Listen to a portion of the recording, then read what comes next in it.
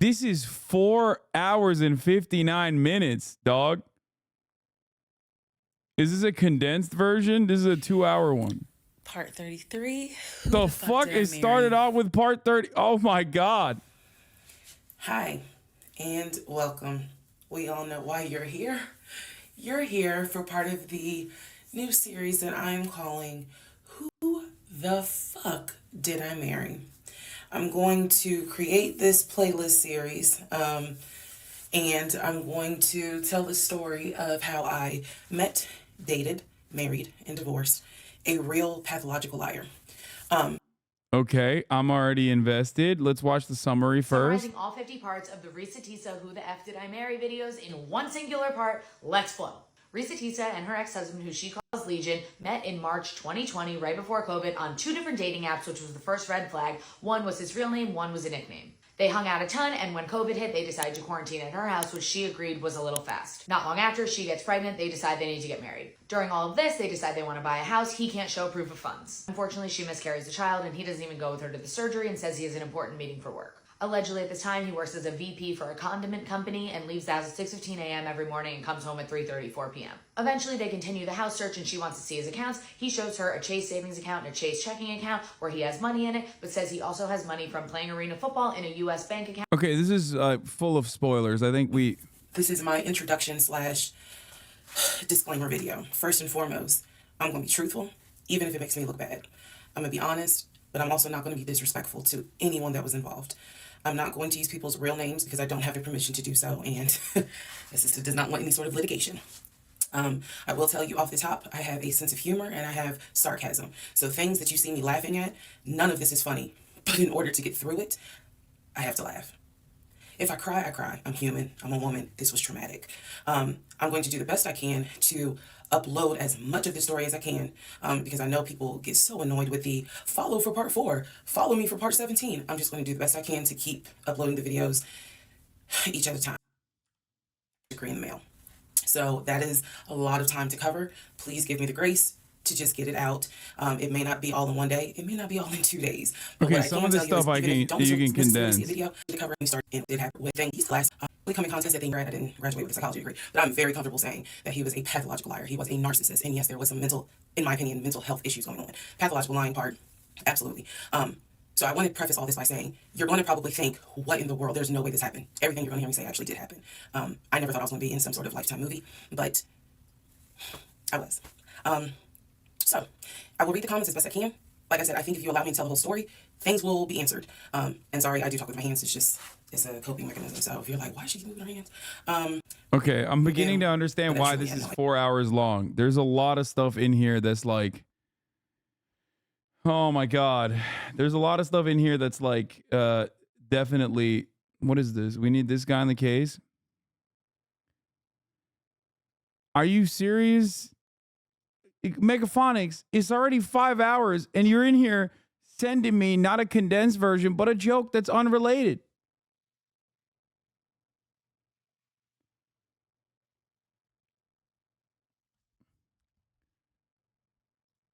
Idea who the fuck I married. You like how I twisted that? Anyway. All right, y'all. Please excuse the hair, but here is part 20. We met on Facebook dating site, and we also matched on Hinge. I did not realize that he was on both under 2 different names. So one was his actual name, and the other one was a variation, like a nickname that he called himself. Different pictures. So it was a running joke between us. Oh, you ain't even recognized. What's happening on the top of her head here? What is that? Is that like a bow? That you had matched with me on Hinge. No, I didn't. And also that should have been a red flag. By the way, you will notice in this story, I called it the United Nations of red flags. It is so many red flags that, I mean, you would have thought I was colorblind because I ignored all of them. So anyway, back to the story. We met around March 4th.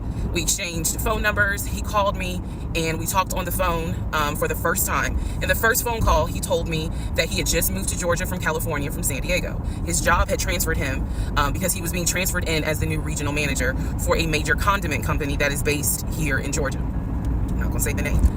And so we also talked about his childhood. He told me he grew up in Philly. He's from Philly. Both of his parents were deceased. This is the first phone call. Both of his parents were deceased. His father was a Philadelphia police officer. His mom was a teacher.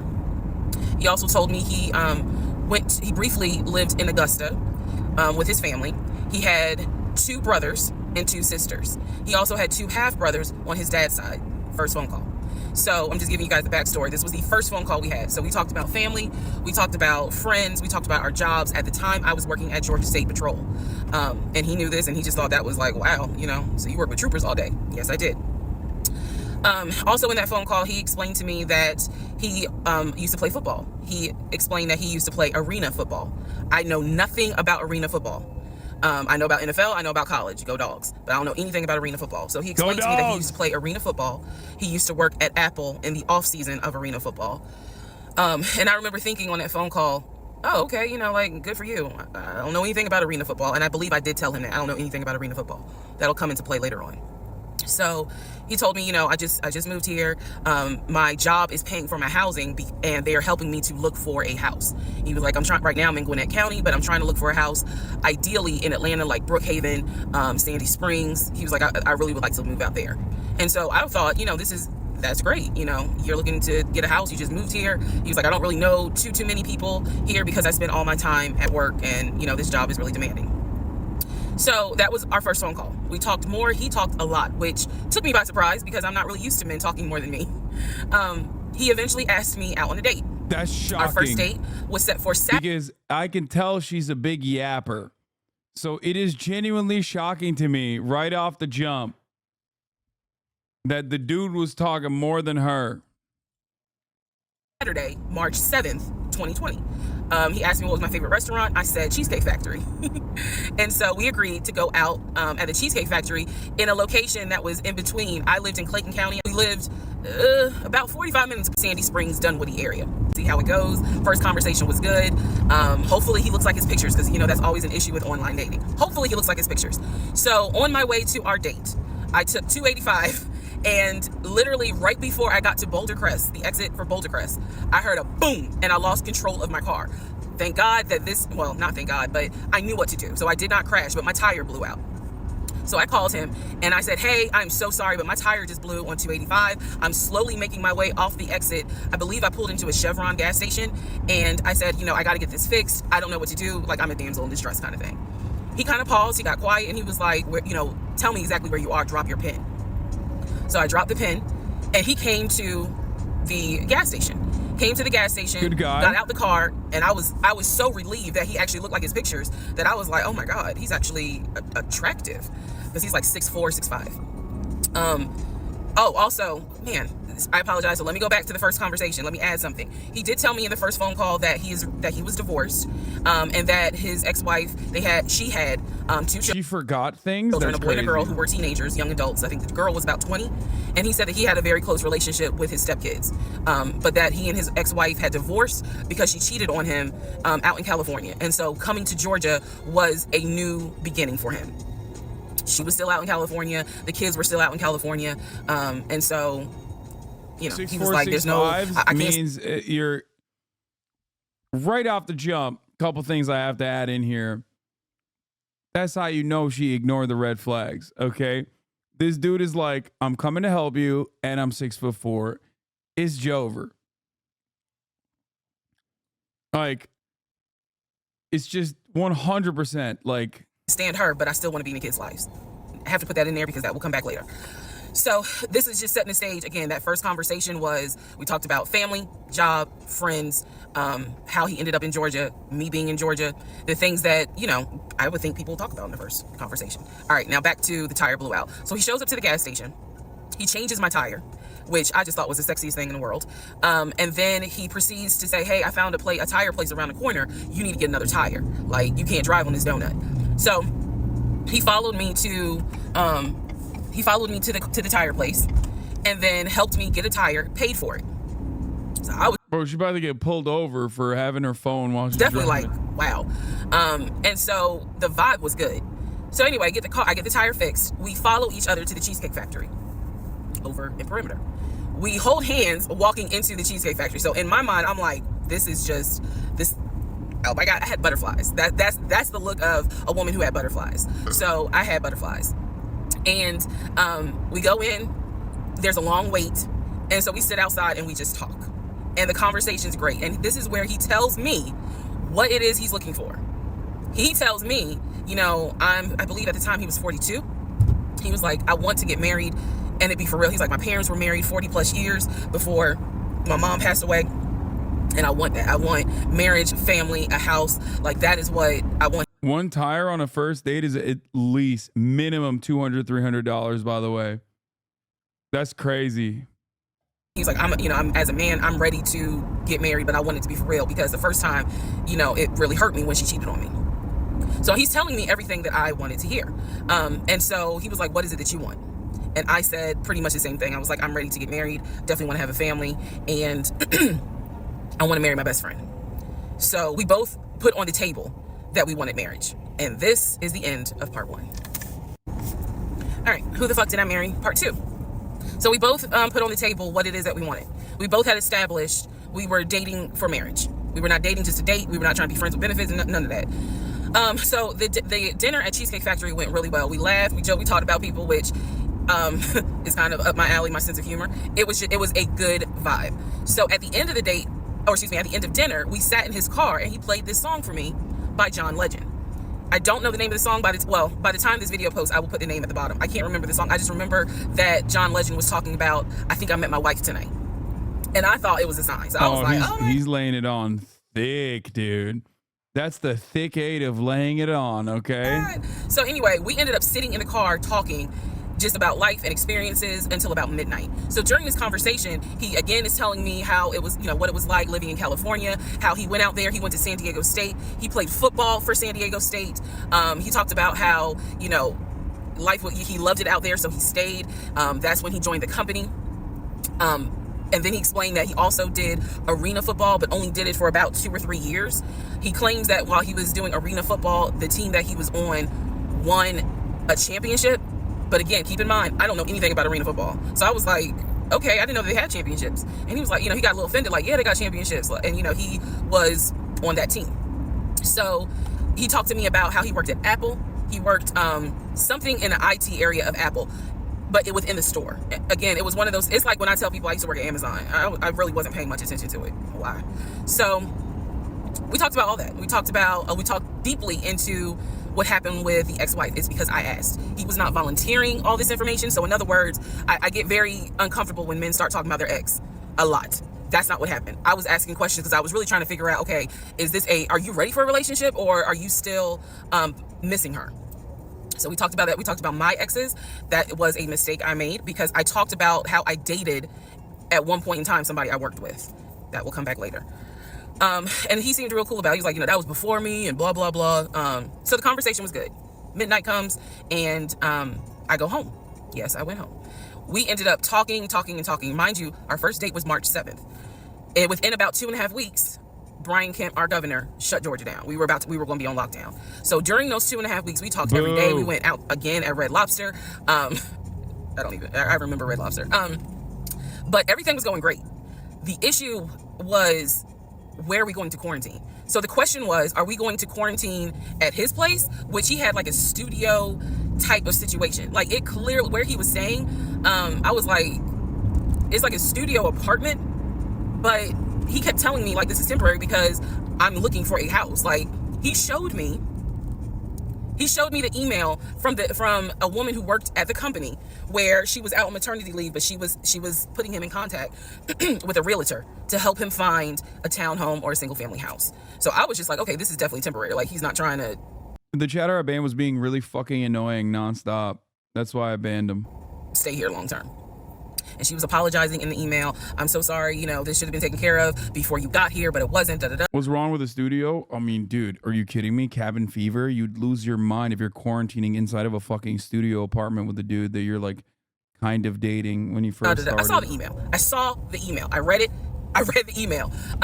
So the decision was, one room. We're going to quarantine at the studio, or are we going to quarantine in my house? First mistake I made. Well, there's a lot, but this was a mistake I made. So ladies, caution moment. During one of our dates, because keep in mind, in those 2 weeks, we were seeing each other quite a bit. Nothing physical or anything like that. Just two people who I thought were really on some. All right, let's see if this is going to grow into something. Big mistake. Can't do that during quarantine. You can't be like, let's test this relationship out by maxing out the amount of time. Like, because even if you move in together, that's one thing. Moving in during quarantine, holy moly. Came to my house. When he came to my house, I had a 3-bedroom, 2.5 bath. Bro, the moral of the story is being 6'4" goes such a long fucking way. It's crazy. Okay? Being 6'4" goes the longest of ways. Like, there is no way, dude. There's no way. What the fuck? I mean, he's like nice on top of that too, seemingly. Like he's selling himself as like a nice guy on top of that.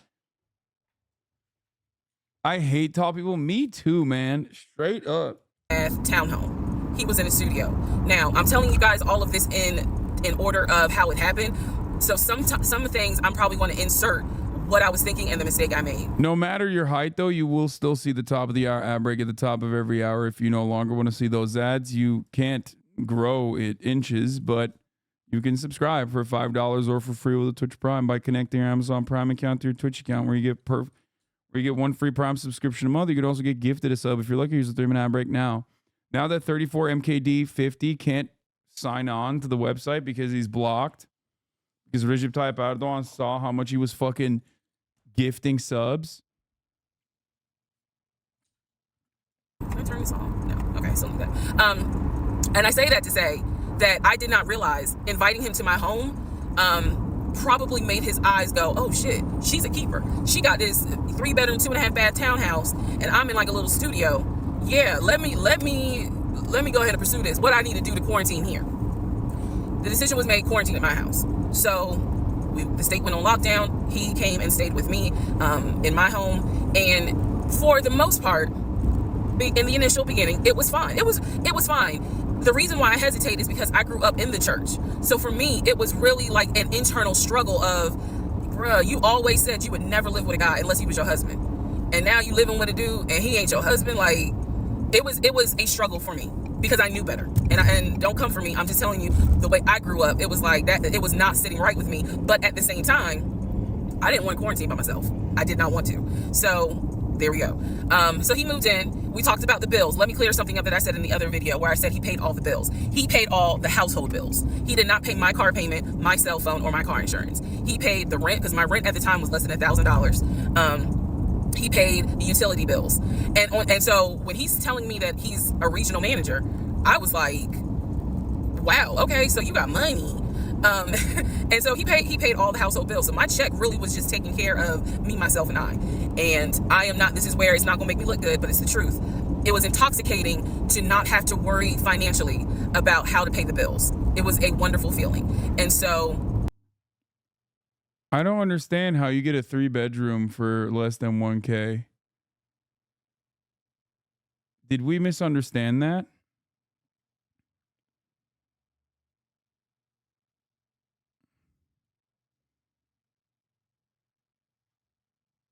How does that work?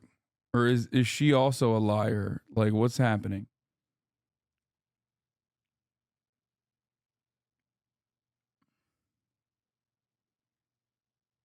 It's because you live in California. I kind of pushed to the side the fact that, yeah, you shacking up, because it's like, but your page, you don't have to worry right now. Like, he's taking care of all of April's bills before April even comes, because this was still March.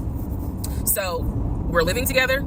And I'm cooking, I'm cleaning, he's helping to cook and clean. And then we have a conversation about house. Is he still going to buy a house just for him?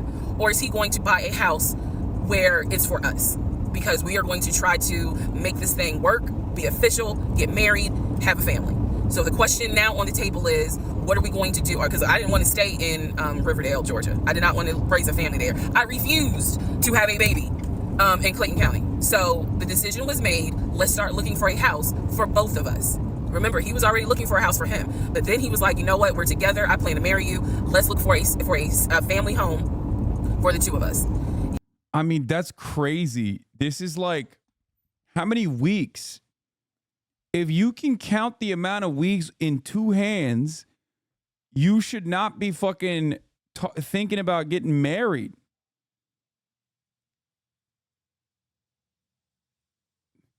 No, I don't think this is immediately after one date. I think this is, this is like, this puts the lesbian U-Haul memes to shame.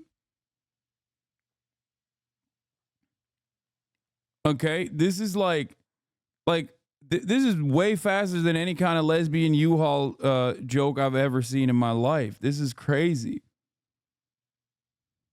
He was like, this is how much I was approved for. That's when he showed me the Chase paperwork. It was a letter stating that and it had the Chase emblem at the top. He showed me a letter stating that he was approved for $700. All right, part 3, who the fuck did I marry? So this is when he showed me a letter from Chase with the Chase logo. Bro, where is she driving? Is she driving? Like, it's morning now. It was nighttime. Where the fuck? How long are the roads in Georgia? Georgia!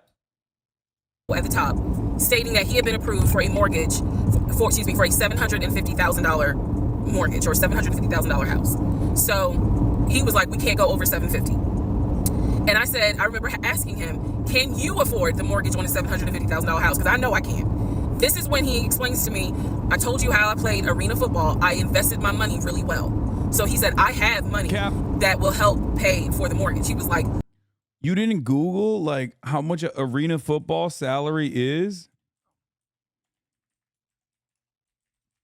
Okay, let's Google it. Bro.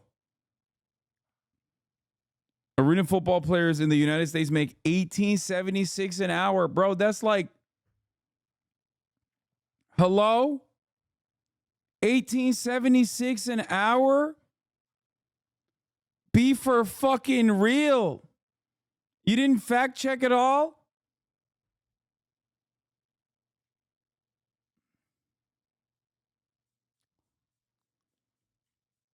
This man out here like, oh yeah, I was making McDonald's pay. And I fucking invested wisely. Anyone that says, oh, don't worry about the finances, I invested wisely, that's how I made my money, know that they're lying to you, okay? HasanAbi rule.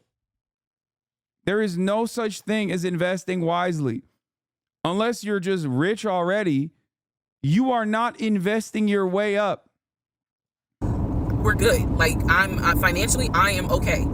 He was like, that's why I'm able to get approved for a $750,000 mortgage. So he told me that his money was in different savings accounts. He said he had an account with Chase Bank, he had an account with US Bank, and he had an offshore account. This is what he told me.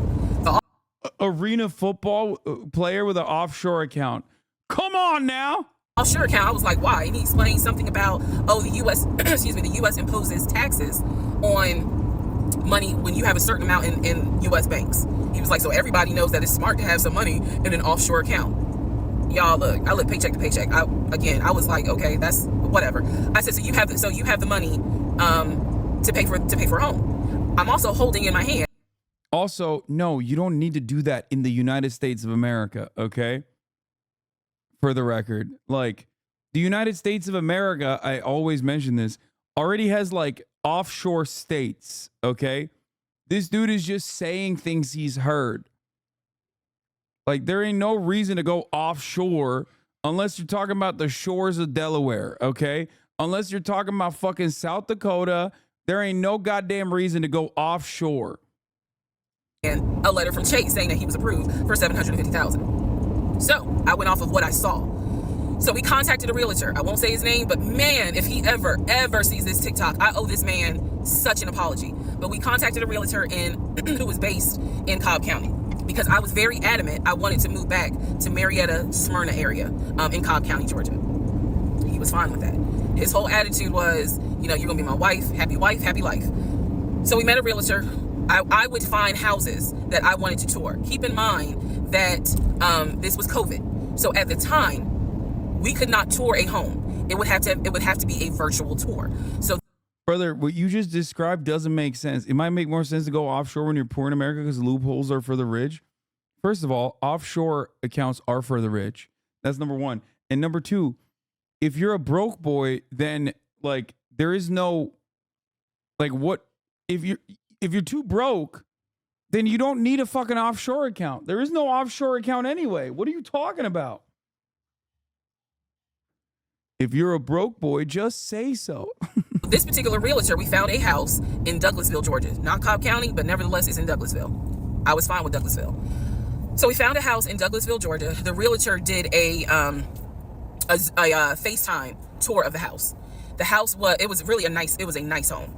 5 bedrooms, 4 baths. So we did a FaceTime tour of the home, and the home was listed, I believe, roughly 400 and something thousand. I really like the house. I could see myself living there. I could see us living there.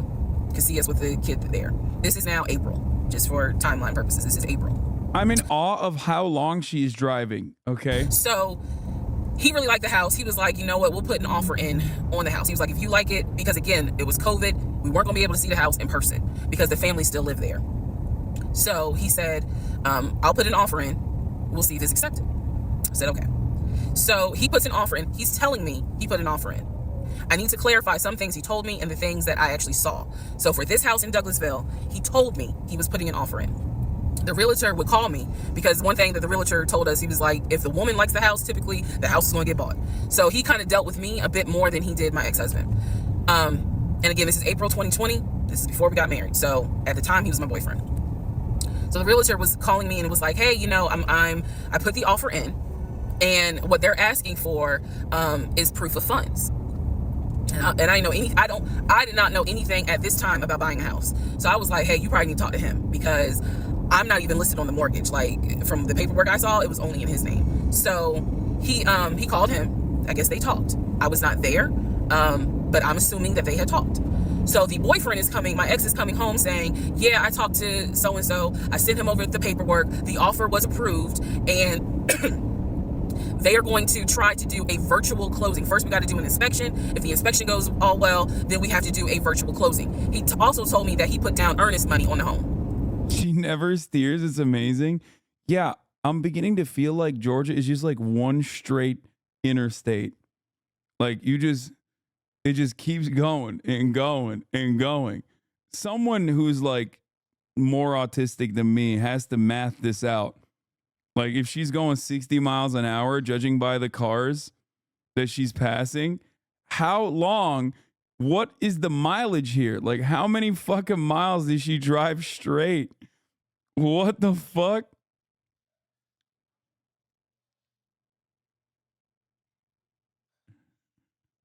What the hell, dude? He put down, I believe, $5,000. He said, I just transferred the money over to the realtor's account or whatever, so that it could be earnest money for the house. So I'm just like, okay, great. He was like, so realistically, this is April. We should be able to get in that house by June. Okay, no problem. So this is what he told me. About 3 or 4 days later, I get a phone call from the realtor. And the realtor is like, hey, I'm just checking to see what you guys want to do about that house. So I was confused. I'm at work. And I said, oh, I was told that he put an offer in. And the realtor was like, he did? I didn't know that he put an offer in. And I said, well, why wouldn't you know? Like, he told me he put the offer in, and he had paid earnest money, $5,000 earnest money. And so the realtor was like, well, let me call him and find out what's going on with that, because I didn't know anything about it. So red flag, of course. So I call him, and he, in true narcissistic nature, he flips the script, and he like goes off. He's like cussing, going off, like he shouldn't, excuse me, I have the hiccups. He shouldn't be calling you. If he has a question, he should call me because I'm the one that's on a mortgage. He was like, I love the fact that she keeps burping. I'm sorry. As a mic burper myself. and now it's going to be an issue. And I said, well, did you put the offer in with him or not? And he said, no, I did not put the offer in with him. I put the offer in with a friend of mine who is a realtor, so I can give him the business. So how did he find a realtor friend so quickly after he just had moved to Georgia? I did not hear from that realtor again. So I was just like, is the house under contract or is it not? He was like, yes, the house is under contract. This is how crazy things work out. About 3 days later on realtor.com, I'm looking at the house because I was trying to figure out in my mind how I'm gonna decorate. It shows the house is under contract. So show my boyfriend. My boyfriend's like, I told you it was under contract. He was like, I did you not believe me? And I ain't had a heart to say, hell no, I didn't believe you. Like, it seemed too good to be true. But once I saw the house was under contract, I absolutely believe that, okay, it's under contract with him. Like, yeah, we're about to do inspection. We are about to move. And so we had driven by the house because, again, keep in mind, a family's still living there. So we had driven by the house. At this point, he was like, I want us to start looking for furniture so that way we can go ahead and order it. So when it's time to move, the furniture is ready, because, you know, it takes like 6 to 8 weeks sometimes for furniture to be delivered if they don't have it in stock. Like, he was very methodical in planning and saying, this is what we need to do. So we started going to Home Depot, Lowe's, because we had a printout of what the sellers were going to take. They were going to take the appliances.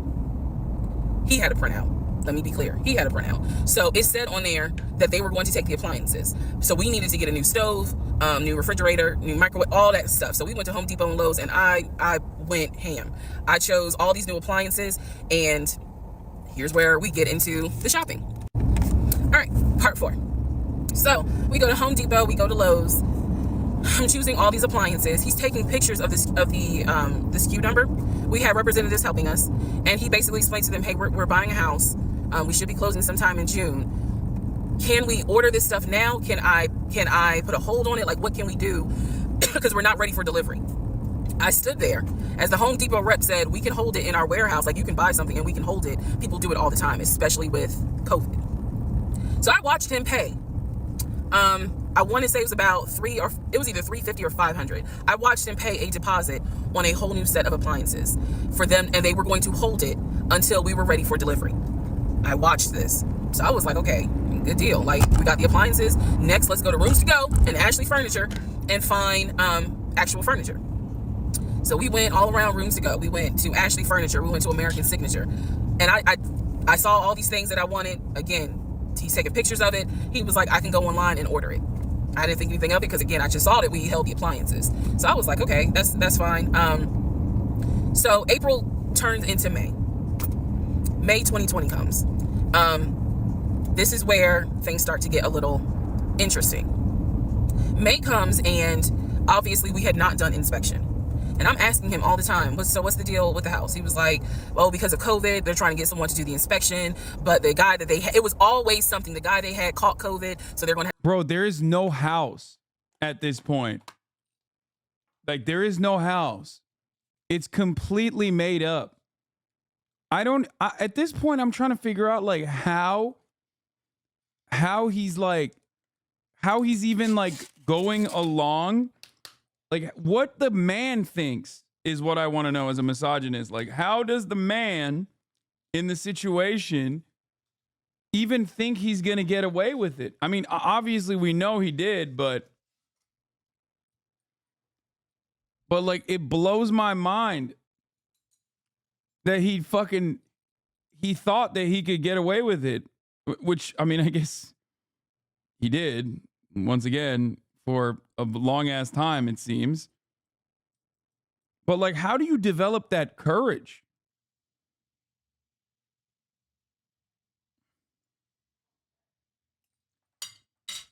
Six foot four. I had to get somebody else, and he's like 15 houses backed up, so it'll be a while. So at this point in May, I know I look crazy. In this point in May of 2020, I started recording audio diaries. I don't know why.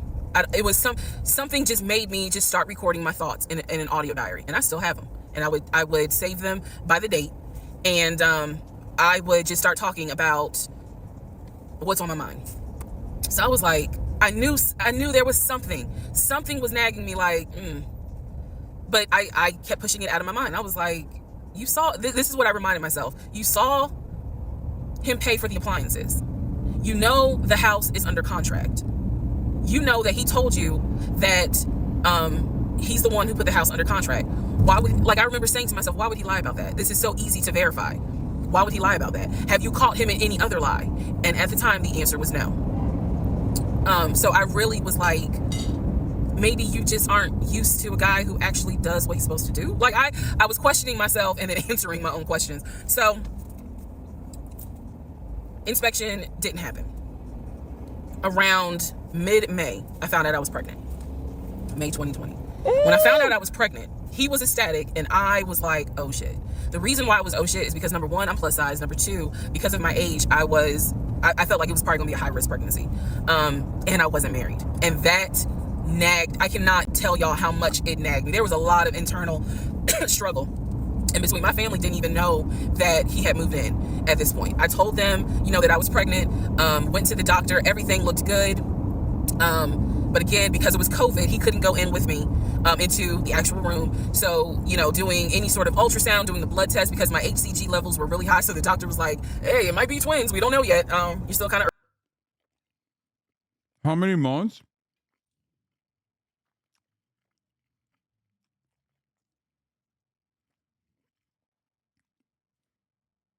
Two. Maybe three. Early, you know, along. They gave me a due date. The due date was January 26th of 2021. So, yeah.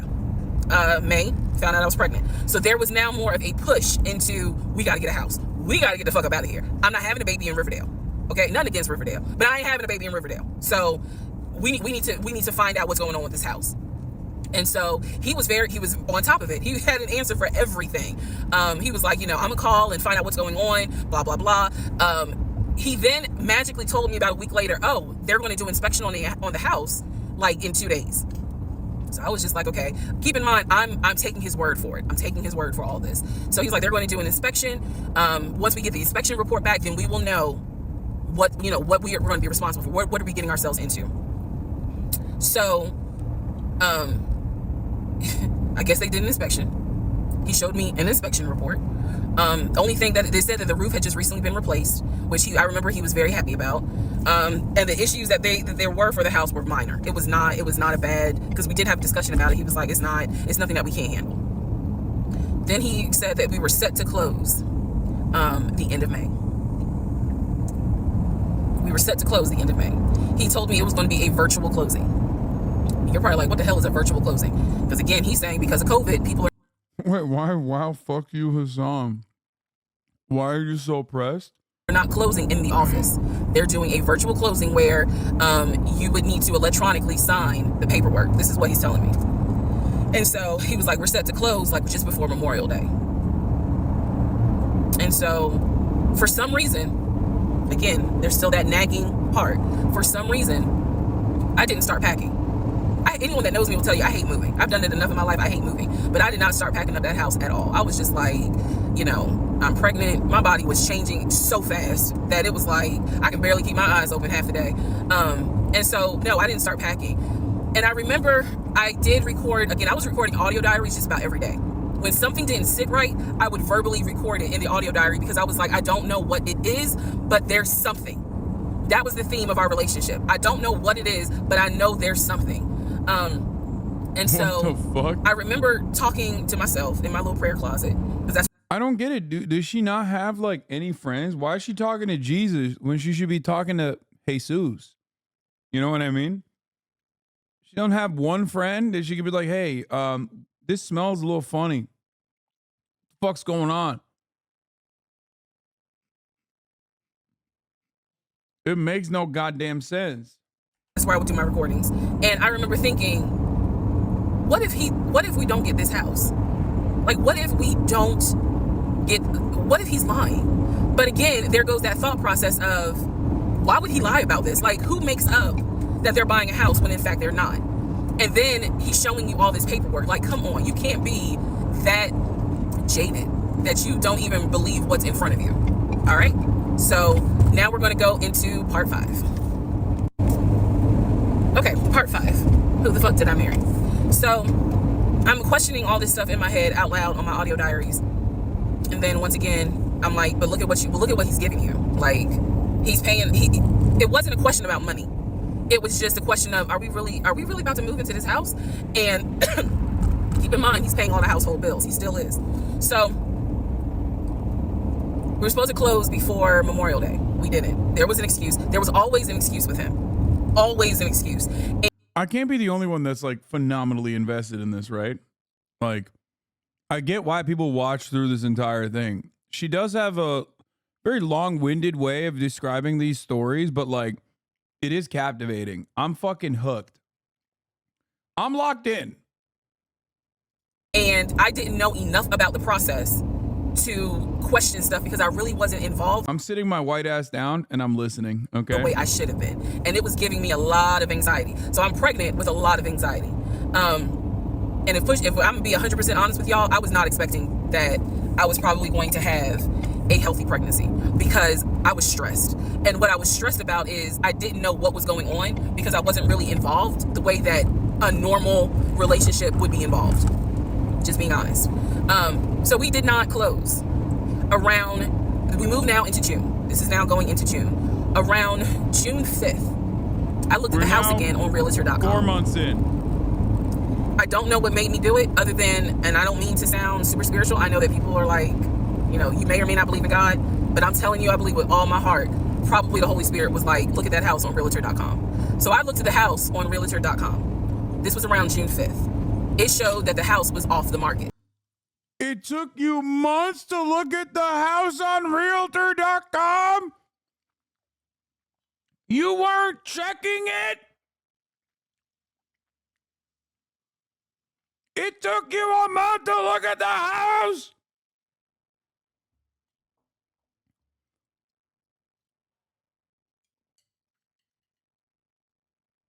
That's insane, okay? Like, even the enthusiasm of getting a new house, like, you didn't fucking check?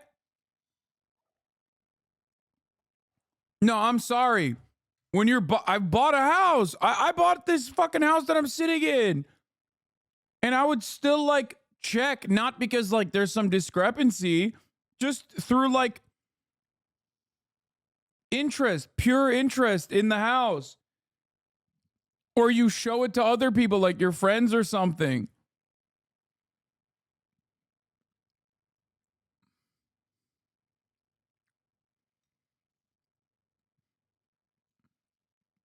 Yeah, like, damn, am I really doing this? Am I really owning this shit? That type of thing. And I remember being like, okay, wait, what does that mean? What does that mean? Because ex-husband is telling me we're about to close on the house. We're about to close. It's our house. We got furniture, he's also telling me that he's been in contact with the realtor, his friend, who was telling him, you know, this is what was happening next. Here's what's going on. So the guy that we initially worked with apparently is completely out of the picture. But again, I was not heavily involved. So I'm just like, let me look at the house. I see it's off market. What the fuck does off market mean? Like, now I'm really freaking out. So it shows the name of the... It means it's sold. Quite recently, as a matter of fact, to whoever the fuck actually bought it. That's what that means. Real estate agent for the seller. I don't remember her name. I called her and I said, you know, I said, my husband and I, even though I wasn't married, my husband and I were looking at this house at 123 Main Street. And we really wanted to tour it, but now I'm showing it's off market. Is it not available? Or, you know, I pulled that card. And she was like, oh, no, ma'am. The home closed yesterday. It closed June 4th. Again, there are certain dates I just remember. And I said, oh, it closed June 4th? I was like, really? And she said, yes, ma'am. She was like, my sellers sold the house. And I was like, oh, man, okay. Well, I said, my husband and I really wanted, you know, we love the pictures of it, and we're getting ready to start a family. So I would have loved to have been able to, have the opportunity to see it. I asked her something. I don't remember the specific question I asked her. And I know why I asked the question, because I was anticipating that my boyfriend at the time was going to have some sort of excuse. So I asked her something about the buyers. And I remember, and somehow, again, forgive me, I don't remember the question I asked her, but the answer was that it was an older white couple. So I get off the phone with her. I record an audio diary, and in the audio diary, I specifically say, okay, there is no house. He's going to have to get out. This dude is 6'4", and I kept writing the audio diary. He's 6'4" over and over again. I kept saying it, and I kept forgetting all the other very obvious red flags. Out of this lie somehow. By the way, chat, at this point, you have to understand, she hasn't married him yet. We know that there's no fucking house. It's been like a couple months at this point, and she still married him. Because now I realize, at the very least, he was lying about him being the one who was under contract. I knew enough about that. So I was like, no, you didn't. I'm going to be honest. You did not know enough about that. Okay. It feels like you did not understand the situation if you still ended up marrying him. How is he going to get out of this? Again, I've listened to the audio diary in 2024. I literally said in that audio diary, how is he going to get out of this lie? And I was trying to think of ways on how he's going to do it. And something said to me, because I say it on the audio diary, I said, he's going to say it's a bad deal. And he's going to say he wants to pull out. Y'all keep in mind, I am pregnant. So I had a decision to make. As ugly as this decision was, I made the decision, you're about to have a baby with this man. He's paying all the household bills. Let him get out of the lie. And that's what I did. I purposely made the decision that I knew he was going to come back, and I knew he was going to give me some bullshit on why he couldn't buy the house, because he didn't know that I knew that house is already sold. The house is already sold.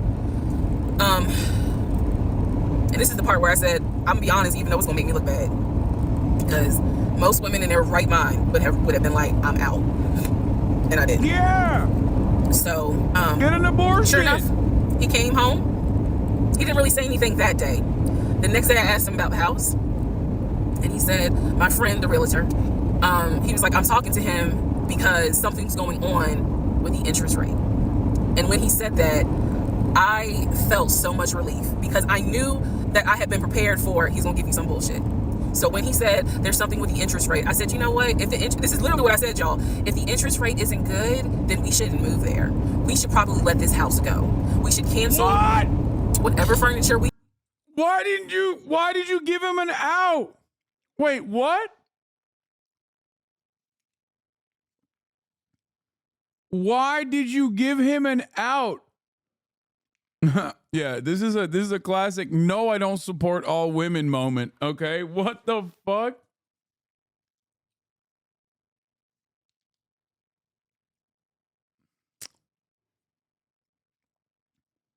She literally said, why you're not listening? Abortion!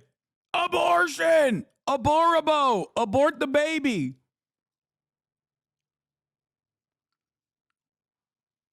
We ordered, or appliances, and let's just look for another house. I said I would like to be moved before the end of the year. I said I really don't want to be 9 months pregnant moving into a house. I would like to be done with this before then. And the way I said it was so calm, and he was like, okay. He was like, I'm gonna call the realtor, and tell him I'm backing out of the house, and I'm gonna see if I can get my earnest money back. And I remember looking at him, I was standing in the kitchen, and I cocked my head to the side, and I said, okay, get your earnest money back, and let's find another house. And so that's how that first house felt. Bro, she's literally leaning into the delusion. Like, she at this point has recognized she caught him in a massive lie, gave him a fucking out. Bad listener shaking my head. No, I don't, dude, there's no, first of all, people who love Jesus get abortions too, okay? Wait, did she just say first house? I'm sorry. Did she just say first? What is happening? How many houses? How many houses is this house? No. No, that must have been a mistake. I don't think she meant that way. I think she means like. So, fast forward. I keep looking at this to see how much time I have, because they only give you 10 minutes. So this is part 5. Part 6 is coming up. But subsequently, what ends up happening the next week, which is mid-June, I was at work, and I started cramping, started bleeding. And at this point, my doctor, I had just had an ultrasound earlier that day. So I went to work, because the ultrasound was fine. I went to work, and the cramping and the bleeding started, and I started crying because I kind of knew what was going on. And my doctor had called me and told me that when they did the ultrasound, they did not see a heartbeat. So she was like, this pregnancy is not. Dude, okay, that's like, dude, Christ saved you. Okay? Don't sag, chatters. What the fuck? Oh my God. I feel like we're on totally separate planets right now. Bro, she knows the dude is like lying to her at this point. She knows the dude is lying to her. The baby trap was part of the reason why she was still on board.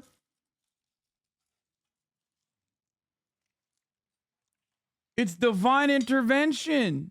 What the hell is God's plan, man? The fuck? Not going to be viable. So I'm crying hysterical. And now we're going to get into part 6. Okay, so this is part 6. Oh, she made it. Oh my God. That's it. 55 minutes at fucking 2x speed, and she finally made it to whatever the location was.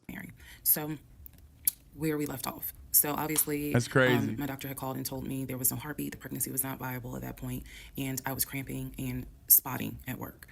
Went into my best friend's office and immediately started crying. She was like, "What's going on?" And I said, I told her what the doctor said, and she grabbed her keys, grabbed her purse, and was like, "Let's go. I'm taking you home." On my way home, I called my boyfriend and told him what the doctor said, and he was like, "I'll meet you at home." So he was coming from Duluth, went straight home. And so about 24 or 48 hours later, I had a doctor's appointment, and my doctor gave me 3 options. First option, let everything happen naturally. Your body will expel the fetus on its own. Second option, you can take a pill which will induce expelling the fetus at home. The pill basically will cause you to contract and expel. The third option was to go into the hospital and do a D&C.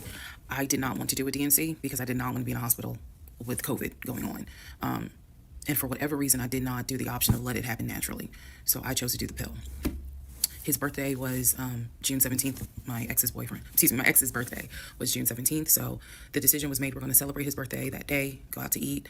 And then that night I would take the pill because we both were off from work the next 2 or 3 days. Wait, what did you mean ex? So went out to eat, tried to celebrate as best we could, and then took the pill that night. Oh, like the ex-husband. That night was the most traumatic, excruciating pain I've ever put my body through. I do not recommend any woman, if prayerfully you don't have to go through that, but I don't recommend taking that pill. If you don't have to, don't do it. I spent the whole night in the bathroom just crying in so much pain. They gave me a narcotic. I couldn't take it because I found out I was allergic to it, so it was causing me to like projectile vomiting. It was a mess. So, and he was right there. You know, he was scared that he needed to take me to the ER, but in the morning, the pain kind of subsided. So about 72 hours later, I had another doctor's appointment where the purpose of this appointment was to do an ultrasound to see if everything had passed. Everything did not pass. So because of that, my doctor was like, we're going to have to do a D&C. My D&C was scheduled for the... That's right. Another name for abortion is D&C, brother. First week of July. My boyfriend, my ex, was going to take me. That was always the plan. I knew it. 2 days before my procedure, he comes home and tells me that he is up for promotion. He's up to be promoted to VP. Because of this, the president of the company, is coming in, and it was going to be this huge business meeting he had to go to. The business meeting was scheduled for the day of my surgery. And so I'm throwing a fit because I was like, you know, there's no way you can do that meeting. Like, I need you to take me to the hospital and all this. No, it does not stand for dilation and cutterism. It stands for Democratic National Communism. Other stuff. And so he offered to have his sister take me to the hospital. Apparently his sister lived in Douglasville. I was like, no, because I've never met her. Like, I'm not having a stranger take me to the hospital. No, this is a private situation. I don't want to do that, blah, blah, blah. So my aunt had offered to take me. And then my friend who took me home from work had offered to take me. So at that point, we get into an argument because he's like, my sister is, you know, you about your family. So why can't she step in? And I was like, no, because I don't know her. Period. I don't know her. So my friend offers to take me to the hospital because I was all distressed that he's saying he has a business meeting and he can't take me. So I remember being on I-75. That's wild that like this massively consequential and genuinely traumatic experience. This is another insane red flag, probably as big as the house, I would say. When you have a situation like this and your partner that fucking put the baby in you anyway is literally like, yeah, let's have a stranger take you to this medical procedure. Like, get the fuck out of here. On the connector, on the phone with her crying because I was so embarrassed that he wasn't going to be the one to take me and that I was needing to rely on someone else to take me to the hospital in order to get a DNC done. And she was really great. She was like, girl, this is why you have a village. Like, it's okay. Things happen. The world is crazy right now. I will take you. You're going to be okay. So he did not take me to the hospital for my DNC. My friend did. She could not stay because of COVID protocol. So when they wheeled me into pre-op after I got checked in, I texted him and was just letting him know, hey, here's the update. I'm about to, I'm in pre-op. They're going to get me prepared to go back to the surgical ward or whatever. And the response I got was from his new executive assistant named David. Now, when he told me he was up for the promotion, he did tell me that part of getting this new job would be that he would get an executive assistant named David. And he did tell me, I'm going to make sure that I inform David, if you get a text from this number, meaning from me, pull me out of the meeting because, my fiance's having a procedure done and I'm picking her up. So it's important that you come get me if it's something serious. So I text him. David responds. He said, yeah, Mr. Blah, blah told me that you are having a procedure done. If you need me to get him, I can go get him. He's in a meeting. Just let me know what you need. And I just said, no, don't bother him. I'm just giving an update that they're about to take me back. And David responds and says, I'm so sorry you're going through this. Please let me know if there's anything I can do. So I have the procedure. I wake up and I am now in recovery. I should be in recovery 45 minutes up to an hour and a half. There ain't no way that's a real David. Might as well be Michelangelo's David, okay? That's just fake, dog. That's not a real person. That's him. He's doing the classic Better Call Saul shit where he's like, making up a fake voice basically to be like, I'm David. Hello, David here. I wake up, first thing I ask, and I remember asking, is where is so-and-so? The nurse who was so sweet, she was like, everything went well. You're doing great. She said, we spoke to your fiance. He's on his way. So I said, okay, I kind of dozed back out, but I could still hear everything that was going on. I just could not keep my eyes open to save my life. So I hear her talk to the other nurse. And that's when she said, yeah, Dr. So-and-so called her fiance and his executive assistant picked up.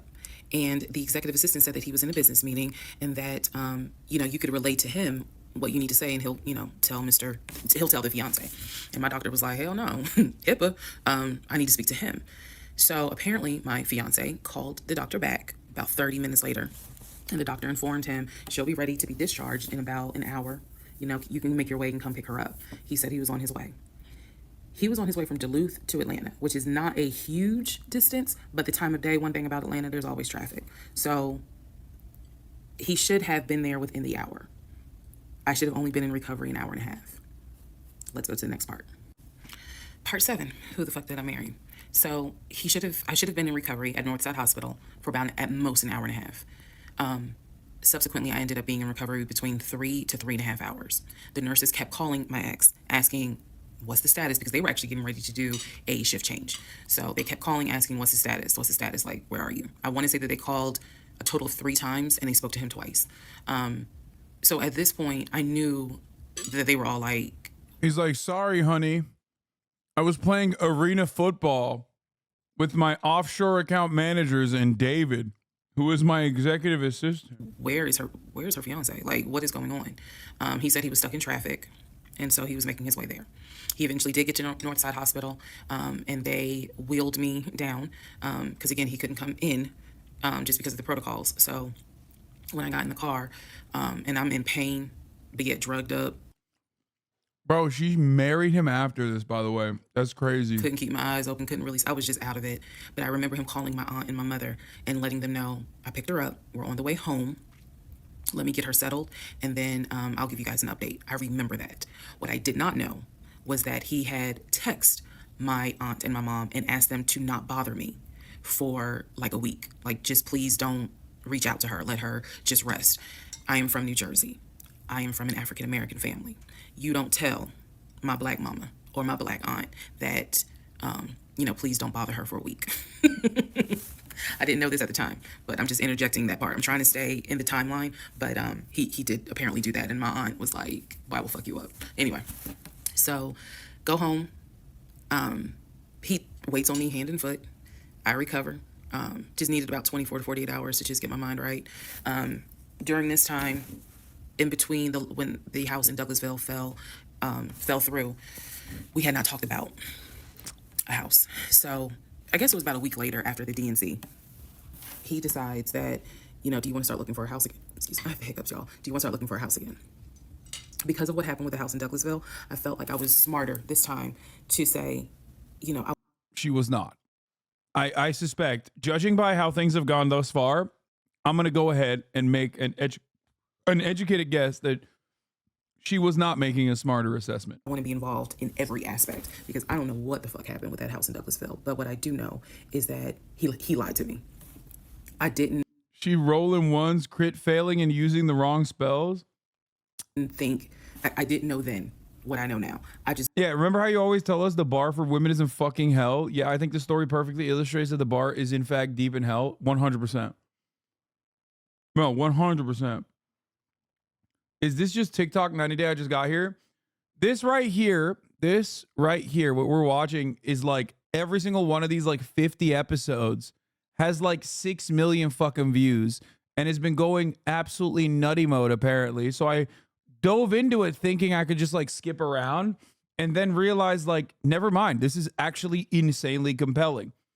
Okay? Stop fucking complaining. Just buckle in and enjoy the goddamn show. I don't know. Maybe we'll speed it up if it gets boring at certain points. But so far, it's been pretty goddamn good. Lock the fuck in! Lock in! Buckle down! just knew he lied about I knew he lied about being under contract. So I told him, I said, I don't want to work with your friend who I've never met, never talked to. I know that he has talked to him because he's talked to him in front of me. And I'm going to demonstrate on one of the videos how he used to do his phone calls. Don't worry, it's coming. So we found a new real estate agent. Really nice guy. His name was Scott. I am using his real name. Really nice guy. And we told him what the budget was. And Scott was like, okay, when you guys are ready, we can start looking at houses. Try to look for houses that are empty because you can actually tour those. If it's a house where someone's already living in there, chances are it's going to be a virtual tour because of COVID. So I found a house that I absolutely, in total, we must have looked at about 15 houses. But I found a house in Smyrna that I absolutely loved. We toured the house. Everything about this house was perfect. The house was listed for $699,000. It was a brand new construction build. The only issue was that the basement was not finished, and he wanted the basement to be his man cave. Again, I went with him to tour this house. So this was already feeling very different than the situation in Douglasville, because we did not actually tour the Douglasville house. We only did a FaceTime virtual tour. This house in Smyrna, we toured. We toured this house more than once. And it was gorgeous, fucking gorgeous. So we talked about it. He said that he had the... I'm so mad that all the houses that they're pointing to are basically like around the same size as my house, and it's fucking $600,000. I bought my house for 2.7. money. Again, the price was $699. He said he felt comfortable putting in an all-cash offer. If you remember on the videos before, he told me he had money in his savings from when he played football. So when he said an all-cash offer, even I knew, you got that kind of money? Like, where you can cut a cashier's check for $699,000? And he told me he did. No, he did. No. That's not how anything works. Hello? No, why would you believe that? Did you forget the last house? Did you forget how the last house wasn't a house? Oh my God, how far can being 6'4" carry you? What the hell is going on? Oh my Lord, dude. He had money in savings from when he played football, and he was very comfortable paying all cash for this home. So the real estate agent, Scott, sent over the paper. Bro, it is pretty funny that we established early on episode 2 that arena football players make $18.57 an hour. Okay? Which is why the whole arena football got me. If nobody got me, arena football got me is such a hilarious thing to say. paperwork. The paperwork was sent in both of our names. It was sent to my email. That was another thing that I changed after Douglasville. Everything gets sent to me, and then I will be sure that he signs it. So he sent it to me. I looked over the offer. We were going to put in an all cash, full price offer with a request to have the basement finished. Also, not to defend a villain here, but modern dating can be tricky. High expectations lead to some lie. It's not about blaming women. Societal pressure plays a part. Red flags, and she still married him. Must have been tall and wealthy, I guess. Brother, you are, I think, maxed out on being an incel. Like, I don't, like, this is like what I suspect a dude says and believes before they just like shoot up a fucking sorority house or something. Please, for your own sanity, just literally do everything in your power to reorient your fucking brain. Okay? This woman is a victim, dog. I know I'm joking about the 6'4" shit, but god damn, brother. Like the Geiger counter, my incel Geiger counter is broken. You broke it. Okay? I can't even do the bit, like the Hitler particle shit bit. Okay? I can't even do that.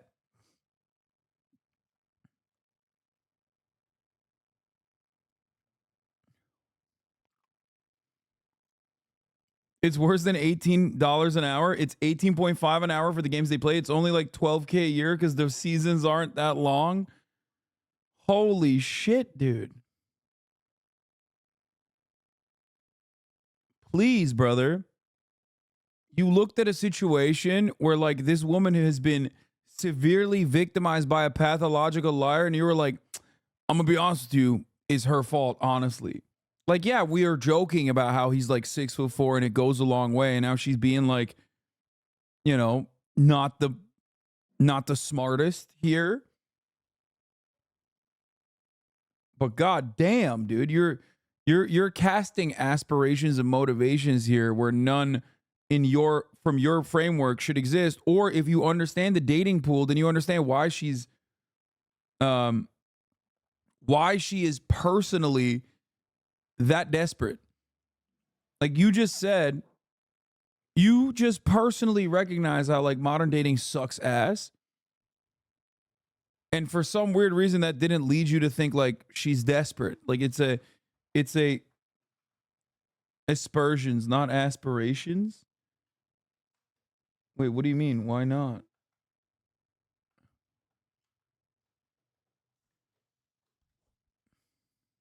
Wait, did I use the wrong word? No, like to aspire.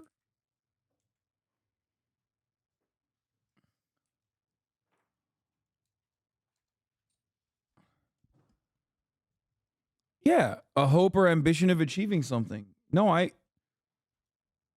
used it in the right way. No, I was saying like you're looking for her motivation. I'm using aspiration as to aspire. You have decided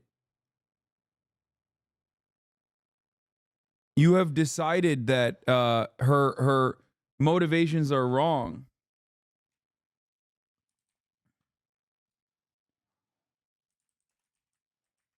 Casting aspersions. Oh, that's not what I was talking about. No, I'm talking about like her motivation. I'm not saying you're criticizing her. That wouldn't even fit in that situation. No, I'm saying you're looking at her motivations. Like I meant casting aspirations in this situation.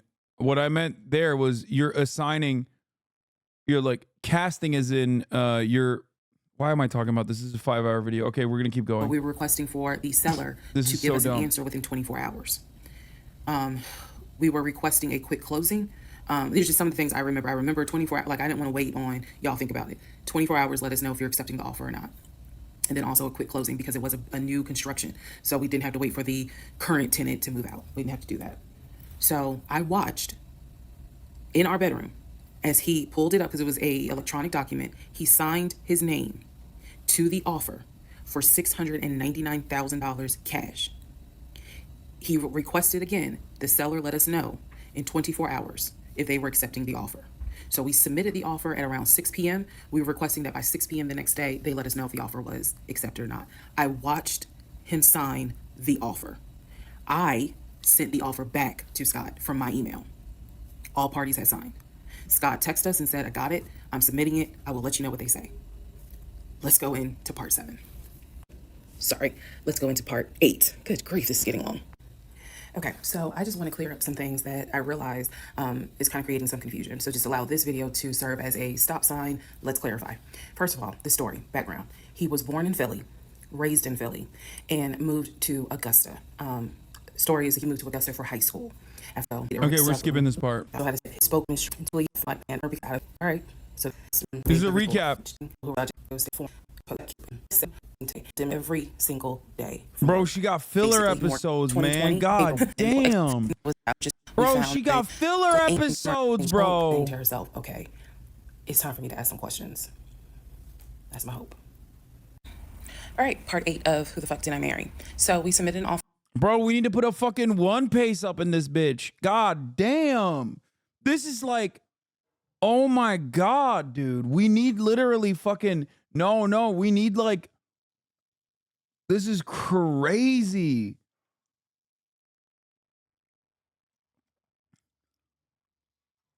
Offer on the house in Smyrna. I sent it over to Scott, our realtor, and next day comes, Scott asked if we can take a phone call. So he calls us and tells a lot of fans don't know, but this is actually where the manga caught up, or the anime caught up to the manga. So Toei Studios had two options. Either they do a filler recap arc, or they continue making the story even longer and put the filler and bake the filler in. And obviously I, as a One Piece fan, would have much rather had filler episodes so I could skip those later. And I think that eventually she basically bakes the fillers in to the story. Tells us that the offer was not accepted and the builder did not do a counter offer. We don't exactly know why. We don't exactly know why he didn't accept it, but the bottom line is that we figured out later on that he didn't want to finish the basement. So the offer was not accepted. The house fell through. I was okay with that because... Yeah, there ain't no fucking way, okay? This dude came in cash on hand and the offer wasn't accepted. I guess he didn't accept it, as she's saying, but... Again, I knew we know why he didn't accept it, because he doesn't have that money. Put in an offer.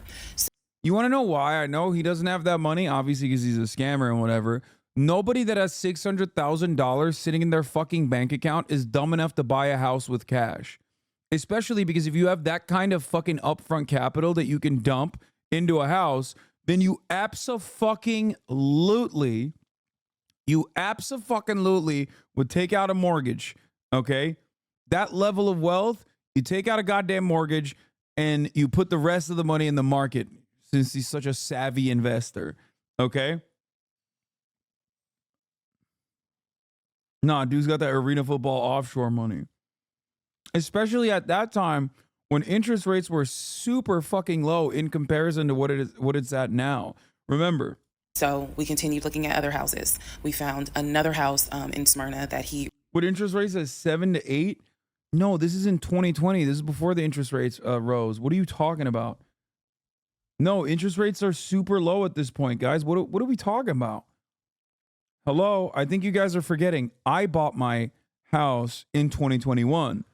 I remember part of the reason why I bought my house in 2021 was because I knew that if I got a 30-year fixed interest with a 30-year fixed mortgage, I knew that this was going to be the last time mortgage rates were going to be that low. Just because I'm a fucking socialist doesn't mean I don't understand the market, for the record. Suck my dick to every fucking broke boy capitalist. Let's fucking go! For the record, just want to say to all my motherfucking haters out there, Hasan, you're socialist but rich. Yeah, that's right, baby. That's right. Suck my fucking dick, bitch. I locked that shit in. I locked that motherfucking shit in, dude. This house is larger than mine. I am so mad. Oh my God, this is a bigger house than my house. And it's literally $700,000. I am going to die. Okay, that's besides the point. This is a bigger house than mine. It's besides the point. Oh my God. Oh my fucking God. Why is Atlanta so much cheaper than Los Angeles? That's crazy.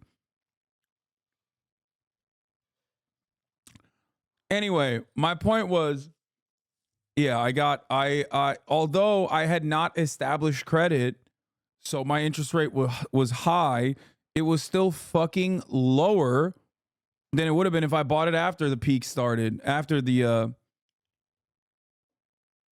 interest rate started going up. Really liked. I thought that it was way too big for just the two of us. And so the price of this home was much higher than the $750,000 that Chase had approved for the mortgage.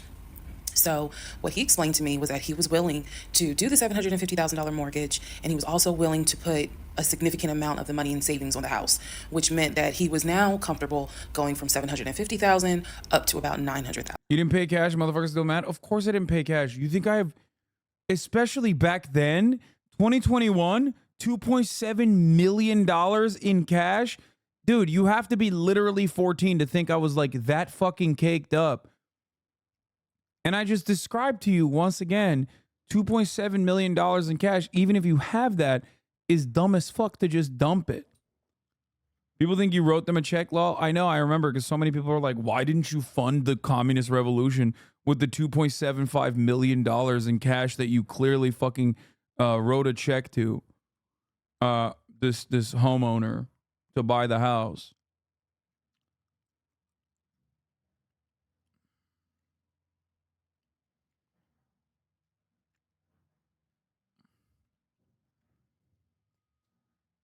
Down payment had to be in the 80K range or something. Well, no. What? It's $2.7 million. No, it was more than that. First, what down payment would be 80K? Again, his whole explanation was, I have the money where I can put down a substantial down payment, bring down the price of the home, and then basically mortgage the rest of it. So that was now the plan. I was not comfortable with a home over $900,000. But again, keep in mind, I saw the Chase paperwork. So yeah. Chatters are so funny. They're like, oh, my $5 is for a revolution, not hats. No, brother, your $5 so you avoid the top of the hour ad break, which comes at the top of every hour. If you no longer want to see those motherfucking ads, all you need to do is subscribe, baby. For $5 or for free with a Twitch Prime, you can do that shit. Okay? Going straight to the fucking house fund. Woo! Hasan, trying not to talk about his knowledge on money, impossible challenge. Yes. Because I think people legitimately think that I don't know how to make my money work or some shit. Okay? That's not the reason why I don't make my money work for me.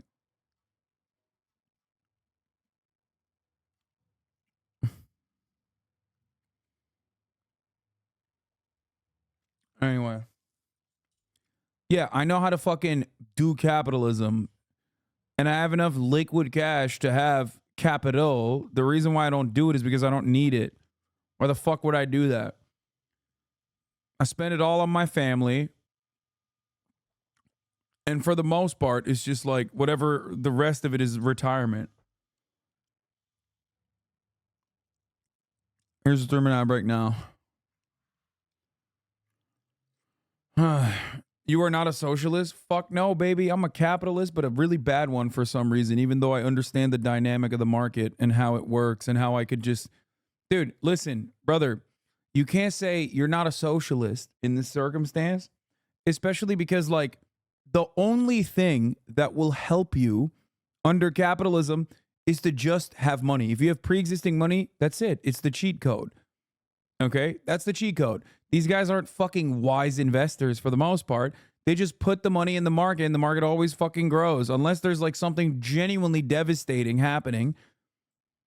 Unless there's something genuinely devastating that's happening, or you went in to too aggressive of a portfolio. You went in with a very aggressive intent, and you didn't leverage, and you didn't put it into different assets. You didn't diversify your portfolio.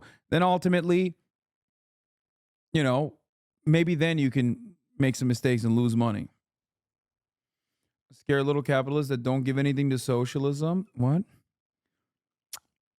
So you block people like my friend after you make fun of them? You are not a socialist? You might be a Bernie socialist as Cobra Commander. You a scare little capitalist that don't give anything to socialism. Yeah. Don't give anything to socialism.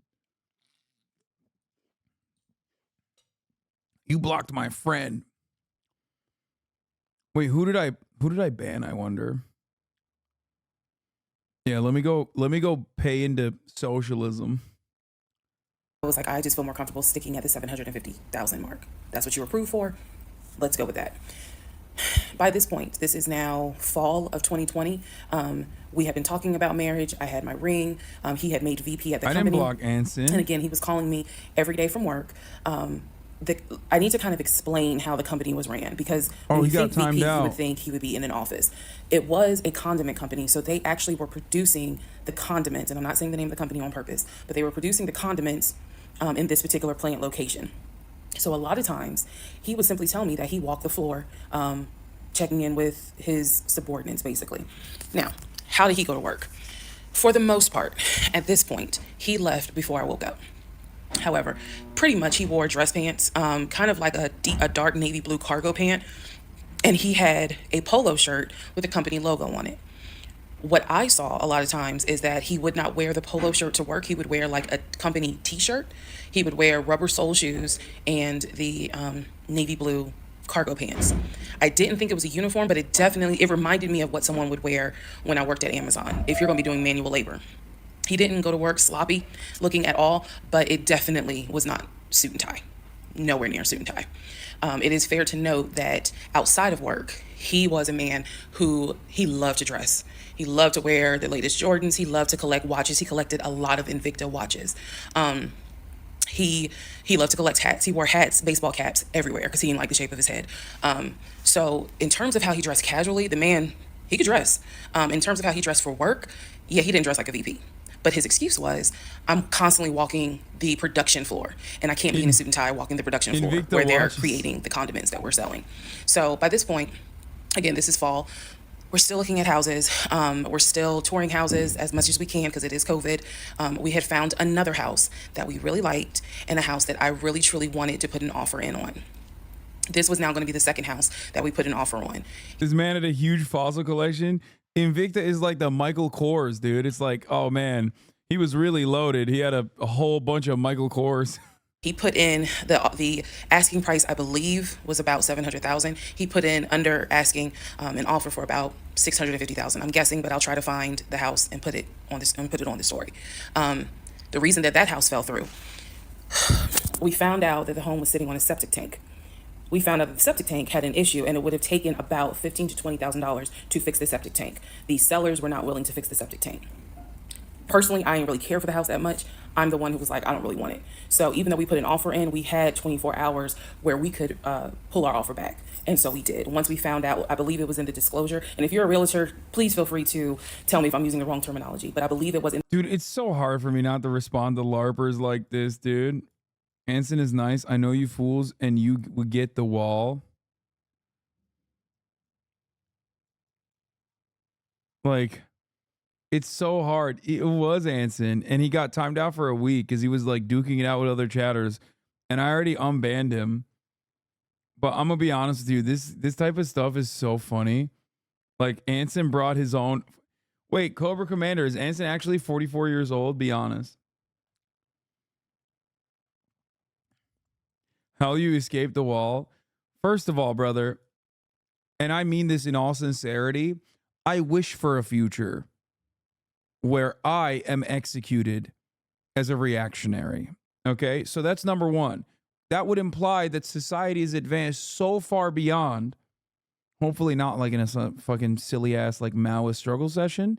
That would be shitty. But like actually we have progressed so far that like I'm being fucking executed because they're like, this man is too reactionary. Okay? On a planet where I would be considered a right-wing figure is a planet where we have already gotten luxury gay space communism. Okay? We're talking Star Trek at that point.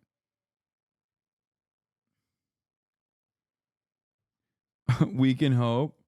Yeah, I like that your hoping is, however, simply that I just get executed, which is once again a phenomenally funny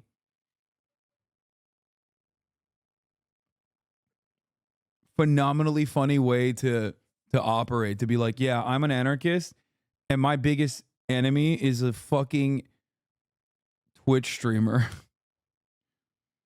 Are the Danes okay? I don't think they have been okay since they flubbed the whole conquering England shit. All right, let's continue. And the disclosure that they told us the septic tank needs to be replaced.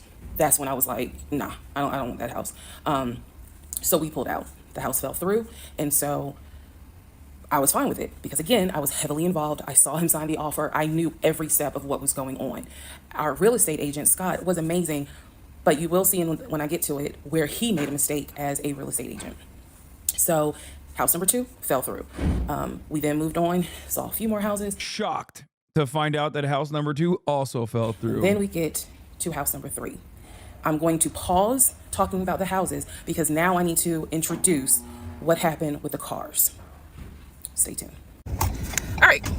Yes! Part 9 of Who the Fuck We're Did back. She's driving again. It's going to be another long one. So we're pausing on the house stuff. Let me tell you about the car. So when I met my ex-husband, I was driving a 2012 Nissan Rogue, fully loaded. It had quite a few miles on it, but it got me from A to B. It was in good condition, but I was upside down in the car. He was driving a 2018 Ford Taurus, sport mode. I know he had a sport mode on the car, and I love driving that car. When he told me how he was a regional manager, he told me that one of the perks that came with the job was that he would be getting a company car. And so we spent time going to Range Rover of South Atlanta. We spent time going to Jaguar. We spent time going to BMW. We spent time going to Ford. Ain't no way they're giving my boy a fucking Beamer, okay? Which was on Mount Zion in Morrow, if you all are familiar with that area.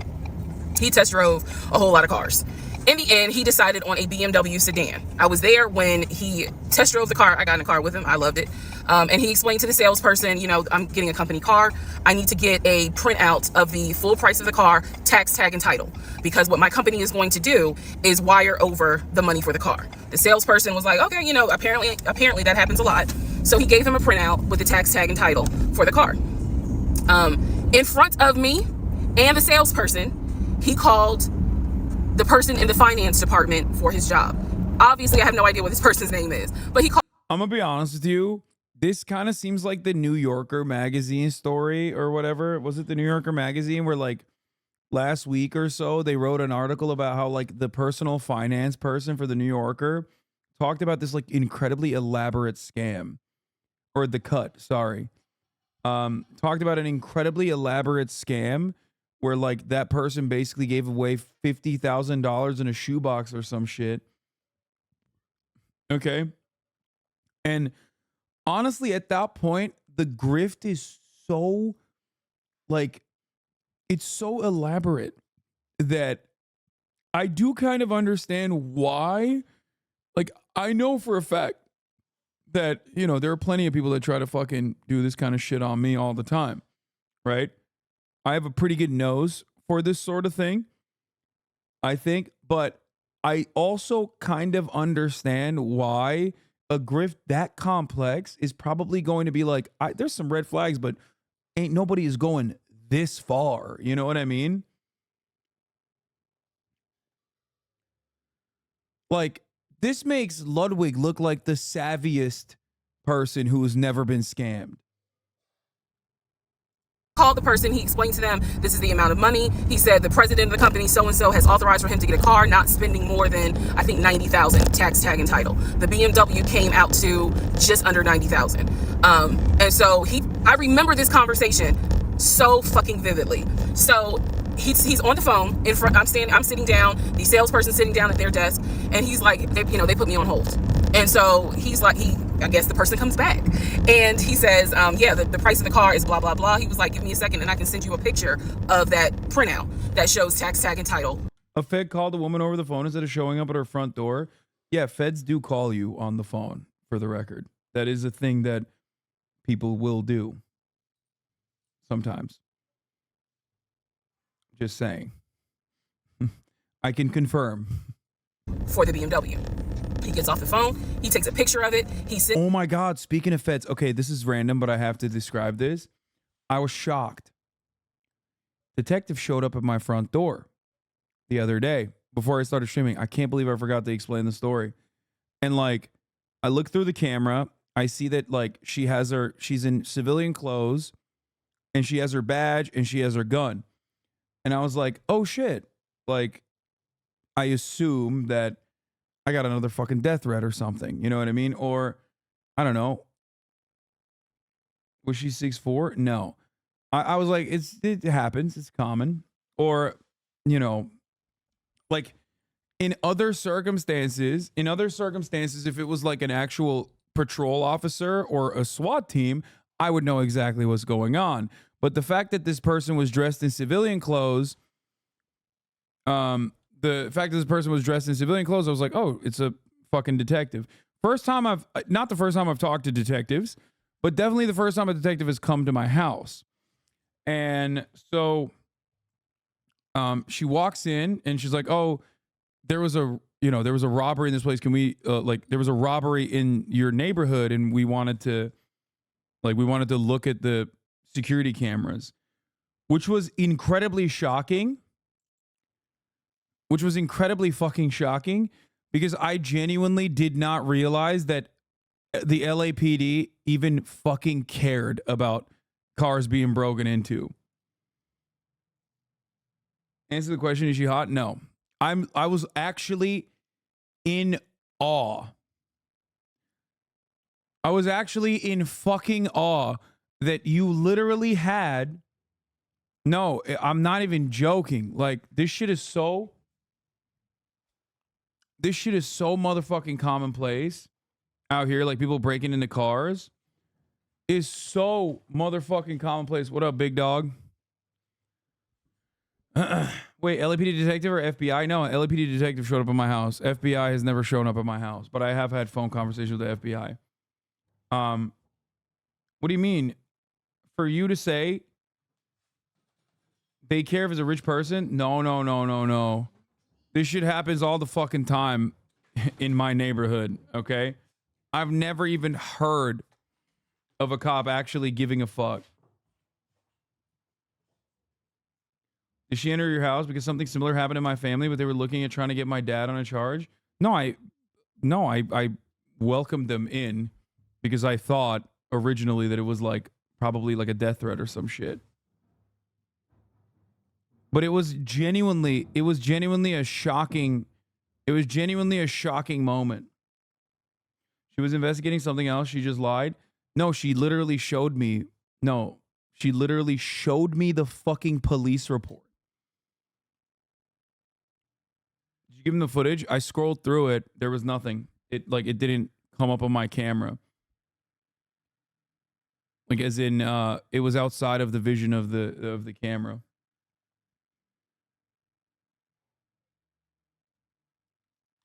This is commonplace. It's scary. I'm sure you've thought about it a lot. Have you stumbled upon what you think would be a solution to this? Well, yeah, no. Rich, poor, doesn't matter. Cars get broken into in Los Angeles literally every day, nonstop. And cops, 100p, do not fucking... this is the first time.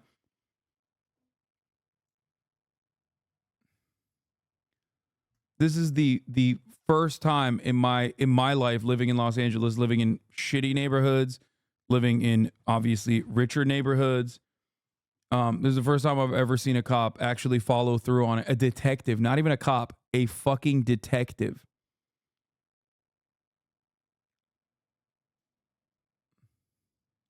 People keep saying they must have been looking for someone, but you don't understand. Like, they had the fucking report.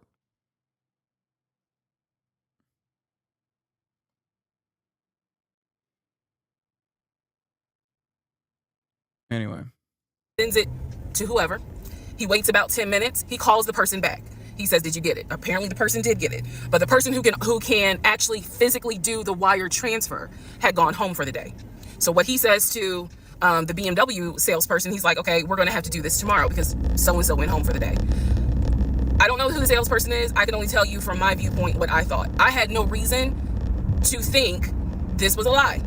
I really didn't. Because again, you got to please keep in mind the circumstances that all of this is happening. We're inside the dealership. We're sitting at the desk of this person. He gave us the printout. He's on the phone, doing business, basically saying, look, this is how much money the car is going to cost. He's taking a picture of it. He seemingly is texting someone saying, this is how much, this is proof of how much it is. Then he asked the BMW salesperson, I need your wire transfer information. The guy got up, rushed over to, I guess, their finance area to get the bank wire information, because obviously you have to wire it a certain kind of way. Rushes back over. I love that she keeps looking over at the camera while she's driving in a straight line. Okay. Gives it to my ex-husband. My ex-husband's like, okay, first thing in the morning, we will get this wired over, and then, I'll come and pick up the car. My fiance, will drive me up here to pick up the car. So we leave. He felt like, because at the time that this all happened, I was pregnant. So he felt like, look, we're about to have a baby. I don't want you driving that Nissan Rogue. I want to get you something more secure, something new. I really wanted a Kia. I really wanted a Kia Telluride. And he was like, well, let's look at the warranty. This man knew a lot about cars. He knew a lot about the warranty. He knew a lot about the depreciation value. And so he did talk to me a lot about what will we get the most for our money. We test drove, when I say we, I test drove a Kia Telluride, a Kia Sorento. He didn't like either of those. He had me test drive a Ford Explorer. He didn't really care for that. Then came time where he really wanted me to get a BMW.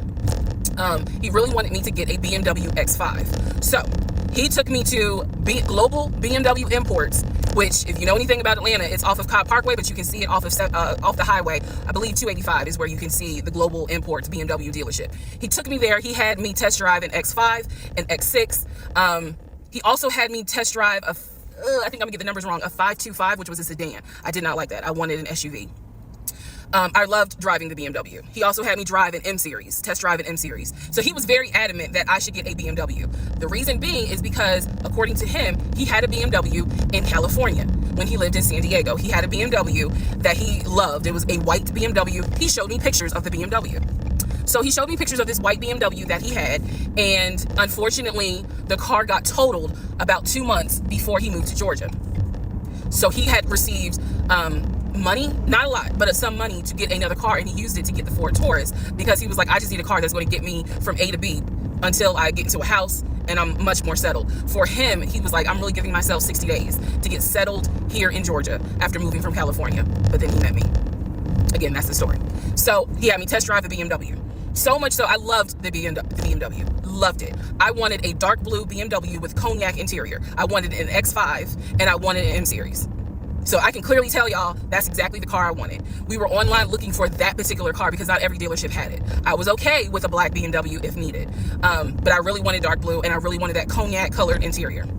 So he felt like, I want you to consider all of a sudden an Audi Q8. Let's just see how you like it. If you don't really like it, then we will go back to the BMW. I cannot tell you why he switched up. I can't. But I can tell you he took me to an Audi dealership on Peachtree Industrial. He test drove an Audi, and I test drove an Audi Q8. I loved the Q8. Loved it, loved it, loved it. But I was tired of test driving cars. By this point, I had test driven so many cars. Our weekends were spent either looking at a house or test driving cars. And I was picky, I will admit that. So he had me test drive the Q8. I really liked it. I finally just told him, look, I'm good with either the BMW or the Audi. Car. Because I'm tired of test driving cars. He told my family he was buying me a new car because, keep in mind, not keep in mind, let me let y'all know. He had met my family initially on Zoom. Because again, we were locked down. He had met my family. BMW X Series over Audi Q Series. Audi Q8 is a great car. Audi Q8 is a fucking phenomenal car. Literally the exact same car as the Porsche Cayenne, and the exact same car as ding ding ding, the Lamborghini Urus, as a matter of fact. So I would say it's a better car than any Beamer you'll fucking buy. I trust. A lot of gas though, bro. Oh yeah, 100%. I mean, SUVs are fucking gas guzzlers and dumb as fuck, but you have a Urus? No. He also had met my family in person because at this point... Yeah, bro, I bought a fucking Lambo.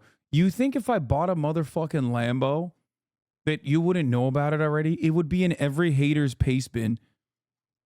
Every hater, every fucking hater would be talking about how they already lie and say that like I bought a gas guzzler. It was like, look, if you're not showing any symptoms, maybe we can do family dinner. And so he had met my family in person. And now we will go ahead and move towards part 10 of this series. Okay, part 10. Who the fuck did I marry? Okay, had to sneeze. All right, so at this point, I had test driven all these cars. Kias, hell, he even had me test drive a Nissan Murano, but the main two were BMW and an Audi. He had told my grandfather he was getting me a car. He had told my aunt he was getting me a car, that he was going to, he was like, she's gonna be my wife. I want her to be in something secure. So my family was really like, wow, wow, who knew that he had this kind of money? And so I hated the fact that he did that, because anytime he got around my family, here's another red flag to put in the United Nations of red flags, he would always talk about money, and he would always brag. I never realized it in real time. I didn't realize it until I was I'm not gonna lie, the only redeeming quality of this guy is that he is a piece of flesh that is around her, and also that piece of flesh that happens to be 6 feet and 4 inches long. That's it. There's like nothing. Everything else is just like bad. Out of the situation. I'm literally trying to find redeeming qualities, and there is not a single fucking redeeming quality here. Always bragged about the fact that he could fight, the fact that he had money, and the fact that he played football. Those are the three things he always bragged about. Back to cars. So I told him he played arena football. Oh my God. I was like, pick one between the BMW and the Audi, because you said you're buying it. So pick one. So this man chose the Audi. So he takes me to the dealership. I wanted a white Q8. He does give me the printout of how much it's going to cost, tax, tag, and title to get this Q8. Gentleman who's helping us gives him the printout. He's saying he's going to pay this money for the car out of the savings account that's offshore. That's the story. That's what he's saying. So he apparently... That's not how this works. You can't just bring offshore cash inshore to buy a car. The IRS would be like, excuse me, what? You bought a $100,000 car cash? Hello? How did you... Like, it doesn't make any sense at all.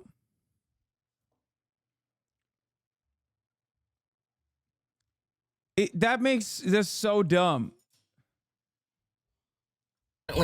It's asking the guy, is there a holding fee? Can I pay a holding fee to secure this car while I'm working to get the money transferred? Because obviously with COVID, it's going to take long for the banks to transfer the money. Actually, you can, but it has to be shuttled in through a complex trust system. No, I'm saying that, like, you can't just directly pay for a fucking car with offshore funds. The IRS is going to see that you purchased a car. And yes, the IRS does not care that you are 6'4". Okay?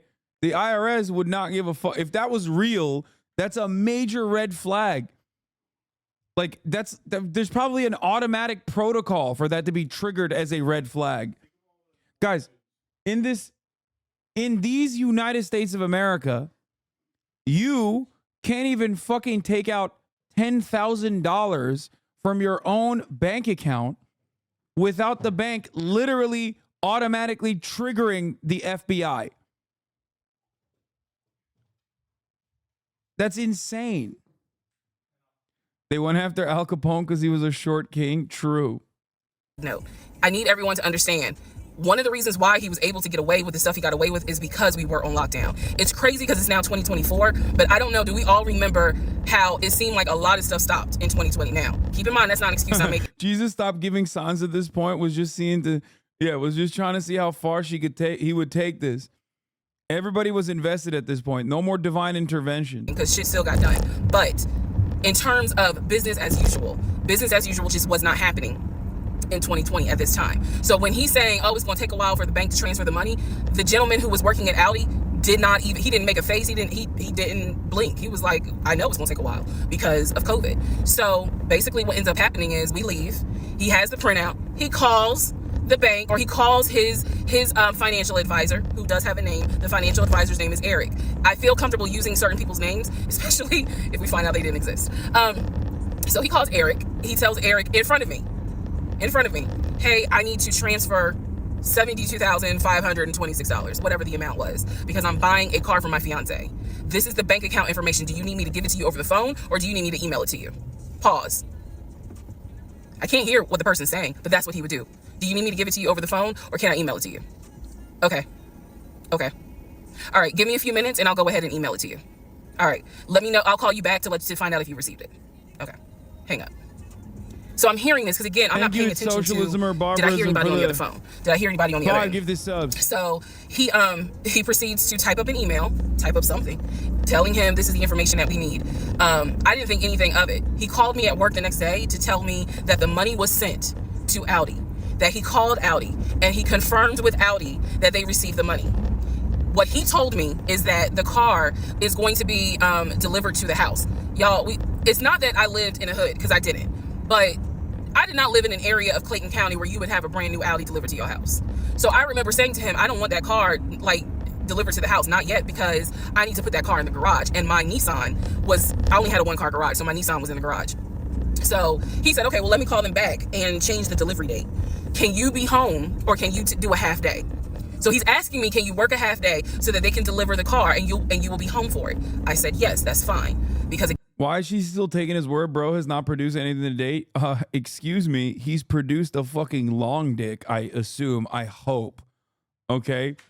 I suspect that he was dignitizing her a little bit. Like, there's no other fucking rhyme or reason for this story to go on for as long as it did. Again, it's COVID. I'm working from home anyway. I only had to go in the office 2 days a week. So I'm at home the next day. He told me the car would be delivered between the hours of 1 and 3. Obviously, between 1 and 3, nothing happened. So 3 o'clock, I called him. He's at work. He sends me the voicemail. He calls me back.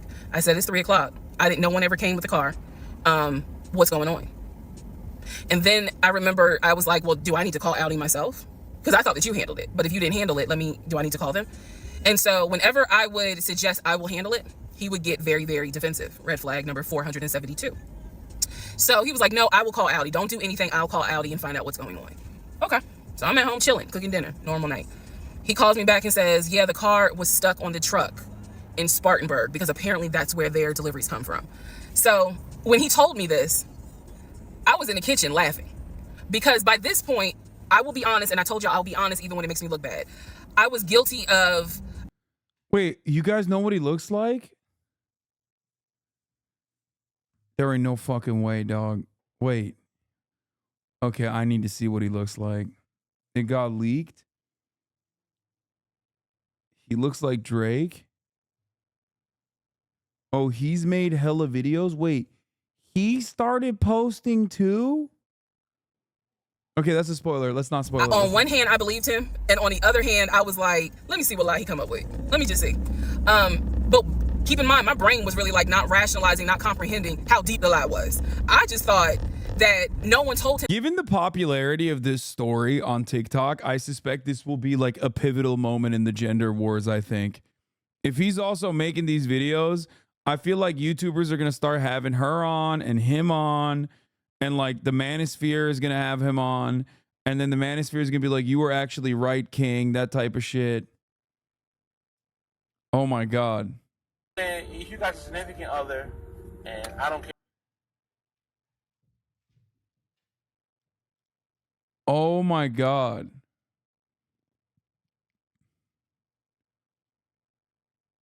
Oh my God. They found him. I'm not going to spoil it. And the car was going to be delivered, and he made that up. I had no idea how deep the lie went. So he said, the car's in Spartanburg. It should be delivered this weekend. The weekend came, he had a whole other excuse. I don't remember what the exact excuse was as to why the car was never delivered. I do remember we got into an argument, and I was like, don't even worry about it. I'm going to get a new car my damn self. I don't even need your help. Which is probably one of the worst things you can tell a narcissist, because they love to be the hero. It's all about them. But I was like, don't even worry about it. I'll get when I have the money to get a car myself, I'll do it. I don't want to hear anything else about a new car. I don't want to hear shit else about a car. Because at this point, I was spending way too much time trying to figure out, are we getting a car? Are we getting a house? Like, what the fuck is going on? Always there was an excuse. So when I told him I don't want to hear anything else about a car, and I am not going to a dealership to test drive another car, that ended that whole discussion right there. So this is where I'm going to interject what I believe was happening. I believe that my ex-husband is the type of person, he gets off, nut. He gets off on you being excited about something that he knows you will never get. So I believe that he enjoyed going to car dealerships. He enjoyed watching me test drive a car and get excited about it, knowing I was not going to get it. It is the level of cruelty. And again, I'm telling y'all stuff that I found out way later on. It is the level of cruelty that I still cannot comprehend. So the whole issue about the BMW and the Audi, I think he just enjoyed seeing me get excited and then pull it away. Part 11 coming up. All right, part 11. So for this part, she's still in the car. Yo, this crazy. At this point, she's got to be doing it in the car for, to continue for continuity purposes, right? She lives in the car. God damn, dude. I'm just going to get this woman her Q8, okay? God damn, that fucking Nissan. What does she have? What's she currently driving? give you some backstory on the family. Pause all the stuff about the house. Pause the stuff about the car. This is backstory on his family, my ex-husband's family. Another filler episode. Yawn. I am fit. We're skipping the fillers. We're skipping the fillers. Okay. I know I look rough, but it's okay. It's okay. Anyway, so this is part 12 of Who the Fuck Did I Marry? So this is the backstory on what I was told for the ex-wife. This is important. Pay attention. All right. This is 2020. So this is what I was told in 2020. I was told that he and his ex-wife used to be friends. Then they started dating and subsequently got married. They got married in California.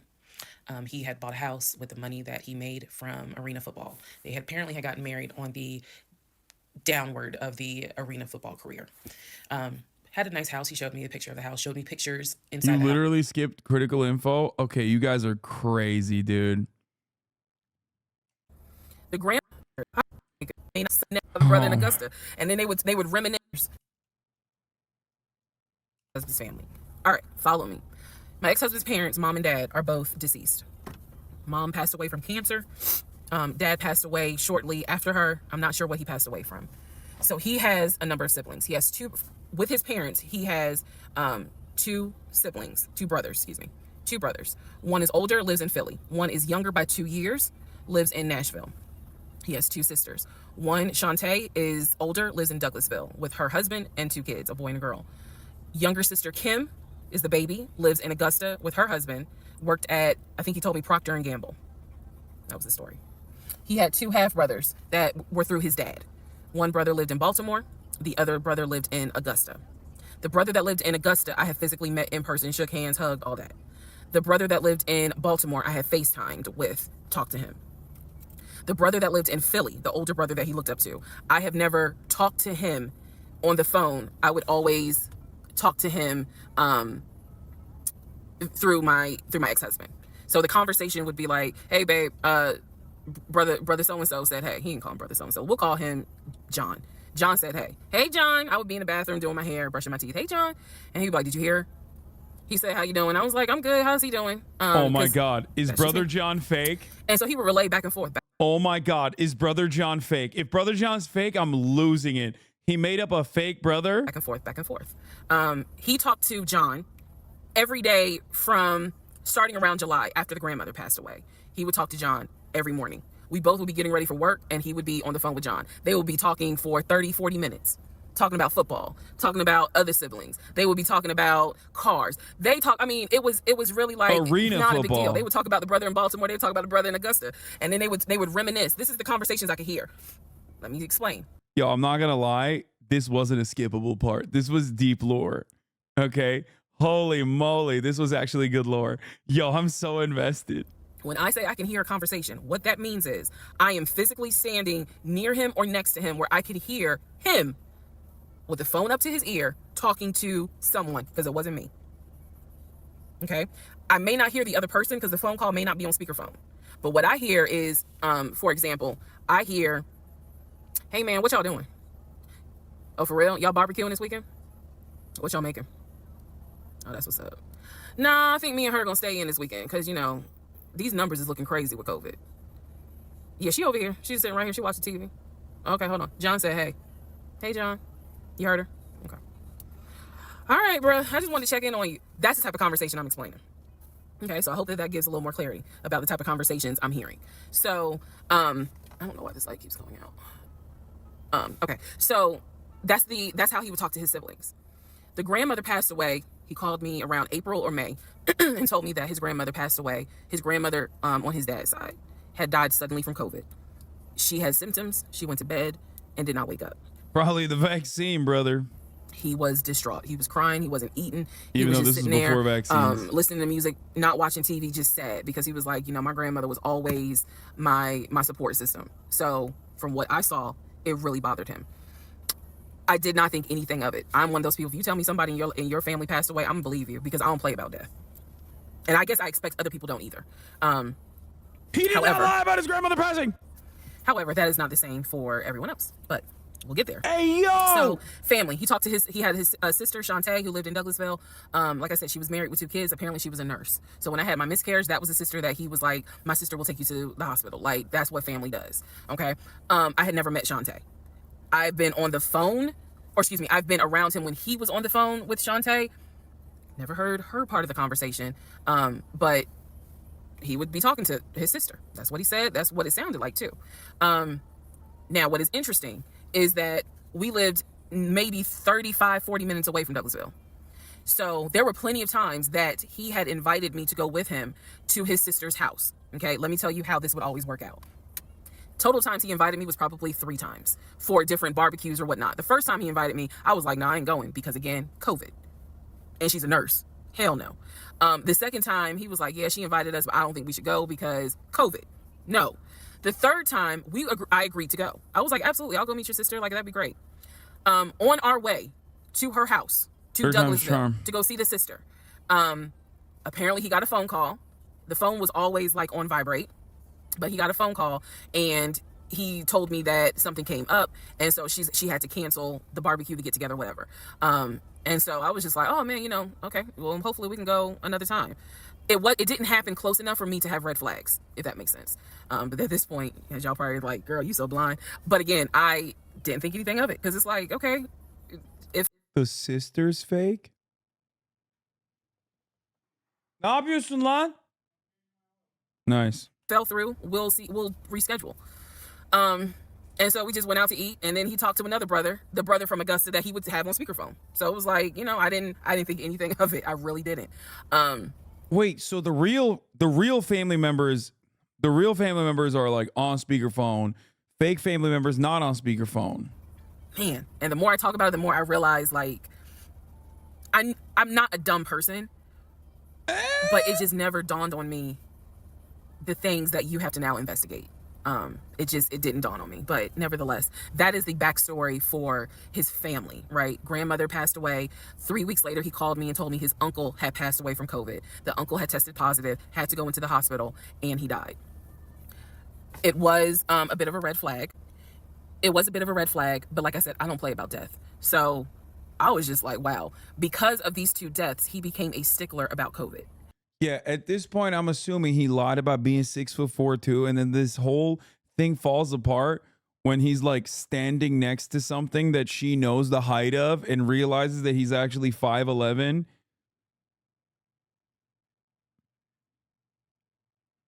And then drops the whole act. She's like, I found out that he wasn't 6'4". Episode part 78. I found out that he wasn't 6'4" and he was wearing lifts. And when I mean a stickler, wear your mask, wear gloves, hand sanitize, wash your hands. Like he was annoying about making sure neither one of us caught COVID. So now I'm gonna give you the backstory in regards to what I was told with the ex-wife.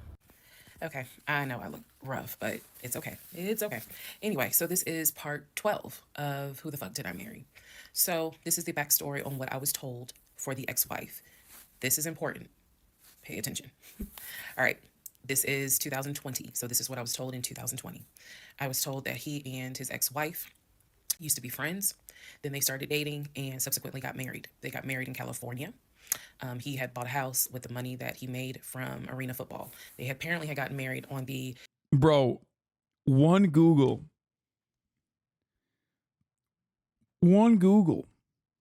could have saved her life. Like, arena football money doesn't go that way. I Googled it and found out very quickly. I mean, it should have given her some clues. She didn't know what the fuck it is.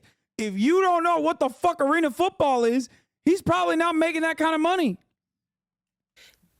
Downward of the arena football career. Had a nice house. He showed me a picture of the house, showed me pictures inside the house. Remember that? Showed me pictures inside the house. It was a really nice home in San Diego. And basically what happened was that he came home from work early one day and the hiccup, sorry. Came home early from work one day and his wife was sleeping with another man. The man was in the house. He and the man get into it. Her son, who is about 17 years old in 2020, she had 2 kids, a daughter and a son. The son apparently was on his way home from school when my ex-husband found his previous wife in bed with another man. So the story goes that he and the guy fought. He kicked the guy out. He kicked his ex-wife out, but told her the kids could stay. The kids are not biologically his. Those are his stepkids. She was like, you must be kidding. Like, I'm not leaving my kids here. The kids are old enough to where they were like, we don't want to go because you fucked up. We don't want to leave. So apparently she leaves. The kids say, what a fabulous, yeah. I'm so sick. The fucking children wanted to stay with me instead of their own biological mother. After they were mad. They were mad at her for cheating on our beautiful stepdad. Yeah, he's the father that stepped up. And then she gets her own place. The kids move out, move in with their mom. He files for a divorce in California. He files for divorce in California, and it was an ugly divorce. She was asking for spousal support, all kinds of stuff. And then it turned into, I'll help you with the kids, not child support, but just I will give you some money for the kids, because apparently he was very close to the kids. The kids he wanted to keep a relationship with the 6'4". kids. Their biological fathers, apparently there were 2 fathers. Their biological fathers were not in the picture. So the divorce starts out contested and ugly, eventually becomes amicable. Eventually they become cordial with each other. So my ex-husband moved. This is all before he ever met me. So I'm telling you the story of what I was told in 2020. So eventually, about 2 years later, is when his job approached him about an opportunity to transfer to Georgia. And so he took it. New beginning, fresh start. He has family in Georgia. He took it. He told me this story pretty much the second or third conversation we had. So it was always from the beginning that she had cheated. He caught her, and he had filed for divorce. But he was still close to the kids. They still had a great relationship. I've heard him on the phone with the kids, just encouraging them, helping the 17-year-old like with homework. The kids really apparently wanted to meet me, and I was fine with that. He would send them money, if they needed something, because he loved the kids as if they were his own. I'm telling you the story as I was told it in 2020. So let's see, around April or May of 2020, he informs me that his ex-wife has moved to Georgia. Apparently she's staying with her sister in Gwinnett County. So she has moved to Georgia. The 2 kids are now in Georgia. And so when he tells me all this, I'm like, so what's that supposed to mean? Now, I will say this. He never made it seem as if she wants him back. He never presented that. It was always, no, we're cool for the kids. We're cool for the kids. But he's never presented that she was trying to get him back. I feel like it's fair to her for me to say that. And again, stay with me. It all comes out. But that was the backstory in regards to the ex-wife, that they got married in California. They divorced in California. And then she eventually moved to Georgia, to Gwinnett County, after he had transferred to Georgia for his job. He did tell me that, every now and then he'll get a text message from her. He told me that he, told her when I was pregnant, he felt like she needed to hear that from him instead of hearing it from the kids. And we got into a bit of an argument about that, but honey, in the big scheme of things, anyway, so we got into an argument about that. I felt like that's none of her business. But that's the overall backstory of her. So remember, because there will be a quiz, but just remember, he met her in California, married her in California, divorced her in California. She moved to Georgia, to Gwinnett County, after he moved to Georgia. Are we clear? Okay. Ex-wife is real, by the way. I know. Part 13 of Who the Fuck Did I Marry? I'm sure he lied about details, but I think the ex-wife is a real person. Let's just kind of recap real quick. So I told you how we met. Met in March of 2020. Basically, Georgia got shut down. I keep saying shut down. Got locked down. We decided to quarantine together. I know it was crazy. It was crazy. I really liked him and thought he liked me. So I told you guys how we met. Skipping the recap. Come on, man. Baby in June. Had to have surgery in July. That I made note. So went out the month 2021. Bring him. I got the car in August. It appeared my hopes up stuff. So now we're going to segue into fall, going into the holidays.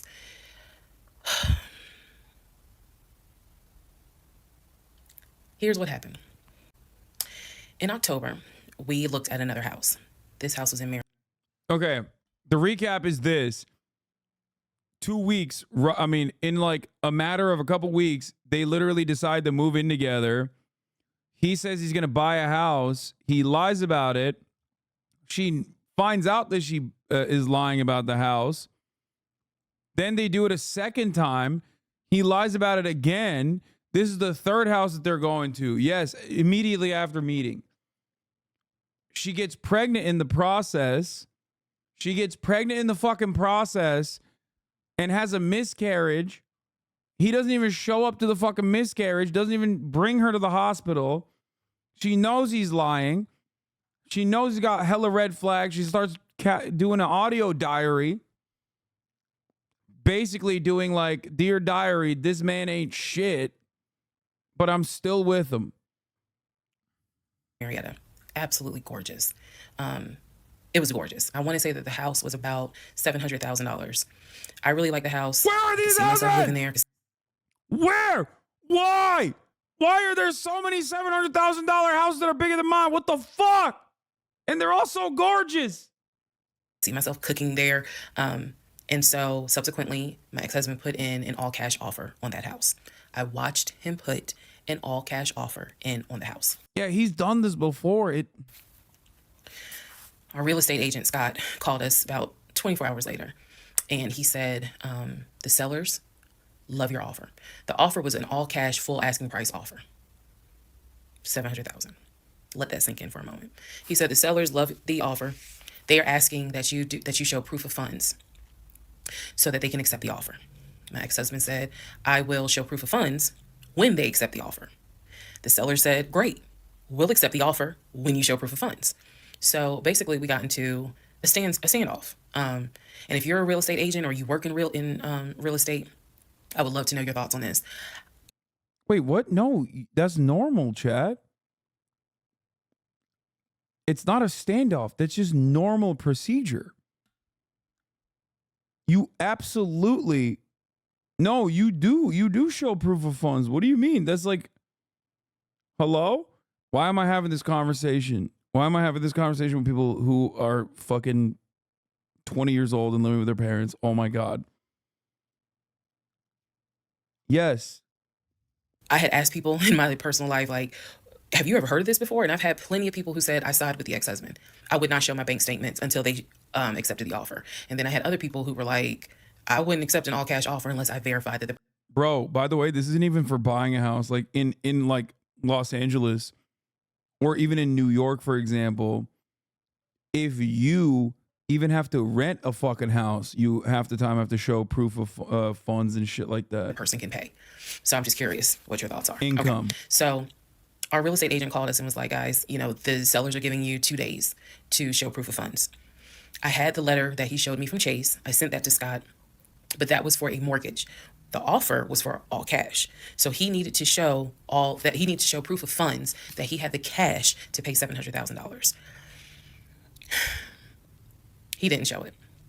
He refused to budge on showing them proof of funds until they accepted the offer because he was afraid that they were going to create a bidding war. So what ended up happening was Scott called us and said, I apologize because I didn't do my due diligence as a realtor.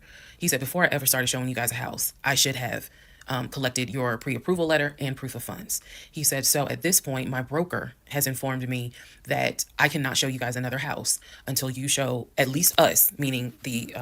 Yeah, this is where the professionals are like now going, yeah, no, actually. No, that is not normal. The realtor for the realtor to ask that, for the realtor or the broker to ask that means that they were like sussed out. That means that he was having his time wasted and they were like, yeah, no, this is not, that part is definitely not normal. Showing proof of funds when you're in the when you're gonna purchase a house, that's normal. Showing it to the fucking realtor, nah. Real estate firm until you show us proof of funds. And so I'm just like, well, I'm telling my ex-husband, just show them the fucking proof of funds. Like, what's the problem?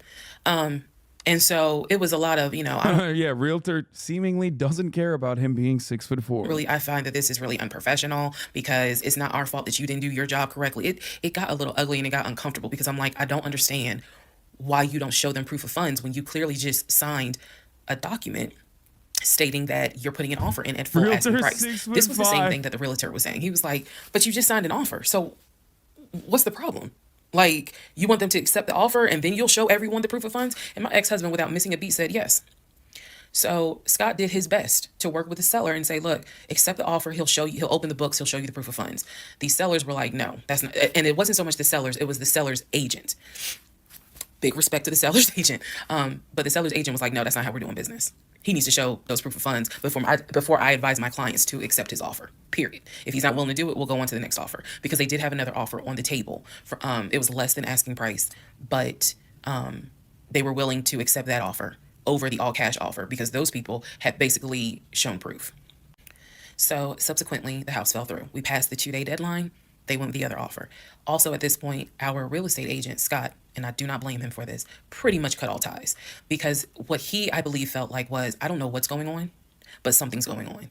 And this is not how I do business. So until you guys are ready to show the proof of funds needed to buy a house, you need to get yourself another agent. Because we were already about 20 to 25 houses deep by this point. We had already put in 2 other offers. They fell through. And now here we are with this house. And once again, it fell through. Okay, so good news and bad news. Number one, this is part 14 of Who the Fuck Did I Marry? Bad news, this is going to be the last post for the night. And the reason why, good news, tomorrow's my birthday. So I'm just going to make this video, post it, and then I will pick back up probably Friday. Because honestly, I truly want to enjoy my birthday tomorrow. I just want to enjoy my birthday. All right, so y'all don't be upset. Just, if anything, watch parts 1 through 14, then we'll be ready for part 15. So the house fell through in October 2020. And what I told him was, I said, I don't want to look at another house. I don't want to talk about cars. I want to get through the holidays because it was going to be a holiday season where I could not celebrate my family because of COVID. So I said, I just want to get through the holidays. I want to get through the end of the year and we'll revisit stuff in January. I was very calm when I said it.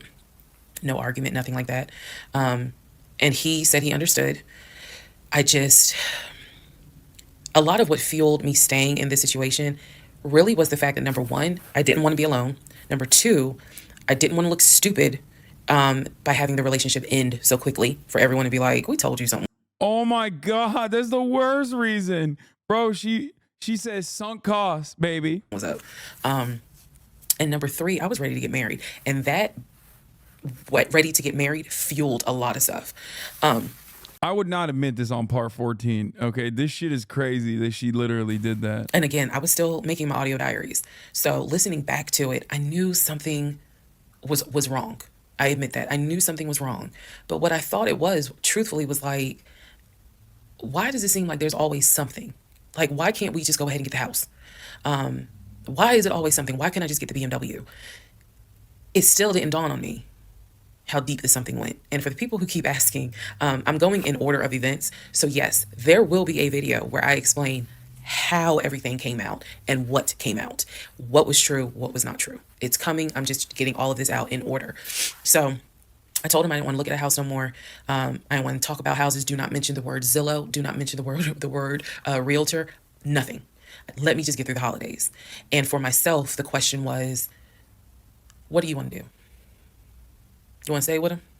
Or do you want to cut your losses? Cut your losses! And the part that kept me constantly second guessing myself was, what if he's not lying? What if he's not lying? Literally the conversation I had with myself was, at this point, he's lied like so egregiously. She's gearing us up to be like, oh yeah, this is why I married him. Okay. But he has lied so egregiously, like life-shattering, world-altering lies numerous fucking times. You know what I mean? Like, I'm not just talking like, oh, at the top of the hour, there isn't a 3-minute ad break type shit. I'm talking straight up. Straight the fuck up. Except there is a 3-minute ad break at the top of the hour. Obviously, you might think that's a lie if you're subscribed because you don't see them. Okay. For $5 or for free, you too can also think that I'm lying to you at the top of the hour because you'll never see another ad break ever again. Here's a 3-minute ad break now. This compelling story will continue during the ad break. No way he is lying about having money. You saw the paper from Chase. They don't just approve $750,000 for a mortgage for anybody.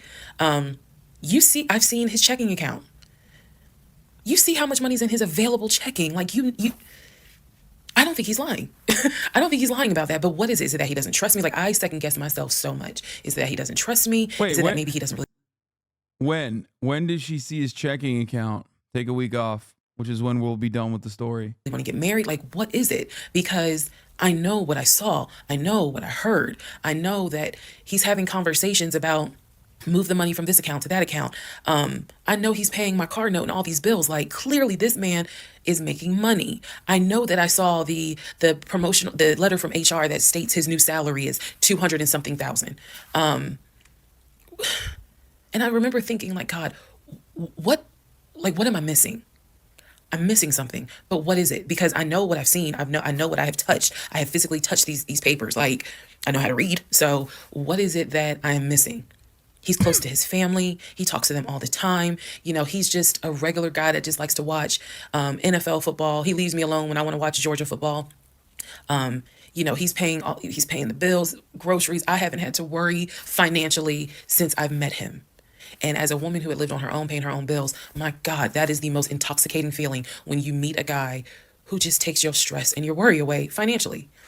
But the downside is he took away the stress and the worry financially away and instead brought a mental fuck job I've never in my life had experienced. And I could not put my finger on it. I couldn't really talk to anybody about it because I'm a big believer in what happens at home stays at home.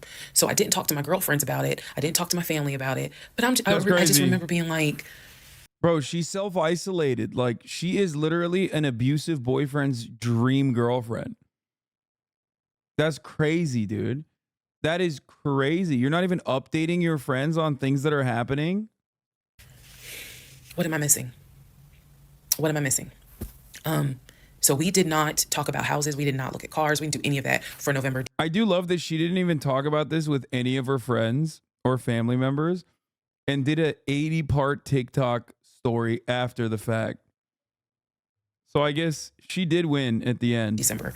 And he came to me like around Thanksgiving, and what I thought was a very open, loving conversation. And in that conversation, he was like, okay, I know I have fucked up. I know that things are not feeling too strong right now. He was like, I want us to get married. I want a home. No. No. I will show you whatever you need to see to put you at ease. He was very like contrite. He was very just like, what do I need to do to put your mind at ease so that you know I'm in this and that I want this and that I love you and I want you to be my wife. So I was like, show me your accounts. He showed me his checking. He showed me one of his savings. He showed me a Chase savings. He did not show me the offshore. And he did not show me the US Bank. So he showed me those two accounts, checking and Chase savings. So I knew that there was money. What I saw in those accounts, there was money. How much? I told him, I was like, how much money? If we're going to buy a house, I want it to be through the mortgage on Chase. I don't want to deal with this proof of funds shit no more. I said, I do not want to look at another house until the beginning of the new year. He said, okay. That is when we then had a conversation. So I guess I lied because we are going to have a part 15 or 16 tonight. But that is when we then had the discussion about marriage. And that is where religion came into play. What? Yeah, I'll give y'all the other part tonight. Stand by. Okay, part 15. Who the fuck did I marry? So in December of 2020, around beginning of December, we had a conversation, kind of a come to Jesus heart-to-heart conversation. And both of us had grown up in the church. Or come to Muhammad heart-to-heart. The fact that we were not married, but living together, the fact that almost had a baby together, bothered both of us. Both of our families, my family and his family, were very adamant, like, okay, y'all either need to get married or y'all need to separate. And so I'm walking around with a ring on, which I'll post a picture of the ring because, God, there's so much to unpack. But anyway, walking around with a ring. And so he said to me, please say you don't buy this shit. She would have to be literally the greatest schizophrenic of all time. To be able to make up all of this would imply that, like, bro, come on. This is 5 full hours of her lying straight up. And also, we know it's not fake because the ex-husband has also started making TikToks, and so is the ex-husband's ex-wife. The ex-husband started making TikToks, and so did the ex-husband's ex-wife. Spoiler alert. Whatever I need to do my part to make this work, I'm willing to do. At the same time, it wasn't that I did not trust him as much as it was I felt like I wasn't trusting myself. Because, again, like I said in the previous video, I know what I saw. I know what I read. I know what I've heard. This is going to be a HBO miniseries. I'm calling it now. But fuck, something was not sitting right with me. And every time I would question it in my head, the other side of me was like, okay. It's going to be a HBO miniseries played by that lady who was on the Variety lineup. What's her face?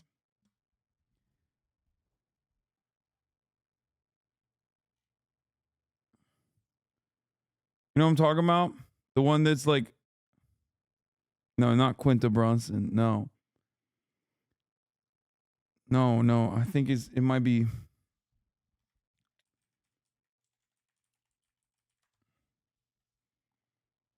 No, not Viola Davis either. 100%. Devine Randolph, I think, maybe.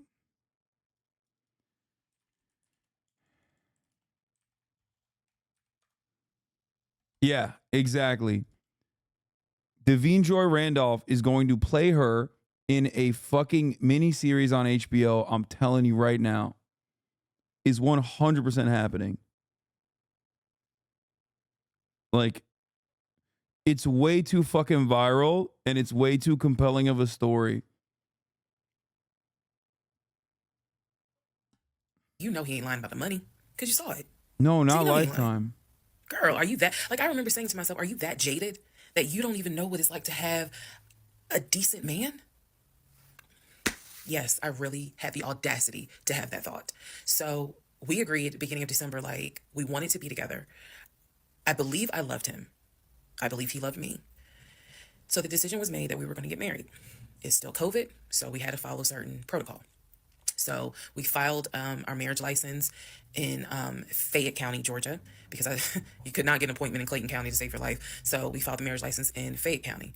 On our marriage license, it asked the number of previous marriages. He said 1, I had 0. It asked for our social security numbers.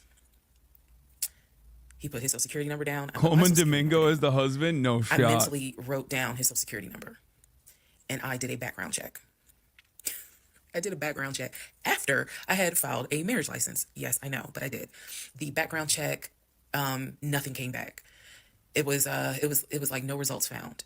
I did a criminal background check, nothing came back. So I thought one of two things. Either I had the wrong social, meaning I wrote down the wrong social, or my paranoia was unfounded. There's nothing wrong with him because he has been always throughout the relationship a big stickler about law enforcement, following the law, because his dad was a retired police officer. So this is someone who has been, this is a guy who would check to make sure my tail lights were working, make sure my signals were working, make sure my oil was good, make sure I had enough gas in the car. So when the criminal history came back with no results, I was like, well, of course there isn't, because the man probably hasn't had so much as a speeding ticket.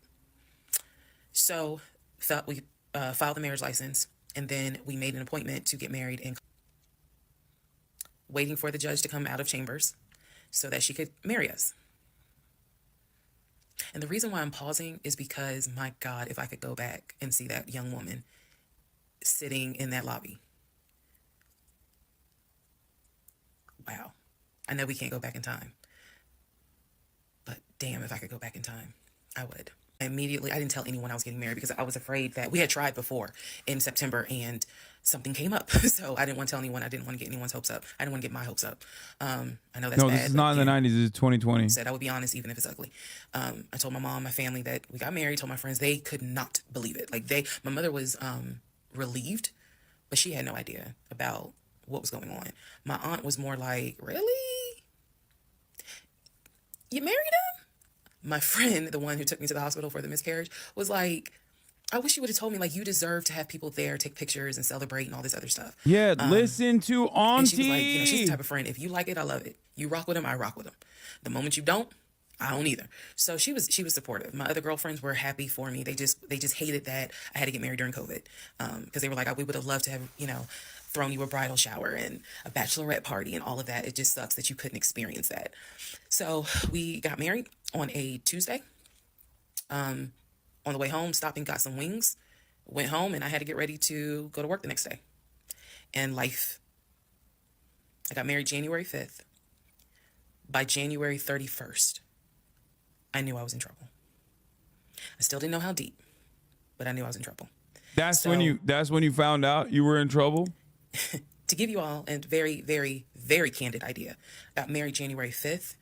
The normal things that married newlyweds do, when we got married, completely stopped. And that was not by me.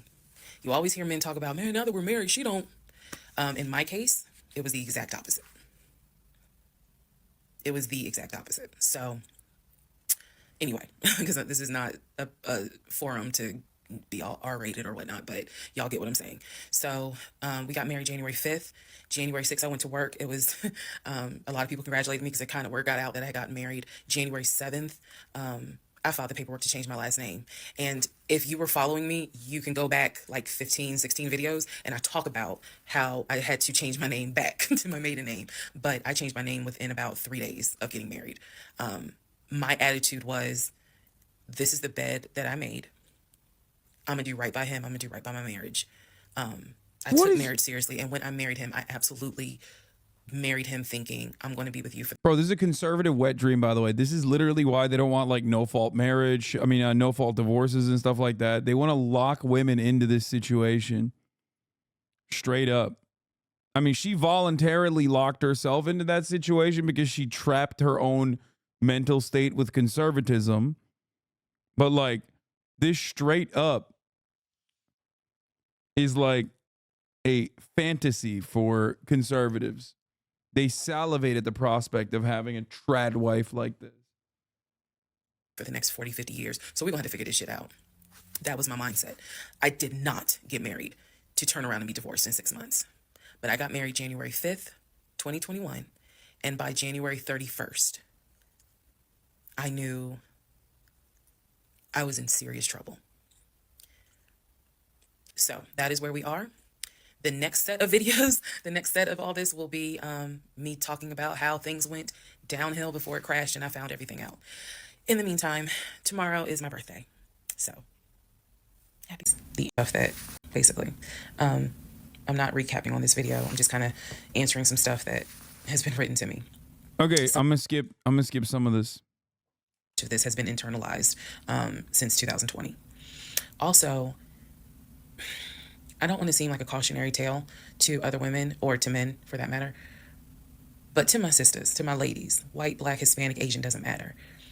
If something does not sit right with you, investigate it. I cannot stress that enough. January 6th. If just one woman watches these videos and she's like, you know what, something don't sit right with me, let me look into this, then it was worth it. Yes, it is a Lifetime movie. Yes, it is Netflix. Yes, it is crazy. Yes, it is hilarious also. Okay. It was traumatic. This is the type of content you watch at 1.5 speed? Bitch, I'm watching it at 1.5 speed. But what the fuck I went through. 21 right after getting married. So when I think back on it, there's things that I'm very, very grateful for. And why did you not leave? I don't remember the woman I was before I met that man. Changes you. And I've seen some women in the comments who were like, I was married to a habitual liar. I was married to a pathological liar. My baby daddy's a pathological liar. And my heart goes out to them because until you have dealt with someone so depraved, you really don't quite know how bad it can get. So I'm not have overlooked. I argued away things I should not have argued away. I still feel like God is sitting on the throne and he's like, I never planned for your monkey ass to marry him. I never even planned for you to go out and date with him. That's why I blew your tire. But you hard-headed and you went anyway. And then I tried to go ahead and show you signs. You ignored them. Like, I feel like God did everything to help me as his child. Be like, this is not who I created to be your helpmate.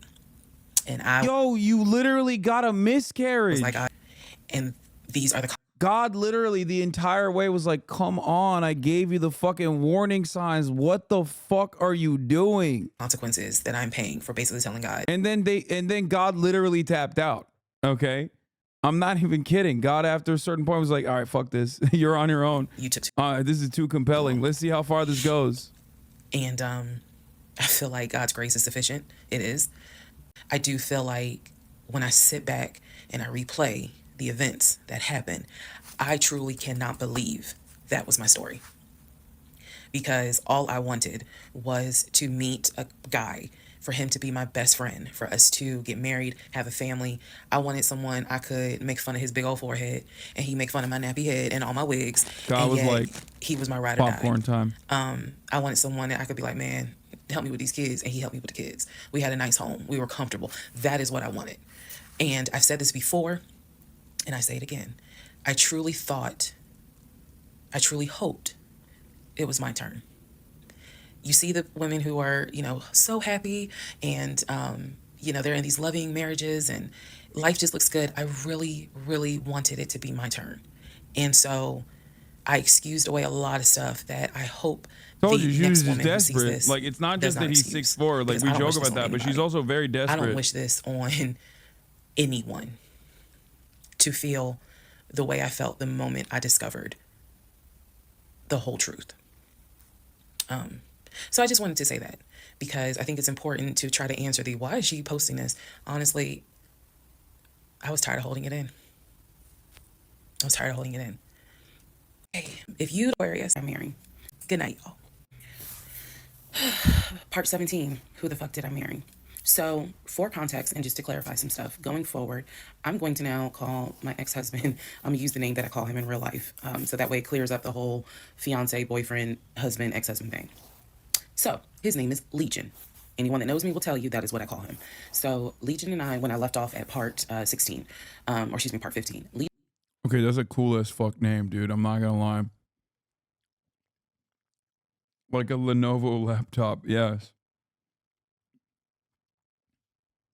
That's a cool fucking name, dude. Legion and I got married January 5th of 2021. It's also a villain name. Like, nobody who's a good guy, no one in any story that's a good guy is like, yeah, they call me Legion. You know what I mean? Like, he came in hot. He's like, what's up? They call me Legion. For the first 2 weeks, things were fine. We got into like a routine, basically. I would go to work, he would go to work. He was still leaving the house at around 6:15 every morning. He was still on the phone with his brother, the one that lived in Philly, every morning. That was their time to talk. From what I was told, the brother got off work. I guess he must have worked the third shift.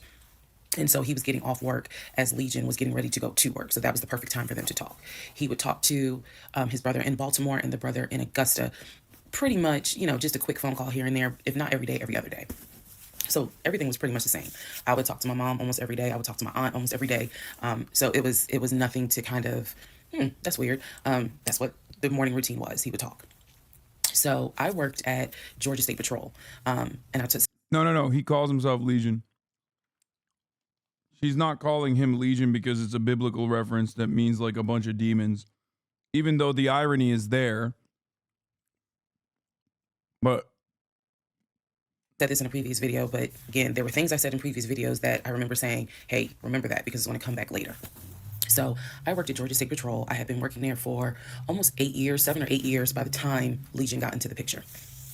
He was fine with the fact that I worked within law enforcement. I'm not a trooper. I'm not a sworn officer. I'm a civilian. However, he, again, his dad was a retired police officer. So he was perfectly fine in the beginning with the fact that I worked for Georgia State Patrol. He had been to my office before. He had met some of my co-workers.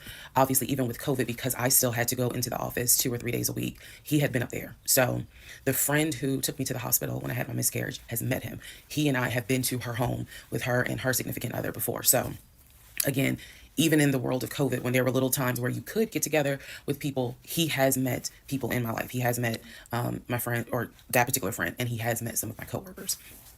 So when we got married, the first 2 weeks, like I said, was fine. And then it's as if something snapped. Something just changed. What was totally acceptable before, suddenly little comments were made. Why are you wearing that to work? You get off at 3:30, so you'll be home by 5, He's right? acting different. Things that had never happened before. He had never questioned what time I'm going to be home. Really, he didn't need to question it because when I'm off work, I leave. So, Oh, dude. Oh, no. I bet the dick game changed too. it was never a situation of, oh, I'm just sitting around at work and just run my mouth because I have nothing to do. And then it turned into, he would call me every day from work. And I'm going to demonstrate how those phone calls went. But he would call me every day from work. And if he even so much as heard a male voice in the background, True, she did he say would that. have You're little right. comments to me. Who was that? Are they in your office? Man, I never know who's around you because it seemed like every time I call you, I have the hiccup, sorry. It seems like every time I call you, there's some man around. And I'm just like, at first I kind of shrugged it off. I laughed it off because it really truly was absurd to me. But then it became a bit more frequent. And so I really just didn't feed into it because I'm like, I don't know if this is some insecurity. I don't know if this is jealousy because nothing has ever been done to make you feel any sort of insecure type of way. I've never entertained another guy, never flirted with another guy. Like, I don't know where this is coming from.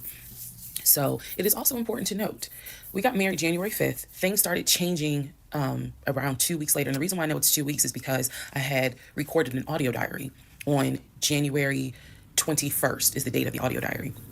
And I talk about how maybe I had unrealistic expectations because it seemed as if things were changing with he and I.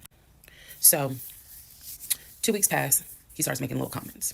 End of January comes, he informs me that he wants to start looking for a house again. I had no real desire to go through that process. So what he decides is that he's going to look for a house for us using his friend, the realtor, the one I did not meet. So he tells me that he and his friend have been talking and he's going to start looking at houses. And what he's going to do is basically, if he feels like it's a house I would like, then he wants to show it to me because he feels like, I know that your attitude really isn't, you're in the mood to look for a house. So I'm going to start looking. And then if I think it's a great house, then, you can come see it. And I remember thinking, that's not going to work. You're not going to choose a house without me. And he was like, no, I'm not going to choose a house. But I just think that, me and old boy have been talking. And so he has some houses that he is representing. He wants to show me. So why don't you let me look at it? And if it's worth the time, then I'll bring you to look at it. So he already had some sort of plan in place after talking to his friend about how he's going to start looking at houses. This is the end of January 2021. So I kind of threw my hands in the air and was just like, whatever, because I'm not getting emotionally involved in looking at houses. And for me, that's kind of what it was. I felt like I would see a house, I could picture us living there, and then it gets snatched away somehow, some way. I didn't want to go through that. So the reaction that he wanted, which was for me to throw a fit, I did not do. I was just like, okay, all right, like I trust you. And remember that I said the reaction he wanted because that's going to come back later. So he started looking at houses. Funny enough, the houses that he looked at, none of them I actually saw. But he would call me and say, I'm at this house in Sandy Springs with the realtor friend. Apparently his realtor friend's name was Scott, not to be confused with the other Scott, the one that was actually helping us, that dropped us as clients. I want to make that clear. There were two Scotts. One is the realtor who was representing us, who said, hey, I need proof of funds. If you don't have those proof of funds, I cannot show you any more houses. The other Scott is his friend who he had talked to on the phone at least 50 to 100 times in front of me. That's the Scott that he said is going to show me this house in Sandy Springs. Apparently the house was like $800,000. So he was like, I think that if I like the house, then I'm gonna bring you out here so you can see it. All right, now let's go into part 18. Okay, part 18, who the fuck did I marry? So he starts looking at houses in Sandy Springs, Alpharetta area with his friend Scott. I did not see any of these houses. I did not go. I didn't want to go. So what was starting to change is, remember I said before, he would leave the house every day at around 6:15. He would be home every day between 3:30 and 4 o'clock without fail. It was so, I shouldn't say it was annoying, but I could set my clock by the fact that I would hear that garage door open between 3:30 and 4 o'clock every day that he went to work. Even during lockdown, he still had to go to work. His job was only locked down for maybe a week. For me, I was allowed to work from home, but unfortunately, I did not handle it well. And so I would fall asleep and not check emails. Because so my boss he was like, worked yeah, at you a want to come back to the fucking office. distribution facility or some shit. There's no way. You're not trustworthy. And I wasn't. I mean, I would watch Netflix and not even be on my computer. So I had to start going back to work every day, 5 days a week. And I was, me and another lady were the only two in there because we were the only two who did not handle work from home properly. Anyway, that's another story. So Legion he started to not come home by 4 o'clock. He started to come home 5, 5:30, 6, 6:30, sometimes 7 o'clock, because he was saying that he was looking at houses after work with his friend Scott. Cheating. He's So cheating. it definitely was noticed that things are changing. And I just, at this point, kind of emotionally and mentally, I was just like, Either cheating or another family. I don't know what to do. This is the end of January. Remember, I told you in part 15, I got married January 5th. By January 31st, I kind of knew I was in trouble. And by the end of January, sure enough, I knew things were changing in a way that I was like, I hate to sound redundant, but what the fuck is going on? So he's still maintaining the story of looking for a house, looking for a house. I like the way that she's describing this as though we haven't been saying that since episode 3.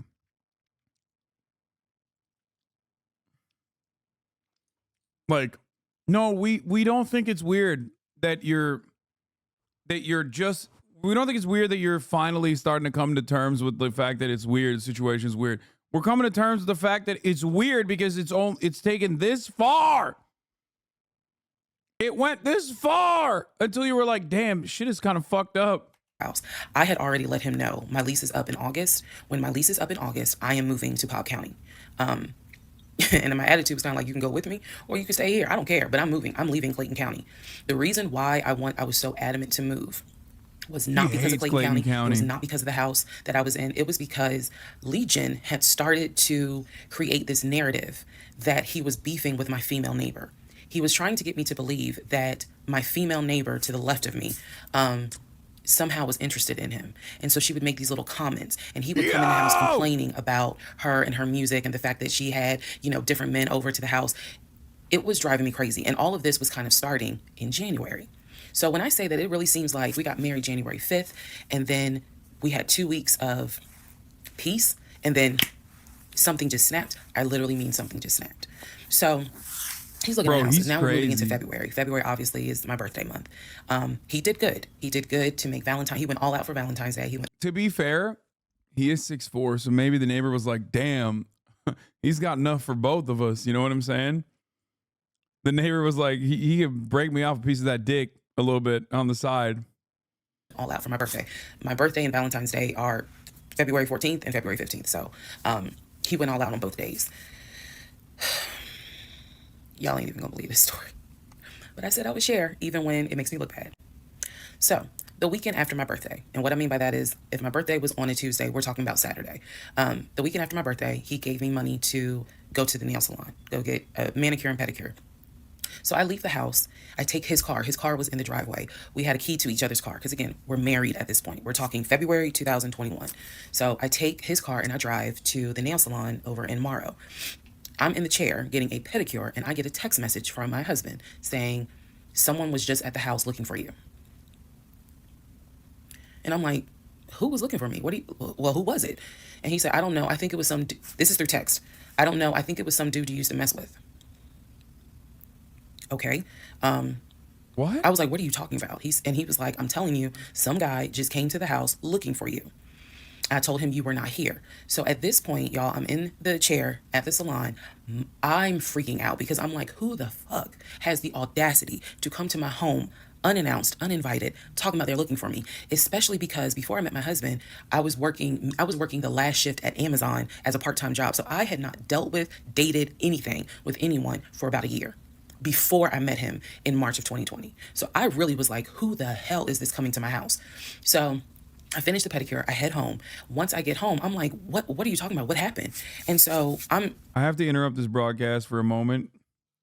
I'm a mobile chatter. I'm 6'4" with a normal sized cock, and I've seen women's disappointment when I take my pants off, and I've compared with my coworkers. We had average cocks. In parentheses, I was in the army.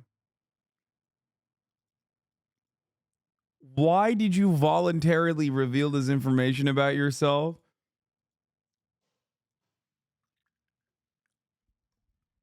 Thank you so much. Thank you so much for bringing this up.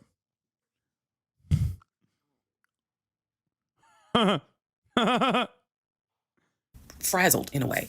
And he's calm. He was like, yeah, it was a black Dodge Charger. They pulled into the driveway. They backed in. They backed in as if they had been here before. So clearly this was someone who's been to your house. He got out the car. He said, I opened the door and I went out there and I said, is there something I can help you with? And he said, the guy said, I'm looking for, and gave him my name. And he said, I'm sorry, she's not here. And he was like, oh, okay. All right then. And just got in the car and drove off. And I was like, my brain stopped working because I'm thinking, who the heck could this be? A Dodge Charger? I was like, are you sure that it wasn't law enforcement? Like, was it the sheriff's office trying to serve me with a lawsuit for a credit card I didn't pay? He was like, no, he was in regular clothes. He was like, and it was not a police car. It was on a marked unit, basically. And so I'm just like, who the heck could this be? And he was like, I know who it was. And I said, who? He was like, I think it was your ex. I said, what ex? He was like, the one that you had dated for 2 years. Remember back in like part 3, part 4, I told y'all, he told me about his ex. I told him about mine. I thought we were being honest with each other. So now, fast forward to February 2021, and he's telling me, yeah, I think it was the ex that you had been dealing with for those 2 years before you met me. I said, so you think that he showed up to the house uninvited after 2 years? And he was like, well, whoever it was clearly was comfortable backing into our driveway, getting out the car, and was like, I'm here to see, and gave him my name. I feel like he's looking for an out, right? And so he was like, she's not here. Is there something I can help you with? And the guy was like, nah, it's cool. And they just got in a car and drove off. So, again, brain is like, who could this be? So then Legion says to me, you know what? The way that you reacting to this is real suspect. And I'm like, what are you talking about? He was like, you over here freaking out. I told you I took care of it. I told you it was fine. And you over here freaking out, which makes me wonder, what have you been up to? Now, let's go to part 19. Okay, part 18. Who the fuck did I marry? So he says 19. To me, the way you're acting is real suspect because I told you it was fine. I took care of it. He was like, I ain't even worried about it. He was like, obviously, that nigga didn't know that you now married, that you've moved on. And so now he knows it. But for me, it was the fact that I don't do pop-ups. Don't come to my house unannounced. So if someone has done that, for me, it automatically feels like a violation and it feels like it needs to be addressed. So it was not as simple as, I already took care of it. It's fine. Let it go. No, we ain't letting nothing go because you don't have my permission to show up to my house. And before this turns into something where I'm going to be on Fox 5 News, I need to address that with you because that is not okay. So he didn't like the reaction I had to the story he told me where someone basically disrespected my home. And he felt like my reaction was really suspect. So what I'm going to get into the little details that he did not know about. So he tells me again, it was a black Dodge Charger. They backed into the driveway. A gentleman got out of the car and he asked for me by name and Legion said she's not here. So I asked him, what does the guy look like? And he was like, why does it matter? I said, what the fuck does he look like? So Legion proceeds to give me the most generic description you can give. He was like, well, he was shorter than me. Ex-husband is about 6'3", 6'4". He was shorter than me. He was brown skinned. I said, did he have a hat on his head? Mind you. Shorter than me. 6'3", 6'4". This guy, he's lying about his fucking height too. I understand that before marriage, I was a damn fool. I understand that. But every woman has that moment where you only gonna fool her but for so long. And eventually puzzles start coming together. For me, I felt like moving into marriage, certain things started coming together. So I said to him, did he have a hat on his head? He was like, nah, he ain't wear a hat. So in my mind, I am mentally going down a list of every possible man it could be. And it was only like 4 men. I had been in that house about 3 or 4 years at this point. So I knew all of the people, and I'm talking about from maintenance down to ex-boyfriends. It was a total of like 4 men. So when he said that it was a black Charger, I immediately was like, okay, I know that crosses out one.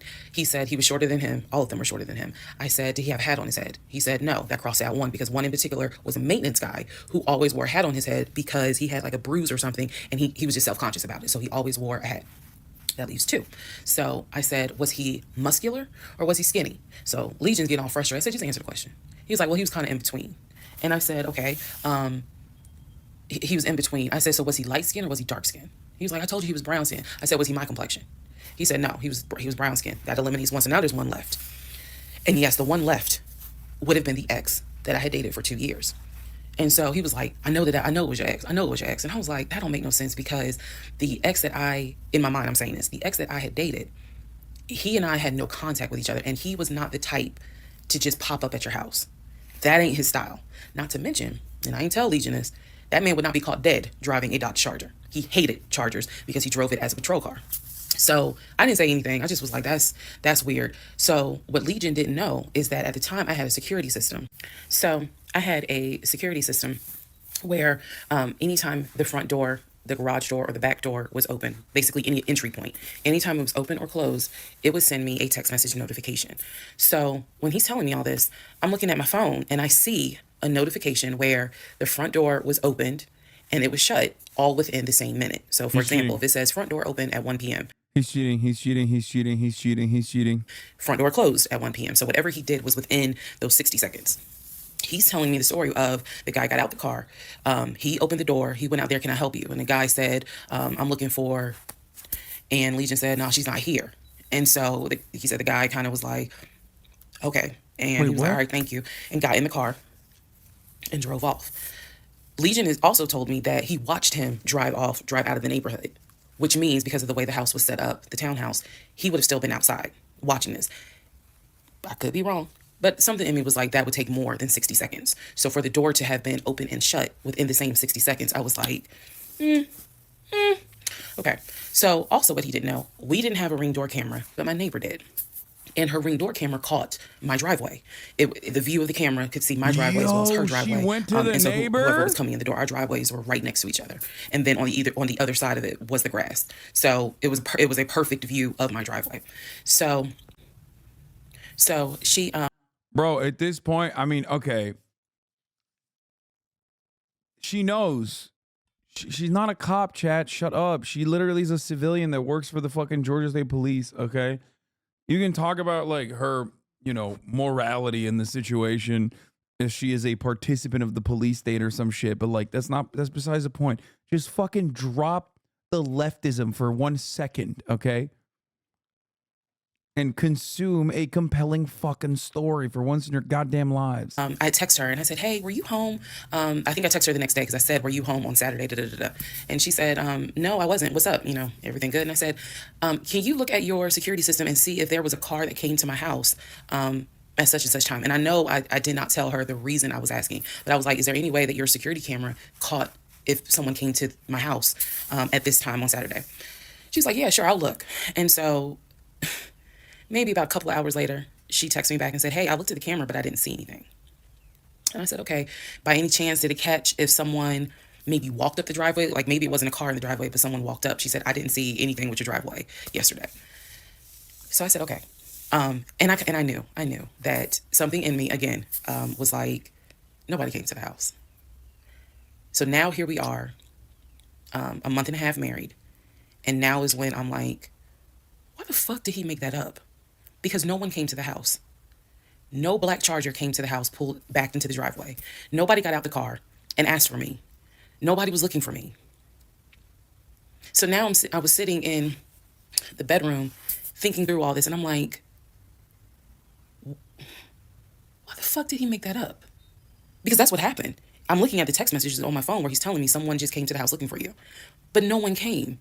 So what was the purpose of that? And then something said to me, something in me said, he wanted to see your reaction. He just wanted to see the reaction. I don't think it was that. I think he's setting up. He's setting up for something. I think he's cheating. I'm already convinced that I believe he's cheating. That's why the dick game went sour. Okay? And he's like designing this so that he could be like, you're at fault. You're had cheating been too calm. too. And so he wanted to see a reaction. So this man gaslit me like I was Georgia Natural Gas just to get a reaction. Welcome, ladies and gentlemen, to part 20 of Who the Fuck Did I Marry? Damn, she's starting to get All right, angrier. part 20 of Who the Fuck Did I Marry? So after the black Dodge Charger incident, things were quiet. Legion was fine. Legion slept just fine. Me, that shit played over in my head for days and days and days. On one hand, I was like, I know nobody came. My head knew nobody came to the house. My heart was like, but maybe he didn't make it up. Stop! So the head and the heart. No! Stop listening to your heart, lady. Stop, not the heart. Bro, I swear to God. God needed to smite this man Legion for her to get free. We're absolutely playing a tug of war because, again, I really couldn't fathom that he was making it up. But nevertheless, I filed it in the back of my mind in my little filing cabinet. Bro, how can you? No, you didn't file shit. You saw direct evidence of him lying yet again. Bro, we're a couple months into this story at this point, and she's still acting a fucking fool like she did originally when she first found out that the whole situation with the first house that she was supposed to buy was a fucking lie.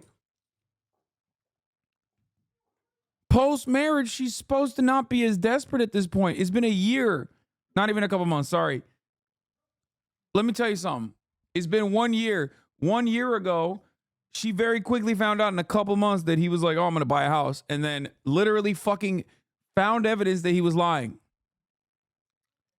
Found evidence that he was lying.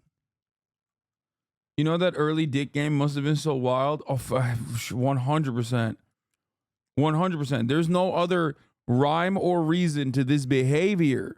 There's just, it makes no goddamn sense. My mental filing cabinet.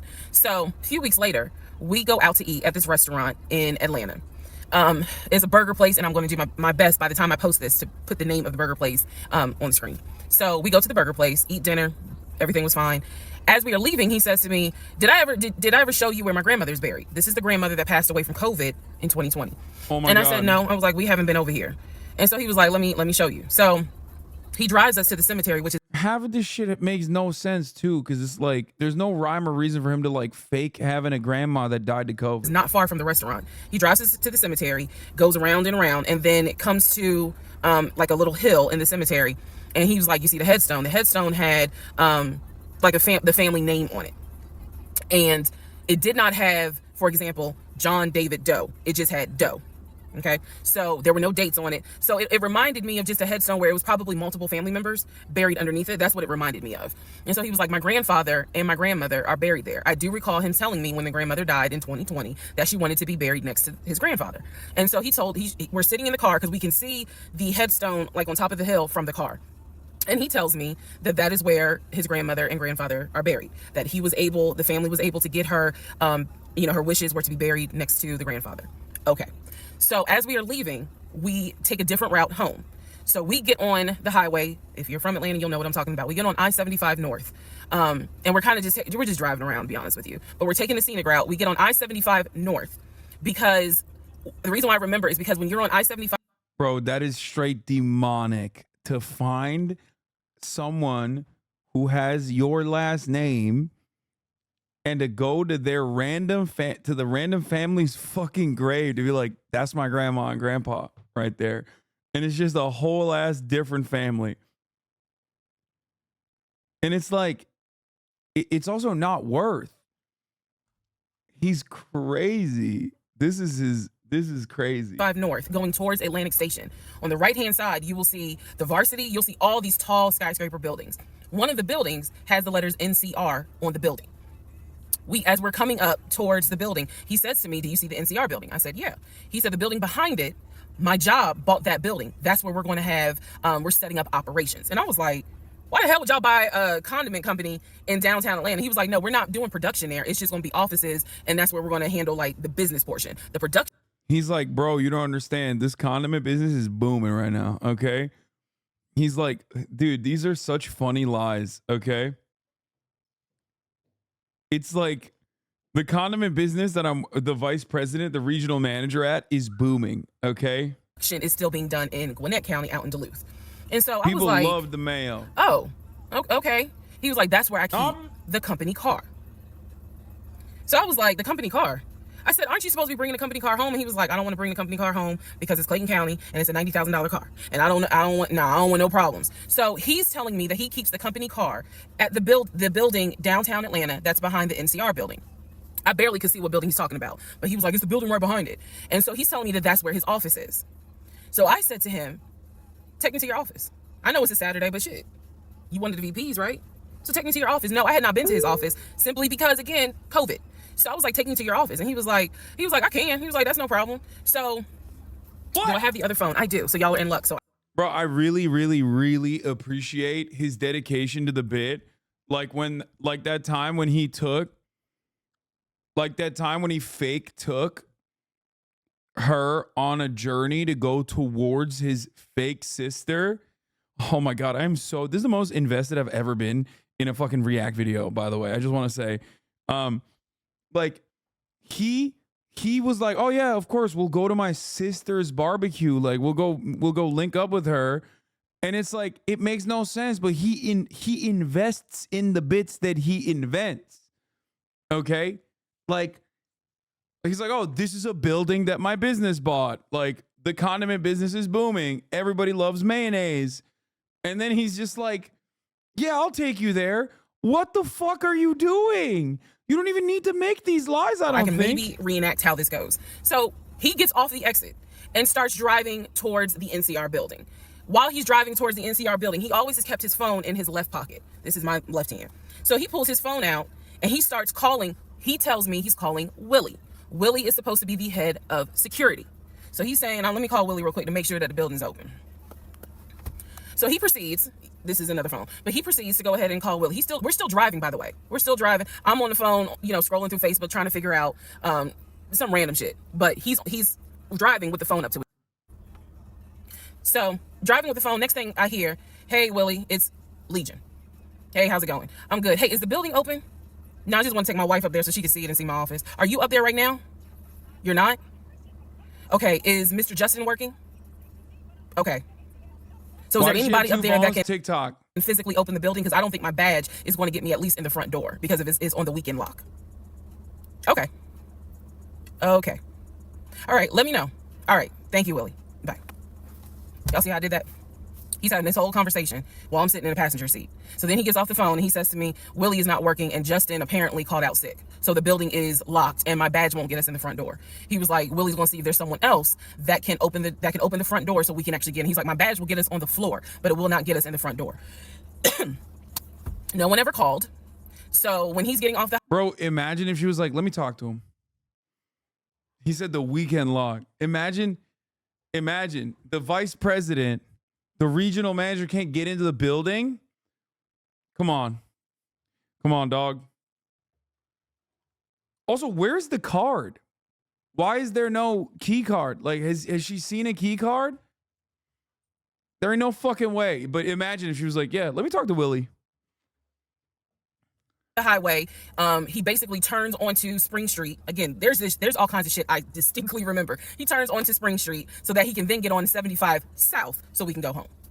Never saw the office that day. But again, this is where he's saying that he keeps the company car. So when we get to part 21, I'll kind of go into detail about the whole company car a little bit more. Part 21, who the fuck did I marry? So the company car apparently was a charcoal gray BMW. I believe it was a 5 Series. It was a 5 Series. I don't know much about the sedans. Y'all know I wanted the X5, dark blue with the cognac interior. He got the BMW 5 Series, charcoal gray. Wait, he sent me a picture of the car. So I did see a picture of the car. After this whole NCR building, take me to your office, that is what he's claiming, is that he leaves the company car at that location. He's saying that he drives from Riverdale to Midtown, switches out cars, and then drives from Midtown to Duluth. Those that don't know how Metro Atlanta is, basically Midtown would be in between where we live and Duluth. I only know that he left. She's such a great storyteller. Like, she's filling the gaps. My Lord, she's so... Wait, why is he switching the company car? House every day at 6:15. I know that I never physically saw the company car come to our home. What? Saw a picture. Pictures, plural. He works for a condiment Murat's like low-key at first. He was like, oh, I don't really like this, that you're watching the same video for this long. And now he's like low-key tapped in and invested. In the corner, he's sitting there and going like, what kind of company does she work for? Like, dude, I'm telling you, I started off being like, this is a 5-hour fucking TikTok sequence. This makes no goddamn sense. Yes, bro. It's so compelling. Every part of this is so compelling. Whoa! Goddamn, Kaya. When he told me that he got a BMW 5 Series, keep in mind, this is after I had been promised a dark blue X5. So I was a bit salty. I don't care if it is a company car. I was a bit salty. I will admit that. Because I felt like you get to drive the car that I really want, which is a BMW. And so he would call me from the car. He would tell me, yeah, I may just drive home in this car and not switch back to his personal car. He's like, I don't know. He did that a lot. And yo, what?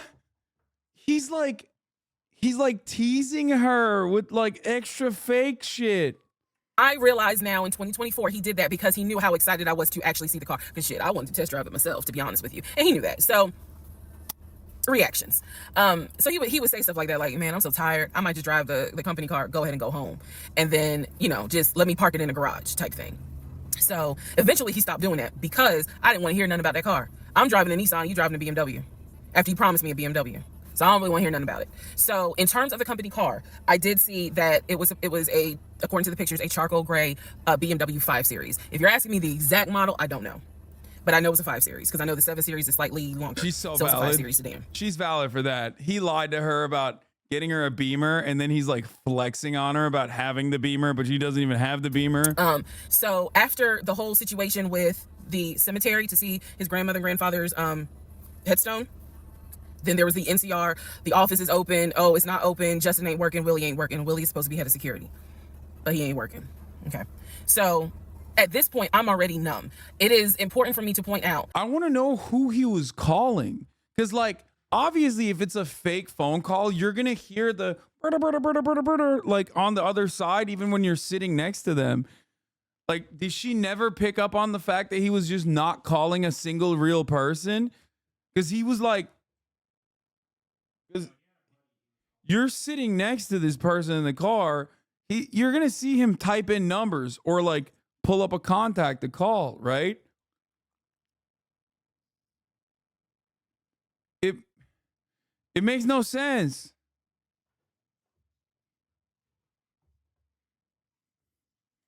How numb I became dealing with him.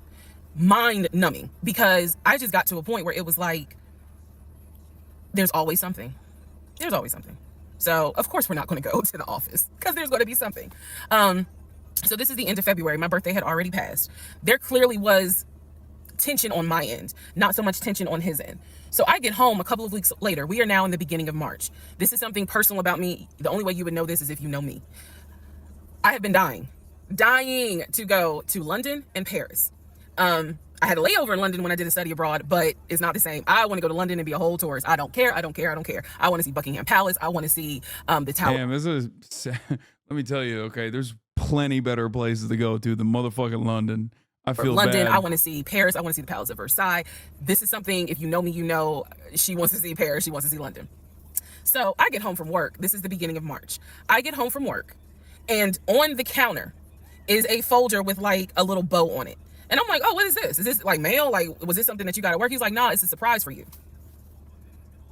I open up the folder. Inside the folder is like a trip itinerary.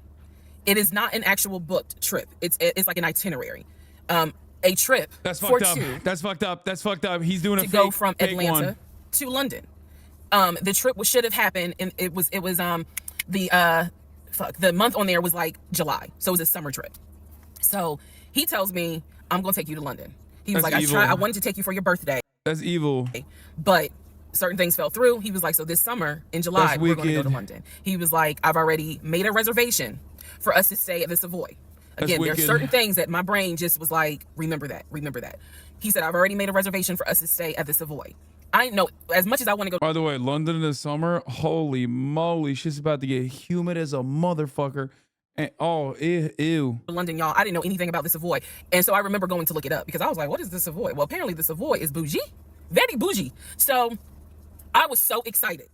I cannot tell y'all how fucking excited I was when I saw that he had printed out British Airways. Like, he was speaking my language. I am one of those people, I'm a planner. So when he's saying, I'm gonna take you. Yeah, and you know them oi bros don't have fucking AC, man. No aircon, mate.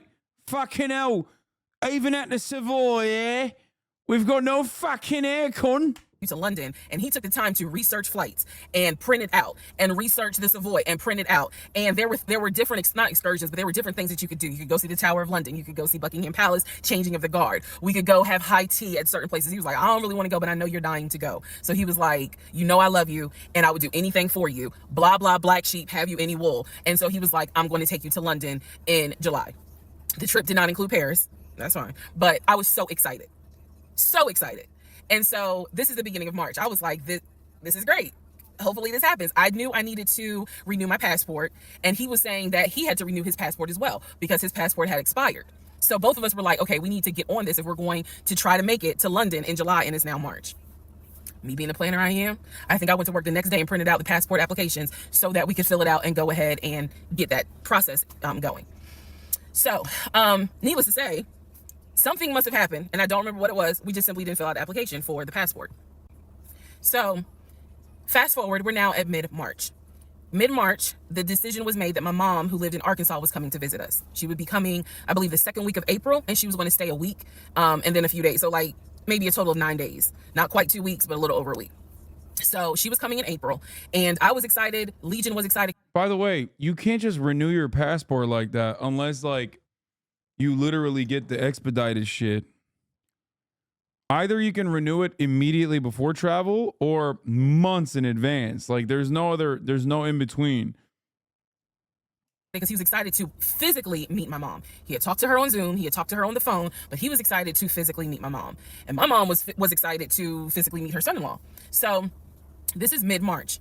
I'm going to go into part 22 where I explain what happened with Facebook Messenger. Part 22, who the fuck did I marry? So now we are in March. This is right after he had surprised me with the announcement of we're going to go to London already. for... This is like post-marriage.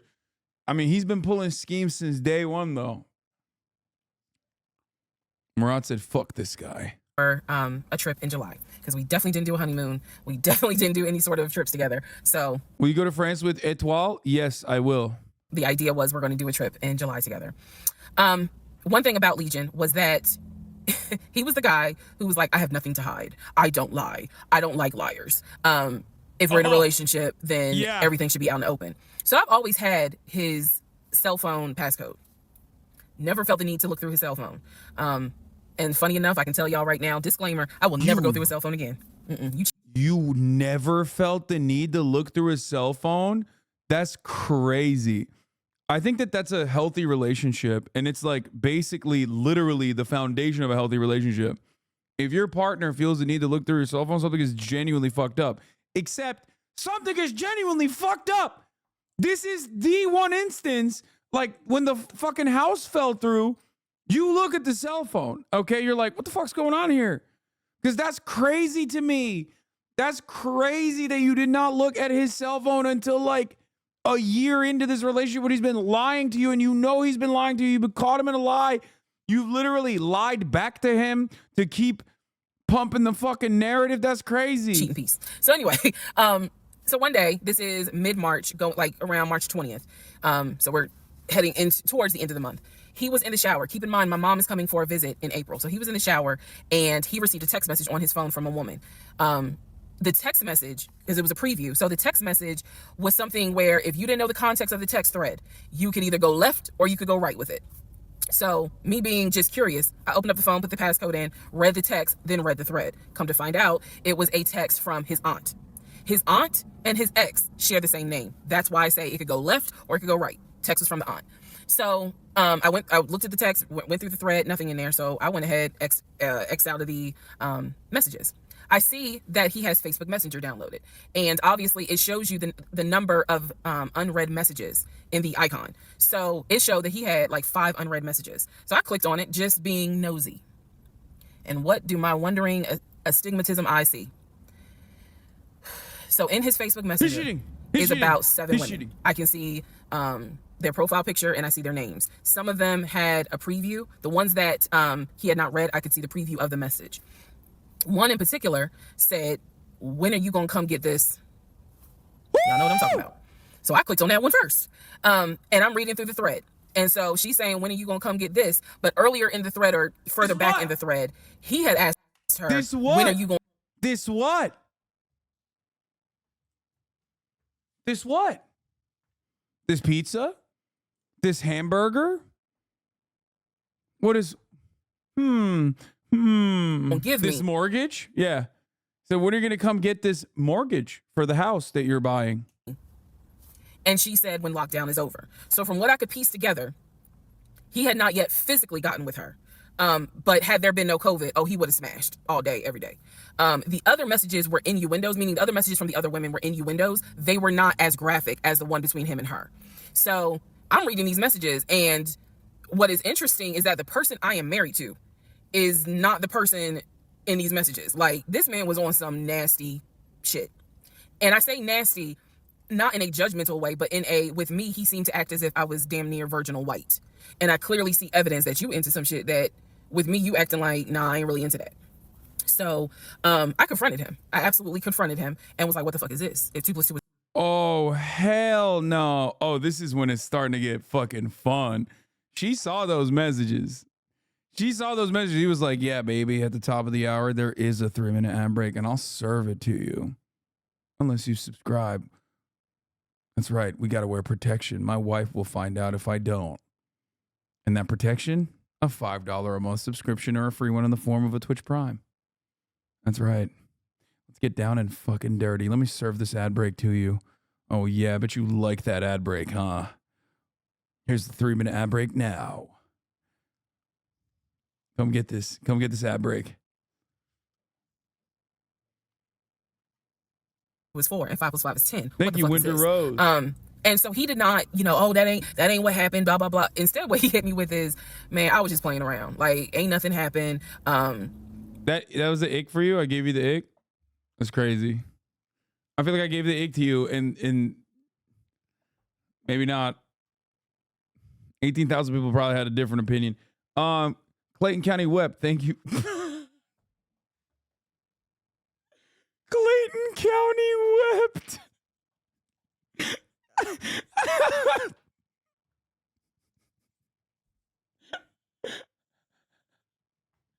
Come on, chat. What the fuck? Hey, it's Kev. Thank you for the 12 gifted. Thank you for the 5 gifted. Oh, Jesus Christ, dude. Okay, let's continue. I shouldn't have said all that, but I was just flirting. It ain't mean nothing. I don't even know that girl. I was just flirting. And so I'm like, is this what you into? And so he was like, no, it's not what I'm into. It was just stupid. It was stupid because I shouldn't have done it. So I'm going to be honest with y'all, because I've been honest all this time. What pissed me off the most was that here I am as a woman behaving, trying to do the right thing by him in this marriage. And you mean to tell me you out here offering your ding-a-ling to random chicks that you don't even know? I was more angry at the fact that I'm like, dude, do you know how much I have turned down in order to be faithful to your dumb ass? Okay, I'm sorry, but like, that's a L for you. You know what I mean? Like, you had other dick out in the fucking meat market, okay? And you didn't jump on the next pole. That's crazy. So you had exit ramps too. So you had options. You had exit ramps. You fumbled so many different ones at this point. And I'm seeing that you basically are out here acting like you got Skittles taste the rainbow. I was hurt. I was angry. I thought about getting my lick back. I'm just being honest, I did. And he played it off like it ain't nothing serious. It ain't nothing serious. Don't overreact. Don't get emotional. It was just dumb. He was like, I will delete the messages. I'll even delete Messenger. And I told him, I was like, that's really not good enough, because that's not going to fix the root of the issue. So this is where I introduced that we need to do marriage counseling. He didn't have any issue doing marriage counseling. We did not do premarital counseling, but he was like, that's fine. He was like, I don't have no problem doing marriage counseling because if anything, it can help us. So I thought that, okay, he may not have physically cheated from what I could see on the messenger. He may not have physically cheated, but he damn sure got caught, doing a little something, because they had exchanged pictures. So y'all know what pictures he sent. And I was disappointed because I don't like menacing. I don't like menacing those type of. Yeah, I'm glad that this is the moment where she's like, maybe we need marriage counseling. You need God. Except God came to you many times throughout the story. You found God and you were like, nah, fuck this. It's probably not divine intervention. Okay? You don't need a marriage counselor. You need a divorce. You need a lawyer, lady. You need a lawyer. Get the fuck out of here. Pictures, but anyway, that's another issue. So we agreed that we would start marriage counseling. We also agreed that we would put on a united front when my mom got there. In other words, we were not going to argue. We, let's just act like everything is fine. But at that point, when my mother arrived in April, I could not stand him. I did not want to be. She doesn't even know the Lord. He moved back into our bedroom. He had moved into the guest bedroom when I saw the messages. Like 3 days before she came, he moved back into the bedroom because obviously she needed to sleep somewhere.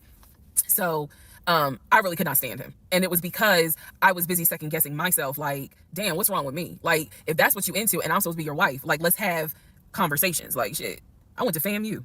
I understand some stuff, buddy. So it just was one of those things where it made me second guess, like, what's wrong with me?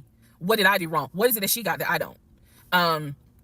Because you all out here willy-nilly, messaging her all hours of the night, because the thread went back quite a few weeks. Notice how, like, even then she's like more upset that he didn't tell her that he had kinks. Like, he's still deep down inside at this point is still thinking like, oh, I could do the fun kinky stuff. It's crazy. It's actually crazy that she was like not considering the worst aspects of this. I saw it in March. There were messages from December, November. So again, I'm just second guessing all kinds of stuff, self-esteem taking a hit. So no, I did not want to be around him. I did not want, I didn't like him. Period. I did not like him. I left and I would just go for a drive because driving clears my mind. I called my aunt, told her what happened. I don't recommend that. I don't recommend calling family to tell them what's going on in your marriage. But I called my aunt, and my aunt lovingly was like, what do you want me to say? You married him. He ain't your boyfriend. Y'all can't just break up. That's the hard part about marriage is like, I mean, yeah, I guess you could. Yes, you could. That's number one. And number two, Auntie gave the worst advice this time around. First time around, she was right. Second time around, I can't believe she's still telling people don't talk to your family about this kind of stuff. You absolutely should tell your family about this kind of stuff before it gets to this point, because it wouldn't have gotten to this point at this point if you talk to your family. Like, leave him, but at the same time, you married him. So, honey, you're going to have to go back home. And y'all are going to have to figure this out. She was like, I can't give you advice. She is the most Japanese Georgian wife I've ever seen in my life, dude. I feel like this is very Japanese. Listen, if you understand what I'm talking about. On what you should do. I'm sorry that this happened, but you married him. So even though it was just one drive, I went back home. And that's when the discussion was, we need to do marriage counseling. Part 23, who the fuck did I marry? So we agreed to do marriage counseling. I had found a pastor and his wife who agreed to do our counseling, basically. Our counseling was going to be on Zoom, and it was going to be every other week, every other Tuesday. BetterHelp.com. Participating in it. His body language seemed to be that he was open and receptive. Wait, did she say pastor? The marriage counseling is being conducted with a fucking pastor and not a licensed therapist?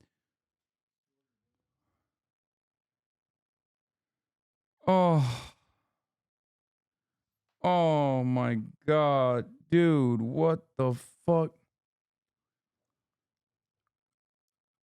Oh my God, what is happening in the South, brother? What the fuck's going on, dude? Oh my God.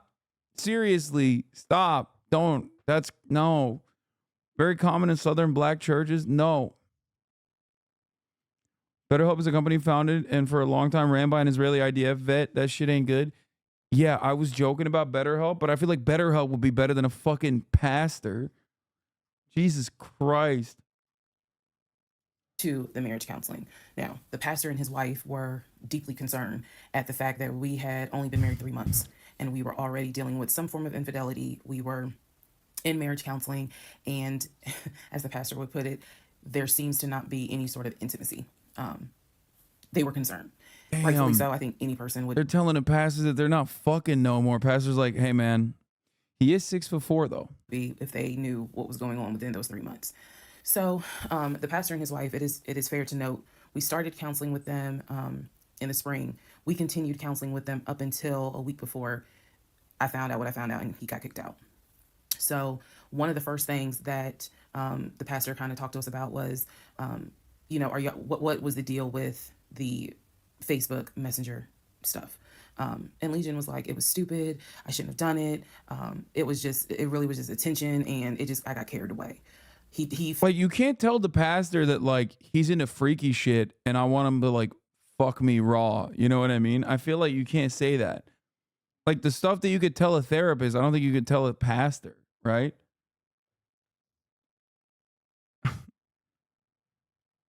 It's just like, I don't understand. Felt like he kept saying, I'm not going to keep apologizing. I'm not going to keep getting persecuted. After I told you, I'm sorry, I told you I wouldn't do it again. And I want us to move forward. You're either going to forgive me or you're not.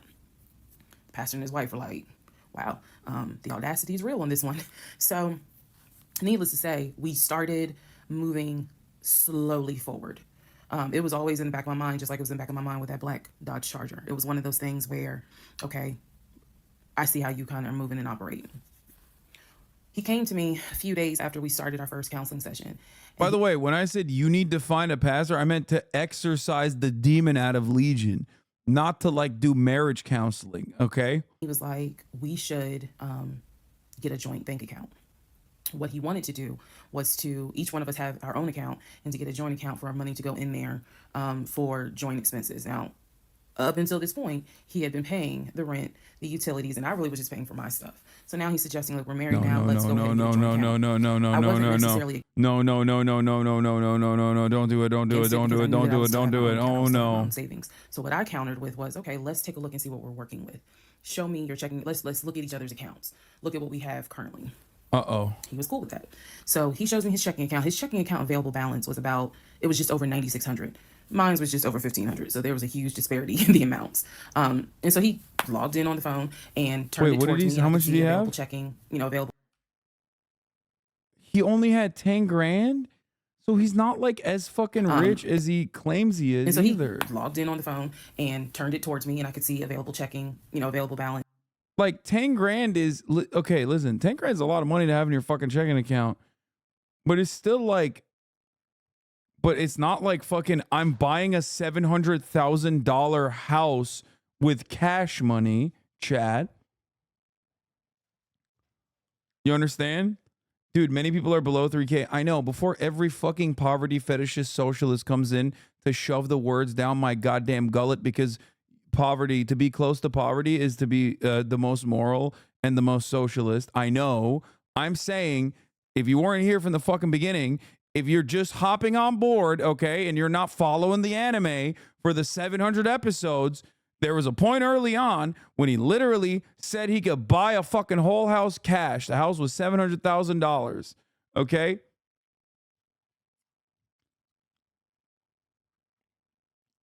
Anyway. And a dude who even claims to have $700,000 that he can drop on a fucking house is going to have a little bit more than 10 grand, I think, in his bank account. Just over $9,600. I logged into my savings. I showed him how much I had in savings. He logged into, picked up his phone, logged into his Chase savings, turned the phone towards me. In the Chase savings, it was roughly about $15,000. But I also knew that he told me he had a U.S. bank savings and he had an offshore savings. So at this point in time, I asked him, show me the U.S. bank savings, show me the other two accounts. He would not do it. This became a huge bone of contention. He would not show me the two accounts that he claims has the most money in there, the accounts that he claims has money for a house in there, because he still was mentioning, hey, we need to get on this house thing if we're going to move when the lease is up. So I'm just adamant on, why don't you want to show me your savings account? You showed me the Chase one, like, what is the big deal? And so he kept saying, he was like, there's a lot of money in there. And he was like, and my uncle always taught me, this is not the uncle that died, another uncle. My uncle always told me, just keep your money tight, because women can be, I said, women? Like, we're married, so go ahead and show it to me. He would not show it to me. So then we went back into marriage counseling, like the next session, and I bring it up. I said, he will not show me these two accounts that he claims has the money in there to buy a house.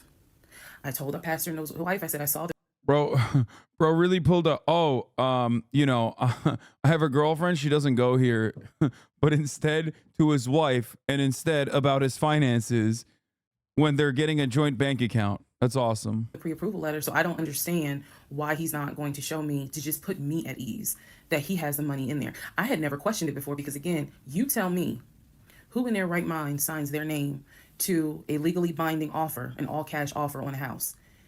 and they just do it willy-nilly. I don't know anyone that does that. So I actually never questioned what was in the savings because I clearly saw him sign his name to a $699,000 all cash offer on a house. If you don't know what I'm talking about, please go back to the parts in this playlist where I talk about what he did when we were looking for a house.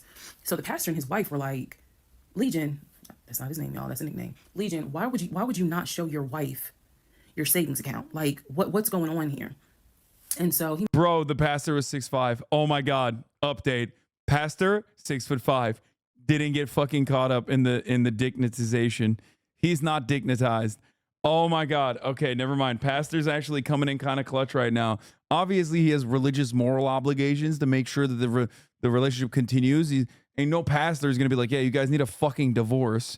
Are you coming over here? Don't fucking come over here after 700 episodes. You can't fucking come over here, walk over here, be like, let me get a closer look at what's going on here. Admit you're captivated. Oh, it's very captivating, isn't it? He just slowly walked over. He's like, I'm locking in. he made up some bullshit. And I remember the pastor's wife was like, something ain't right. And so at this point, Legion kind of shuts down. He's just like, look, y'all are not going to tell me when and where I open up my accounts to show anybody the money I earned. I earned that money. I earned that money by playing football, blood, sweat, and tears. He went to this whole Denzel Washington monologue about how he brought up the arena football to the pastor. Okay, now a third party has officially found out about the arena football situation. Please tell me the pastor was like, let me Google this shit real quick. What the fuck do you mean arena football? No one is going to come in and tell him that he needs to open up the account. So then he starts talking about the ex-wife and how she tried to get money from him in the divorce back when they were in California. So now the pastor and his wife, their red flags are just like, whoa. So much so that the pastor's wife said, and I will never forget this, she said, I don't think you all are going to make it to January. What she was talking about is, I don't think y'all are going to make it either. Oh, the pastor's wife.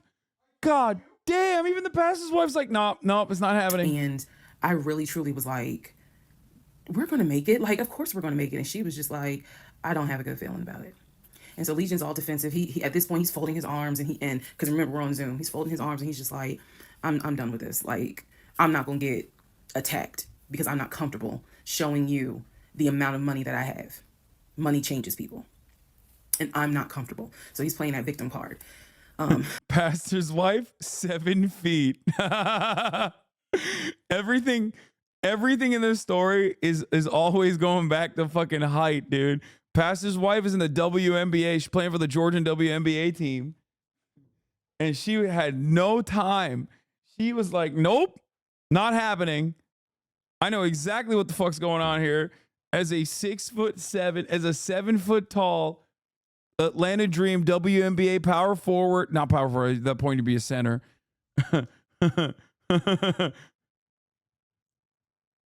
She plays arena basketball. Yeah, she's like, you're in my arena now. And so the pastor and his wife were like, we're still going. Yes, see, this chatter did what I did literally episode 1. Google says arena football players make like under 17 an hour average. How we got $700K cash? That's the point. She could have literally looked it up. They make $17 an hour and they get like 12 grand a year. Okay. We'll help y'all as much as we can. But so he was like, I'm not comfortable. And basically the pastor and his wife were like, look, we'll help y'all as much as we can. But there's some deep issues here. And, this is what they advised us. Had the two of you came to us for premarital counseling, we would have told you, do not get married. Y'all should not even be together. That is what the pastor. Okay, that's like the 8th divine intervention. Lady, you literally had, like, at this point, Jesus Christ himself could come into her dreams and be like, hello, I am Jesus Christ, savior of mankind. I died for your sins. Please, you are out of your fucking mind. Break up with this man. His name is literally Legion. You're calling him Legion. It is a biblical reference to a gaggle of demons. What are you doing? It would be like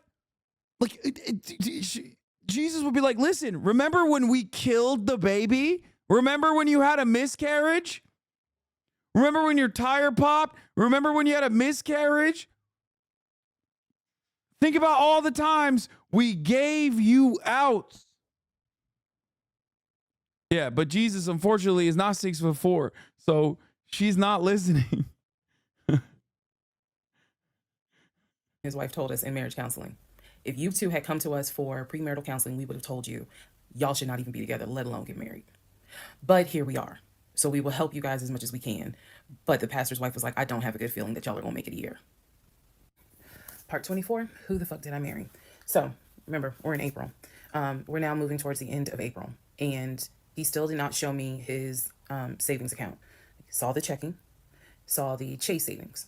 So he decides that we should start looking for a house again, because my lease was up in August, and I made it very clear that when the lease is up, I am moving. I wanted to move to Cobb County. So he was like, you know, we need to get the ball rolling. I didn't want any parts of it. Didn't want any parts of it. He found a realtor. This time it was a woman. It was a woman.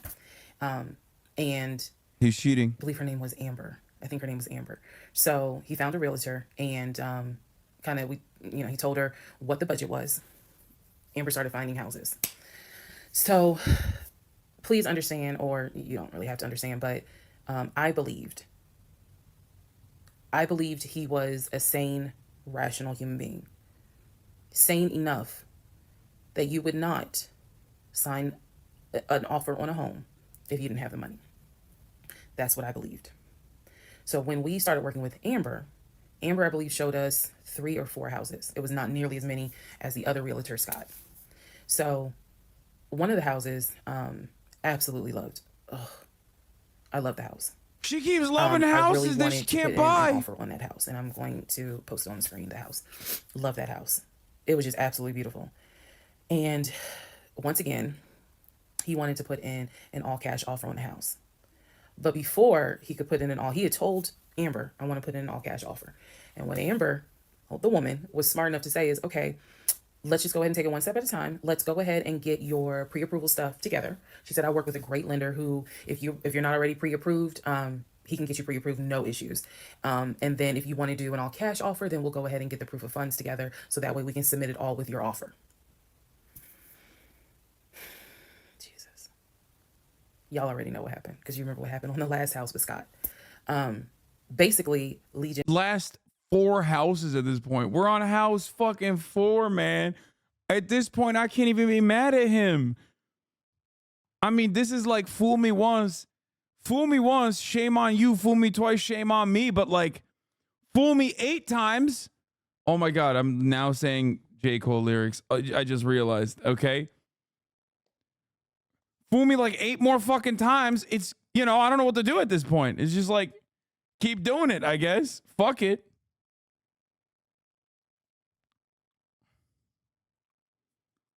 Jen was like, well, I can get you whatever you need. That's fine.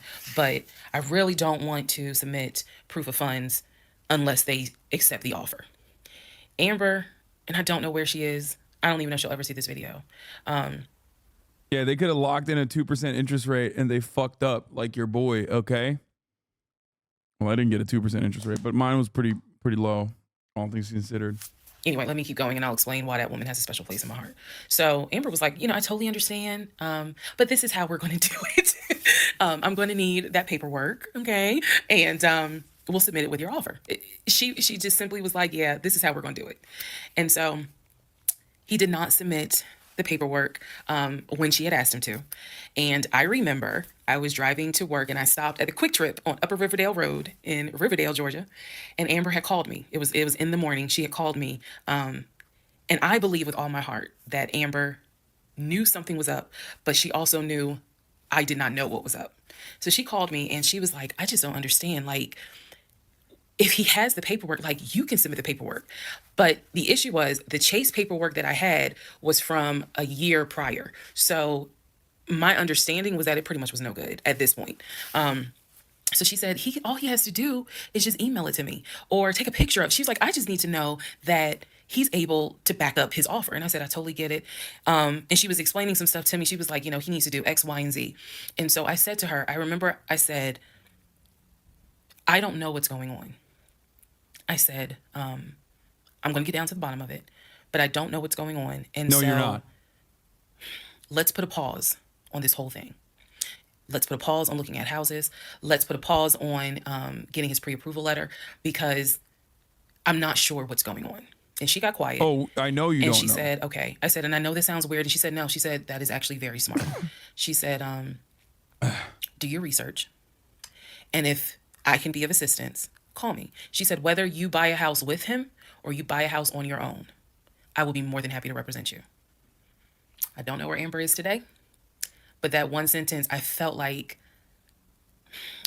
just woman to woman, she was basically telling me, something ain't right. Baby, something ain't right. And I mean, before Amber, the pastor's wife said it too, woman to woman. Now you need open. It seems like anyone that comes in contact of Legion, if he's sitting down and they don't know he's 6'4", they immediately are like, "Oh, this guy is a fucking broke boy. He's a bum. He's a bum ass. Get the fuck out of here." Like, no, he's a scammer.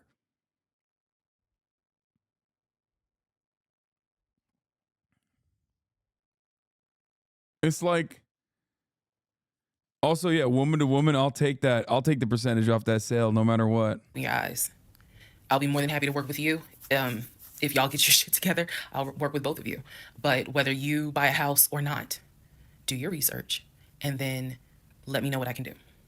That was our conversation at the Quick Trip on Upper Riverdale Road. So I got off the phone. That was the last time that we worked with any sort of realtor. That was the last time that we looked at any sort of house.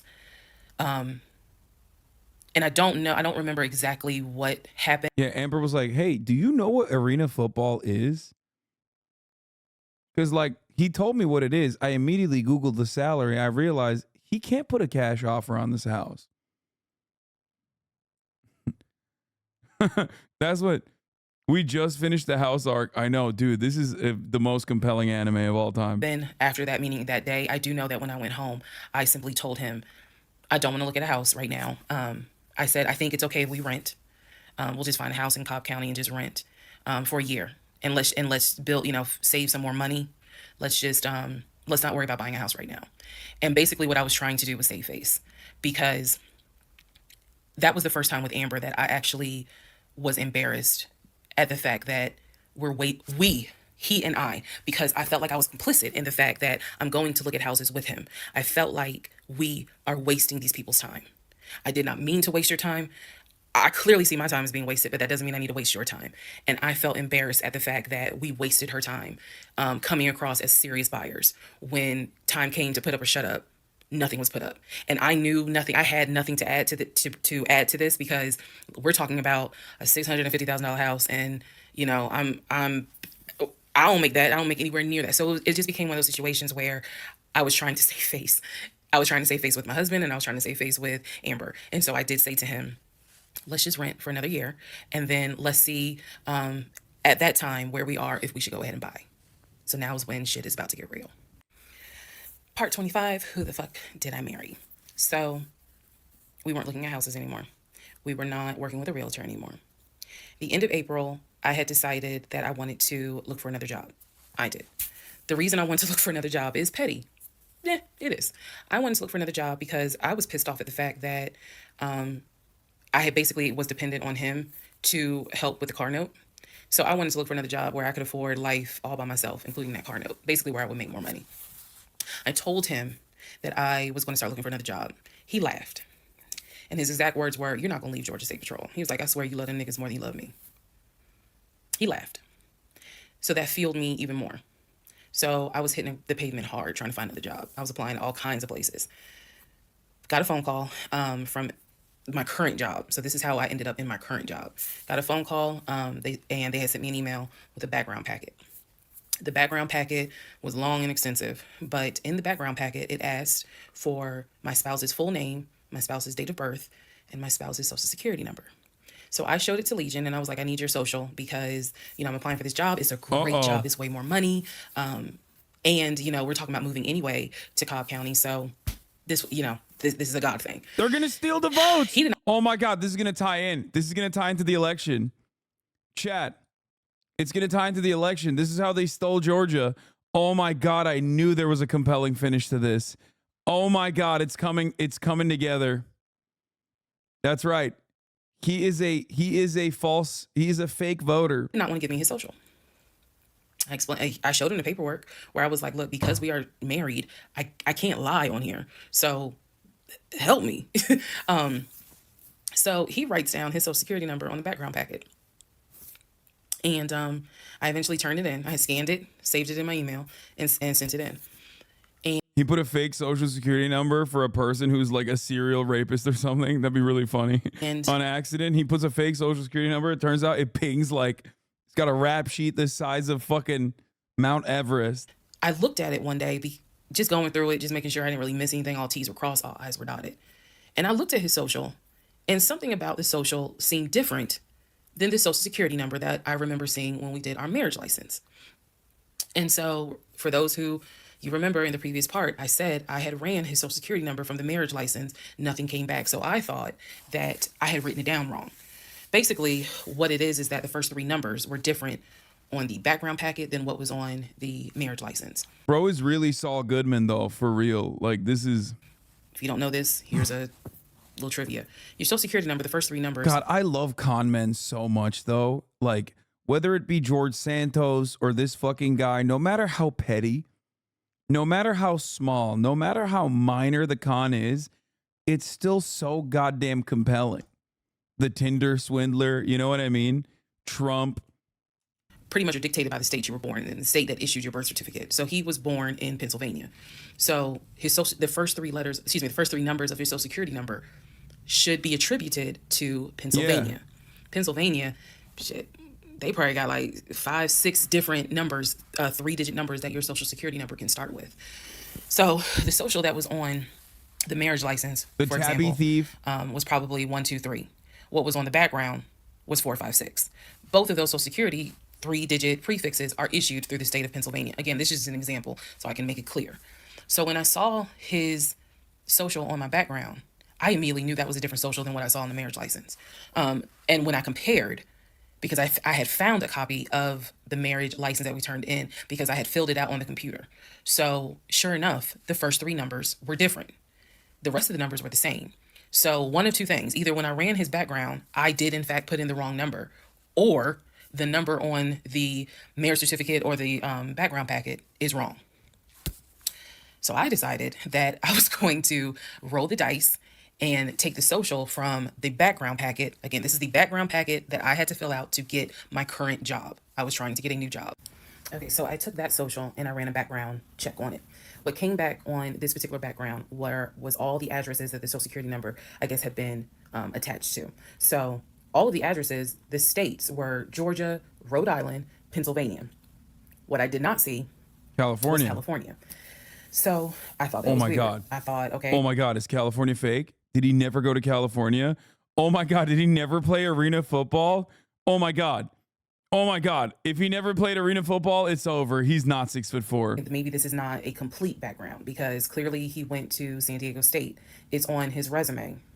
It's on quite a few things. Social media. He didn't have a LinkedIn, but it was on his social media. So clearly he had been to California. So maybe I just need to do a different background check. Did you also see a to photo? know during this time, I think I told you guys he had hit his leg at work. So I'm not gonna lie, I would not believe this man if I saw Instagram photos of him inside of San Diego State University wearing San Diego State colors. I would still be like, nah. I don't think I could ever believe a thing that comes out of his mouth. There's just nothing he can do to prove his innocence at any circumstance.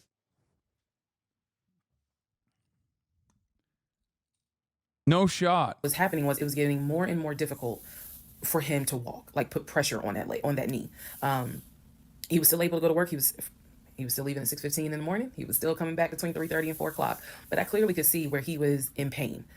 He would elevate the knee, ice the knee. It was getting worse. And I was constantly like, go to the doctor. Let me take you to urgent care so that they can look at this knee because you shouldn't still be limping and having a hard time putting weight on that knee. And every single time he was like, I oh, don't believe that either. it's fine. I have a doctor's appointment on Wednesday. The It's doctor just fake. told me to Don't ice it believe and to that. elevate it. This is an old football injury. It happens all the time. It used to happen a lot when I was out in California. So I'm mentioning this knee issue for a reason. That's definitely fake because California notoriously has dry weather and therefore your old injuries won't act up. So that part is definitely fake. When I go to a more humid area, I have more issues like nagging pain and shit. Nope. He's lying. He's fucking lying. But back to the background. So once again, when I ran the background the second time with the second social, it showed me states of Georgia, Pennsylvania, and Rhode Island. And that's all that I saw in terms of addresses. I didn't see anything for California. So by this point, we're moving into May of 2021. Things are starting to reopen. One of the things that reopened was San Diego State. So I called San Diego State. I called the registrar's office. Oh, hell no. Someone did answer. And there was instructions on how to request a transcript. I was able to try to request it online. You needed the student's name, and I believe you also need their social. And when I typed it in, it said no results found. I believe that I sent an email asking, this person is saying that they were a student there. Can you verify it? The response I got was there were no records found with that social security number. So I'm like, okay. I asked him about it. And in part 26, I'll tell you exactly what his response was. Oh, no. Part 26, who the fuck did I marry? At least she's starting to confront him. What's the deal about San Diego State? He was like, what are you talking about? And I said, why is there no records of you there? Just came right out and said it. Without missing a beat, this man said, well, I was a private citizen. What the Oh my God, he's a sovereign. He's a libertarian. He's a libertarian, folks. Oh, hell no. fuck does that mean? And what he said is that when he started at San Diego State, his father paid money so that, okay, it's important not to say this with a straight face. His father paid money so that his name and social would not be publicized and he would be considered a private citizen. He said that he had a card where all he had to do was show the card. He does not have to give his name. He does not have to give any information because he had that card. He said so San Diego State would not have any record of him, but he was in fact a student there. I said, and you claim that you played football. He was like, I did play football. I said, so you're saying that the school did not publish your name anywhere and they were in violation of NCAA rules? And he was like, why are you asking all these questions? And I said, I'm just curious. I'm just curious. You're saying that you were a private citizen, but yet how were you in compliance with NCAA if you were a private citizen and they did not publish your name on any roster? So that was his excuse. He was like, all I can tell you is that I was a private citizen. My dad paid for it. Okay. So now I know that San Diego State has no record of him. Now I know that his social security number, at least the one that's on my background packet, only shows that he lived in Georgia, Rhode Island, and Pennsylvania. Okay. So at this point, the pain in his knee is getting worse. It's getting to the point where when he would come home from work, he would take a shower and immediately get in bed, elevate his knee. He was not even eating the way that he used to eat. It was getting to the point where at times, if you remember when I told you all about the miscarriage, they gave me pain meds because I had taken that pill. But the pain meds I was allergic to, so I couldn't take them. But I still had them. So the pain in his knee was getting to the point where he would take one of those pain meds just to get through the night. He was constantly in agony, constantly kind of tossing and turning, so much so that in May... Why would he lie about playing at SDSU? They aren't even good at football. To be fair, that's like the perfect place to lie about then. I mean, I don't know enough about SDSU football or college football in general, but yeah, it'd be better to lie about a fucking shitty team than like a really good one. You know what I mean? He moved into the guest bedroom because I couldn't deal with the tossing and turning thing. And he just said he was more comfortable there. So what at first was I hit my knee at work, turned into, no, it was an old football injury. This has happened before. Turned into, it's painful for me to walk on it. Turned into, it's actually hard for me to work on it. But he was still going to work at 6:15 every morning and coming home between 3:30 and 4. So it is, again, I'm just giving you guys the chronological order of how all this happened. So at this point, we're not looking for a house. I still have not seen the 2 savings account. I'm pretty sure there's no money in those savings accounts. But again, he was going to put in an all-cash offer with Amber, the realtor. So I really didn't know what to believe, but I believed what I saw, which is I saw that background is not showing where he went to California. So at one point in May, it was close to mid-May, he calls me from work. He calls me from work, calls me while I'm at work, and tells me that he got a phone call from his stepson. The phone call from his stepson, the stepson was crying and was just absolutely distraught. And I'm at work in my office like, what's going on? And he says to me that the stepson informed him that his stepdaughter passed away. What? That she died from COVID. The stepson, this is the story. The stepson found her in her apartment because they had not heard from her for a couple of days. And she was unresponsive. He called the ambulance. Bro, this dude's whole family is dying of COVID. Like, the entire family's gone. Every single person. He was like, when COVID first happened, he was like, oh my God, this is such a good opportunity for me to milk it. I can just keep making up family members that are dying to COVID. They pronounced her dead when she got to the hospital. So he was calling to tell me that she had died. And he was also calling to ask me if I would object to him giving his ex-wife $2,000 towards the funeral. As I've stated before, and I still am this way to this day. I don't play about death. So when he told me that she died, I immediately went into the, all right, I'm sorry to hear that. Whatever we can do to help, let's help. Because surely no. The craziest part about this con is that he's not really like getting anything from her. It's not like he's like milking her for money. Because like usually when you have an elaborate scheme like this, it's not just purely to satisfy your pathological narcissistic desires. Like he's literally paying the rent. He's paying the rent. He's like, in a way, he's pure evil. He's lying for sport. And he's even paying a price for it too. Which is crazy. He's not even having sex with her no more. He just got married to her and he's just still like, man, I'm having so much fun.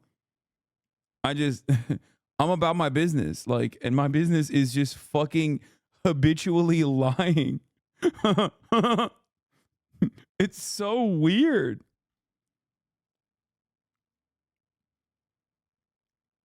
It actually does not, it's not about the money, it's about sending a message. No, seriously.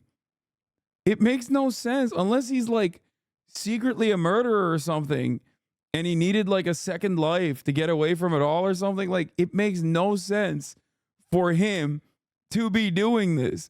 He's just like such a demon. It's content for him. Body would make that up. So he was like, are you okay with that? He was like, we're married, and the agreement was that anything over $500 would be a discussion. So $2,000 definitely. And I said, yeah. I said, that's totally fine. I'm fine with that. He was upset because again, he was close with the kids, and my heart went out to his ex-wife. It did, because I can't even imagine. I cannot even imagine. So part 27, who the fuck did I marry?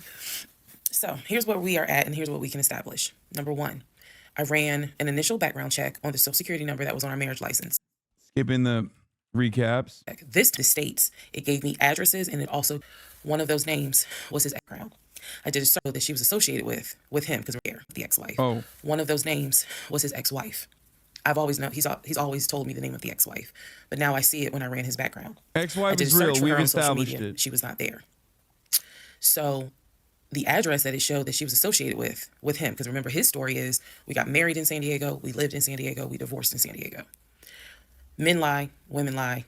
The U.S. federal government, which your social security number does not. So he said, that's what you think. They're coming after him because he's a sovereign citizen and a unique talent at SDSU, lady. He was always in California. His social security number never showed that he was in California, according to the background check. It did show that he had lived in Georgia at an address associated with the ex-wife. So tried to find the ex-wife, could not find her on social media. So I looked in the metro counties to protect her identity. This, I am going to not divulge a lot on this part.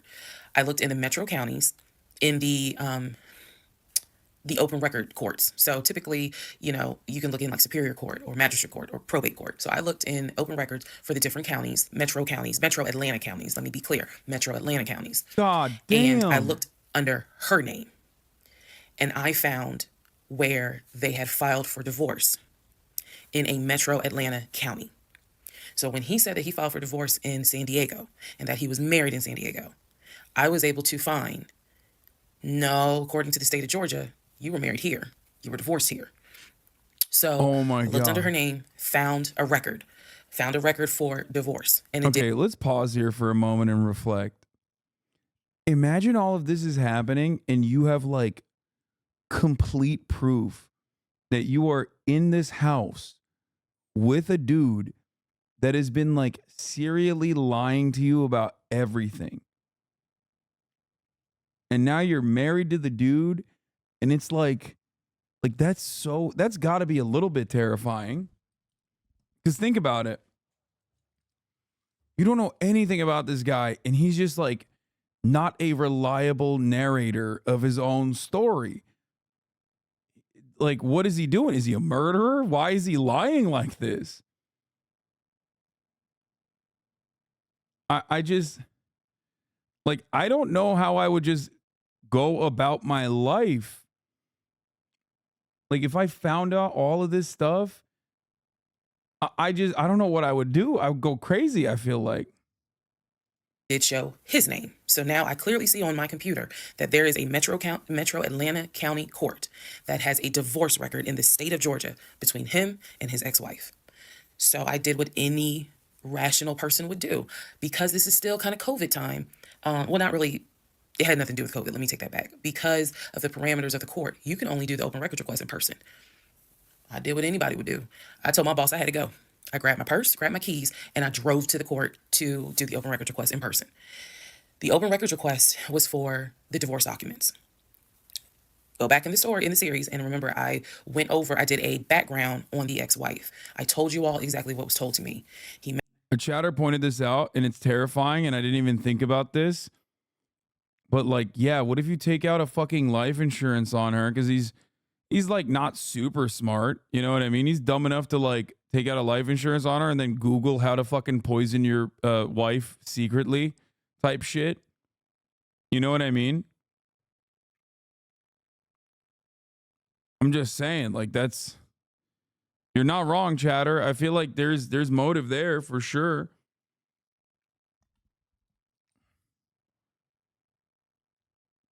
He's dumb as fucking shit. It's actually insane he got this far. Makes me question everything. I mean, I don't know how he got this far. I mean, we do know how he got this far. She was really motivated. Met her in California. He married her in California. He divorced her in California because she cheated on him. He filed for divorce. She tried to get spousal support. It was going to be a little ugly. He was helping her with the kids. That was the story that was told to me. So, went to the court, filled out the paperwork, got the open records request for the divorce decree, for the divorce records. First thing I see, he didn't file, she did. Second thing I see, they didn't make it more than 6 months. I see the date of marriage. I see the date of dissolution, 6 months. Third thing I see, he was served in Metro Atlanta, which means that at the time of the divorce, he was living in Metro Atlanta. California was never mentioned. Fourth thing I see, he filed what is called a pauper affidavit. If you don't know what that is, I'm going to do my best to explain it real quick. Basically, he filed an affidavit with the court saying that he is so poor, he could not afford the fees to pay for a divorce. He couldn't afford a filing fee. He couldn't afford a service fee. That is what a pauper affidavit is for. All of this is in the divorce documents. She had filed. I love terms like that. Like, that's so old school, dude. The pauper affidavit. Pauper means like it's an old school term for being like really, really poor. That's such a funny, I don't know. I find it really funny that like, yeah, here.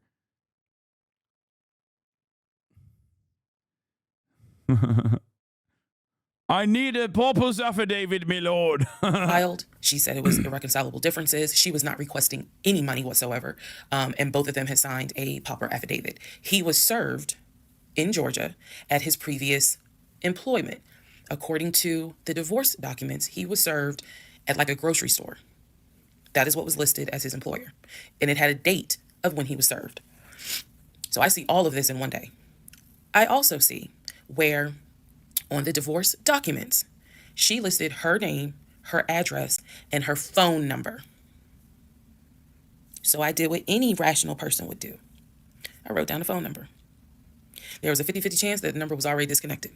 She could be like me. I'm one of those people, honey, you can sneeze at a 27-degree angle. I will change my number so quick, you ain't even know what hit you. You can talk to me at 5 o'clock, and at 5:05, my number has been changed. So she could have been like me, and the number is not even active. Or she could be like some people I know who have kept their number since kindergarten. Either way, I wrote the number down. I left the court, and I immediately went back to work. And the same friend who helped me when I had my miscarriage, I told her, I was like, I got this phone number. This is the ex-wife. She was like, girl, you better call. You better call and find. I do love that, like, she went from being almost oblivious to the point of delusion to like a flip switched at this point. And now she's like, nope, now I'm Sherlock fucking Holmes, okay? I'm going into like magistrate court, finding fucking information, doing deep dives and shit. I do feel like she is now like kind of almost at this point invested in the drama of it all. Like, it's not even self-preservation. It almost feels like she's like locked in. Like, she likes the mystery. And out from her, because I think she said to me, can't nobody tell you what is going on quite like the ex-wife. So, part 28 is the phone call that I had with the ex-wife. Part 28 of Who the Fuck Did I Marry? So, I got the phone number, went back to work. My really good friend was like, you better call her. You can use my phone. You know what I've learned from this? If you're 6'4", 1, you can get away with an insane amount of shit. And 2, you have to keep slinging the dick. Okay? You have to. Like, if he kept slinging that dick, that good dick, he probably would have gotten away with this crime. Because, like, what genuinely started the shift was when he just stopped fucking her. When she was like, things went south real quick. But call her. So I called her. She answered. Let me use aliases. And the conversation went like this. May I please speak with Barbara? This is Barbara. Barbara, this is Shirley. Shirley who? This is Shirley Jones. I am the wife of Legion. Silence. Then she starts laughing. And she said to me, and I quote, if you were calling me, then I know it's bad. I chuckle. And I said to her, I'm not trying to bother you. I'm not trying to disrupt your life. I said, I am literally coming to you on some woman-to-woman shit. I said, because you are probably the only person who can help. She listened. She was gracious. And she said, what is it that you need to know? Or what is it that you want to know? And I said, I understand that you and my husband talk and communicate. And she immediately said, what? No, we don't. And I said, he's cheating. Okay. I told you. She said, one thing you need to know about Legion. She said, whatever he tells you, it is a lie. And she said, again, let's go back to part 1. I told you guys that when he introduced himself or when we met, we actually had matched on 2 different sites. And he was under 2 different names. One was like the actual birth name. The other one was a nickname variation of that name. That's the name I know him by. So for example, if his name was Matthew, he had a profile under Matthew, and then he had a profile under Matt. I would have known him as Matt. So she said to me, she was like, I don't even know who Matt is. She was like, that's not even his name. And so I knew what his actual government name, and she was like, no one calls him Matt. She was like, that must be his new personality. Bro, I do love the consistency of still calling yourself Legion through it all, though. Because, like, he did. His name is actually, like, people know him by Legion, including his ex-wife. Like, he literally was like, my name is a villain name. I have adopted the villain name. This is me. Everybody fucking knows him as Legion, which is crazy. Like, he changes personalities and whatnot, but he still calls himself Legion, which is crazy. God damn. He's a straight villain. Or she was cracking a joke, but she was like, anything he tells you, you need to know is a lie. So I just asked her, I said, what was your experience? I said, because I can tell you the story he told me. And she stopped me right there. She said, whatever he told you. No, she doesn't call. No, it's not just that she calls him Legion. People know him. She said, guys, I've been so fucking locked in. You have no idea. I've literally paid attention to every minutia for the past fucking 4 hours. Okay. She said, everybody that knows him in the real world knows him by Legion. She did not say, like, she said, regardless of what his like name is, and this is not his name, everyone knows him as Legion. As in, like, and it seems like even her ex-wife knew immediately who the fuck it was when she said her name was Legion. I'm Legion's wife. Which means that's not what she said. She said her friend, no, she calls him that. No, she said her friend's, you're wrong. That's the name she used to tell the story. When he switched from calling him to her ex to Legion, that's what she said. No, I thought she, no, I don't think it's a placeholder. Am I wrong? Did I misunderstand that? No, it does matter. No, I think that's his like nickname.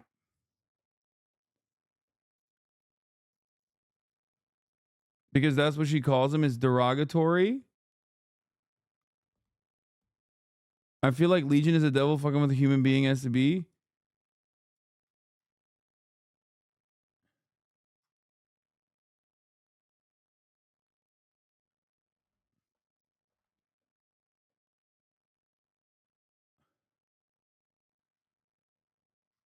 No, I'm pretty sure she said that's her nickname too. It's not a placeholder. It's a lie. She said, let me guess. He told you I cheated on him. Let me guess. He told you that I wanted money from him. And I said, yeah. And she said, yeah, that's a complete lie. So we had a conversation where she told me how they met. They didn't meet online or anything. I said, well, were you guys ever in California? She said, no. She was like, that man ain't never been past the East Coast. So I said, okay. So you guys are we getting raided? What's happening? Johnny raid? Yo. What's good, everybody? I hope you had a good stream. My fucking, oh no. Hold on. Let me filter the followers because it's going crazy. I thought we got like botted or something for a second.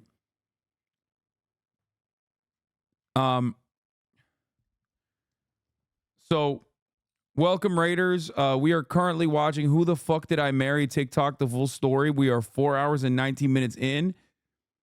And we're learning a lot about the story of this woman who married a pathological liar. Okay. The story of a woman who married a pathological liar and was invested. It's apparently an incredibly fucking popular story on TikTok. People have like watched through all of these like one by one part, like 80-part story. From a Rolling Stone article, there's a fucking literal Forbes article written on it. There's a Rolling Stone article written on it. Tomorrow, I will be collaborating with Johnny and Jake, where they are going to emo-fy me.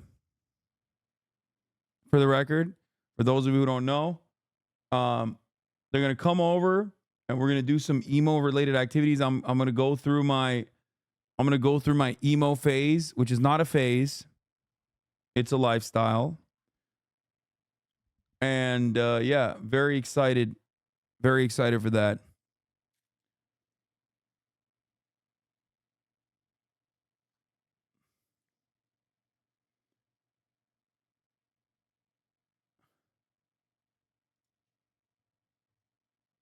Hell yeah.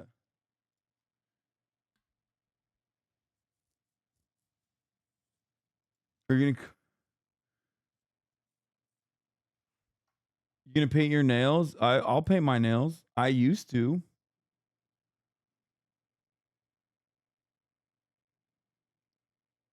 But yeah, we are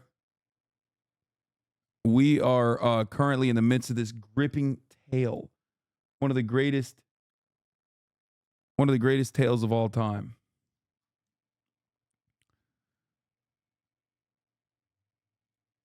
An incredibly compelling story. All right, let's get back into it. I've always been in Georgia. And she said, yeah. She's like, we got married in Georgia and we got divorced in Georgia. And that's when she asked me, how did you even get my number? She said, because I want nothing to do with him. I don't know if so I'll how shave. did you get my number? I said, I'm gonna tell you the truth. It ain't gonna make me. I'll be the only emo boy with facial hair. I've done it already. I've shaved one time for a cosplay, and it was devastating. Look good. I told her. I said, I'll think about it. This is what happened, and this is what led to me doing research, and this is how I got your number. And she laughed. She was like, wow. She was like, normally I would be freaked out. She said, but under the circumstances, she was like, wow, okay. She said, yeah, if you're calling me, then it must have gotten pretty bad. She said, so what did he promise you? And we talked for about 35 minutes. She asked me in that phone call, she said, look, I want nothing to do with him. I have not spoken to him since our divorce was finalized. She said, so I would just appreciate if you keep me out of whatever's going on with y'all. And I told her, I said, I give you my word. I will never tell him I spoke to you. I said, I give you my word. I said, this conversation is for me. It is not for me to use in any sort of legal litigation, nothing. This is for me. And I said, I don't plan to call you again. I don't plan to be a disruption in your life. I just needed to know, how bad is it? And she paused and she said, it's bad. She said, I don't know what all y'all got going on. She said, but if it's anything like what it was for me, it's bad. So we talked a little bit more. She was very encouraging. She was like, girl, do not blame yourself. She said, I went through that and I had blamed myself. She was like, this is not on us. This is on him.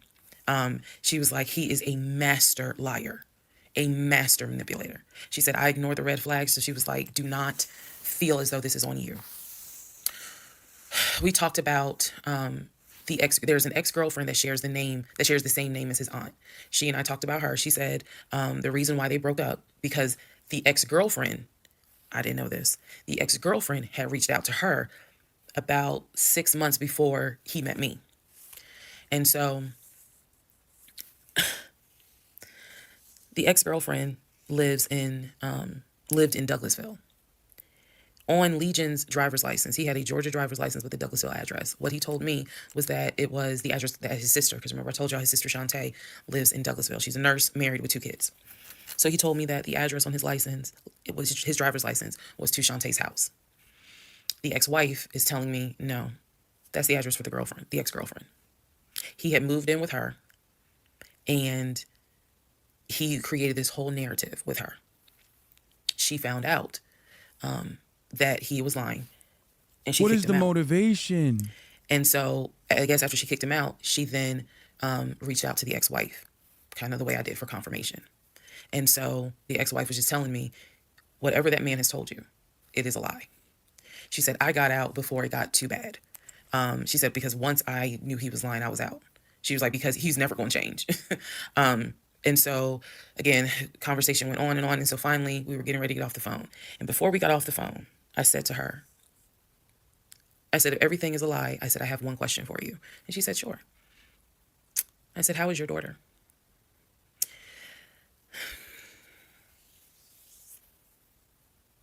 I said, how is your daughter? Why would you believe that they even had a daughter at this point? Come on now. Part 29, who the fuck did I marry? So I asked her, how is your daughter? She said, my daughter's fine. And I said, okay. She said, what did he say about my daughter? And I will be honest with y'all, I didn't have the heart to tell her. So what I said instead was, oh, no, it was, with everything with COVID, I think he mentioned that she might have had COVID or was exposed to it. I downplayed it bad. I wasn't going to tell that woman that he said her daughter passed away. So I said, you know, obviously I'm glad to hear that kids are fine. She said, look, whether you stay with him or not, it's your choice. She said, he ain't gonna change. He ain't gonna change at all. She said, this is what he does. She said, you're not the first. You're not gonna be the last. She said, he did it to me. She was very, very encouraging because she was just like, you do not blame yourself. She said, you know, we both ignored red flags, but it is not your fault. She said, this is on him. And so we, you know, once again, I thanked her for her time, got off the phone. I took the long way home that night. I could not be around him. I could not be around him. I had to figure something out. I had to figure some things out. So I took a long way home. What does that mean? It means that I purposely... blame yourself a little. That's funny. I mean, it is kind of wild. Legendary lick, but there's no... Oh, legendary dick. I was going to say there's no legendary lick there because there's no lick. The only lick is just like, he's doing the reverse, like, there's always these like stories of like dudes who, I don't know, like steal money from women and shit. You know what I mean? Like they'll go around girlfriend to girlfriend, that kind of thing. But basically, like, he's living in her place, but he's paying the rent. He's paying the rent and he's paying for the groceries. He's paying for everything. So, like, it doesn't make any sense. Like, he's manipulating her and he's fucking around with her, but he's also kind of, I mean, he's like paying for everything. It doesn't, like, what is his motivation? What is he getting out of this situation? Do you understand? Like, there's not, I feel like at that level of expertise, con man behavior, you should be, like, there should be a secondary reason, or rather a better primary reason, other than avoiding the top of the hour ad break, which comes to the top of every hour. You know what I mean? Like, because he's probably using her Twitch account and she's subscribed. And you can also obviously no longer see those ads if you subscribe as well. For $5 or for free.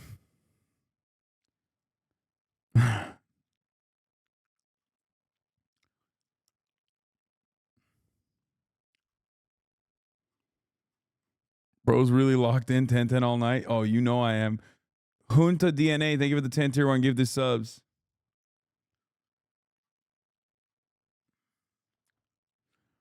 Allowing 10 people to no longer see the ads at the top of the hour. My mom was listening with me and you got her with the ad break and she got mad and left. No. I probably could have taken 75 to 285, but I probably took 20 to 75 to 285 to 675 kind of like I just took the long way home. She loves driving. A couple of days later, because we know that already though. Spinning. A couple of days later, at this point, I'm turning into the FBI, CIA, and Homeland Security all in one. Literally. I'm trying to find everything. And he's carrying on his business as usual. Nothing changed with him. He had no idea that I had spoken to the ex-wife. He had no idea I had gone to the court and saw his divorce documents. He had no idea. So a couple of days later, I decided to look up his mother's obituary. Look up the mother's obituary. And down at the bottom where it talks about, she's preceded in death by, and it lists all the people, the family members that died before. And then it says, leaving behind to cherish her memory. It lists the husband, his dad, her husband, excuse me. Let me start over. It lists her husband, which is Legion's dad. It lists Legion's brother that lives in Philly and his wife, because again, this is she passed away in 2015. So it lists Legion, the brother in Philly, and his wife and daughter, her granddaughter. It lists Legion. No, bro. And his wife, I think it was like Latoya or something. It did not list the ex-wife I just spoke to. And it clearly said Legion, his wife, Latoya. Then it listed the brother in Nashville, his wife, Jane or whatever. So I'm thinking to myself, there's two things I was thinking immediately. It's Number one, short a sister and another brother. Yo, he made up a brother and a sister. And we found out another wife. This man is the expert. He is the wife haver. Bro, Who is Latoya? Never heard that name before. Never heard that name before. So I was thinking, who is Latoya? And then number two, where are the two sisters?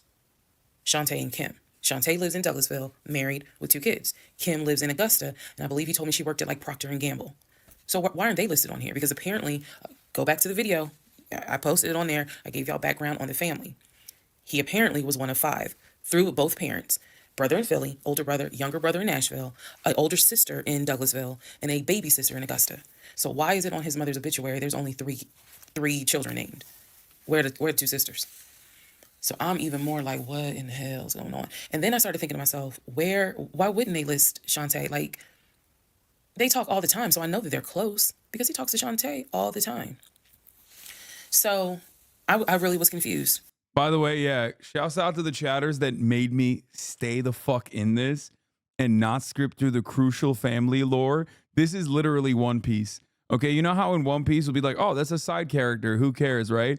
And then like 11 episodes, not even 11, 111 episodes later, you're like, oh my God, I remember that side character. Now he's like playing a major role. It's literally some Oda shit, dude. Straight up. You can't miss a fucking moment because even on the recap, she's like leaking shit that pays off 30 episodes down the line. That shit's crazy, dude. I totally understand why this was so goddamn compelling on TikTok and got like, each one of these got like 6 million fucking views, by the way. Each one of these videos that she dropped got like 6 million views on TikTok. It makes so much sense. Is that a lot on TikTok? That's a lot everywhere. 6 million is a lot, okay? What do you mean? Is that a lot on TikTok? Again, keep in mind, I'm trying to give y'all insight into how I was thinking May of 2021, because I still didn't find out a lot of stuff at that time. I found out enough to figure out, okay, it's not a question of if he's lying. That was over. It's not a question of if he's lying. The question now is becoming, what else is he lying about? So we had the phone call with the ex-wife. Now I see an obituary that apparently there's another wife. I know on our marriage certificate, it only states he had one previous marriage. I had 0, he had 1. So this is how I'm thinking in my head, which is, okay, what am I missing here? I know we've established that he's lying, but who the fuck is Latoya? Like, I'm really trying to understand who is Latoya. And again, he's hobbling around the house, limping, and I'm in our bed, in the bed. By the way, her memory is not insane. It's because she literally audio journaled throughout this entire process, and she's going back to her audio journals. She literally was audio journaling and like suspecting that there was something that was off for obvious reasons. So for that reason, she was able to like have phenomenally accurate retelling of events, even through all the traumatic stuff. Bedroom, I could not get on Google fast enough to try to figure some stuff out. So, see the mom's obituary, study it. And at this point, I'm now trying to figure out, okay, what's the game plan? What is the game plan? And that's where we are about to get into the next part. Okay, part 30 of Who the Fuck Did I Marry? So I'm going to use this as a clarification video. So we're going to use part 30 as a stop. Let's clarify some things. I've done that before on a previous set of videos, so I think it's just important to do that so that way I can try to address some of the things that I have seen in the comments, both supportive and just downright mean. But let me clarify some stuff.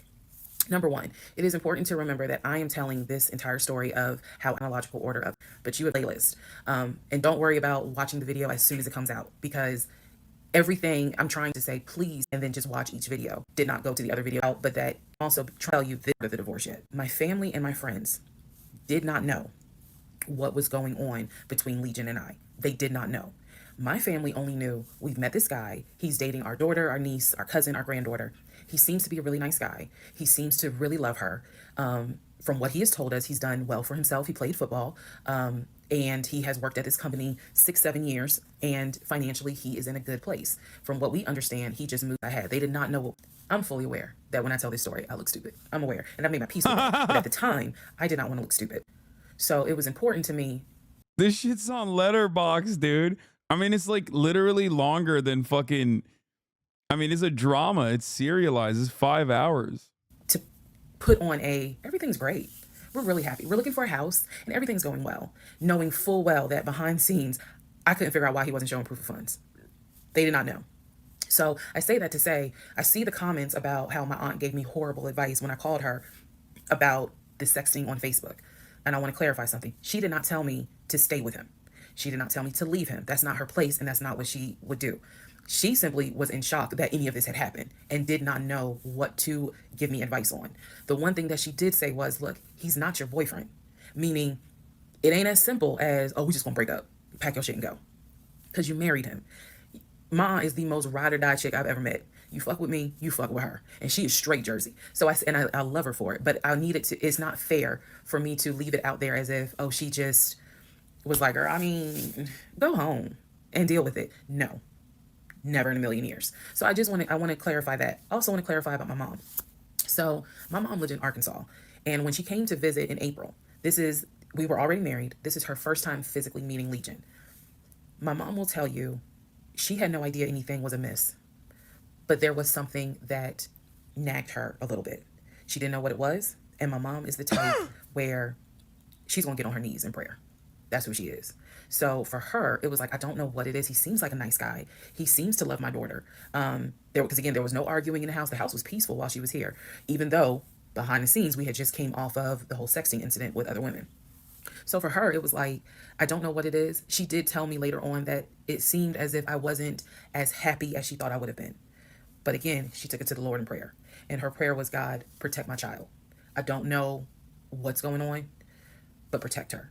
That was my mom's response. So she did not know. She did not pick up or over. They did, though. The Lord did. He tried. The Lord tried many times. The good Lord, the holy Lord tried so many goddamn times. But after a certain point, it's like, if you're not going to listen to God, even God's going to take a back seat. To hear something that was going on while she was here. She had a candid conversation with Legion, and Legion kind of came across as, I miss my mom. He missed his own mother. And so he called my mom, and doted on her, again, putting on a charade. And so for her, it was like, bless his heart. That's the Lord literally sent a man of God down from the heavens to directly tell you by way of the man of God's wife that this man was a bum. Okay? Like, he was breaking like religious rules and shit. I'm willing to bet a pastor in all of his history of marriage counseling has never fucking straight up been like, yeah, divorce is probably a better option here. The entire goal of like getting marriage counseling from a pastor instead of a therapist is because they won't tell you that. You know what I mean? And even then, she's like, nah, it's fine. The Lord on the seventh day sent down a unique deity, one that you do not expect, a fucking realtor. And you still said no. The Lord sent you a motherfucking realtor to be like, listen, sister, woman to woman, this shit's not working out for you. And you still said no.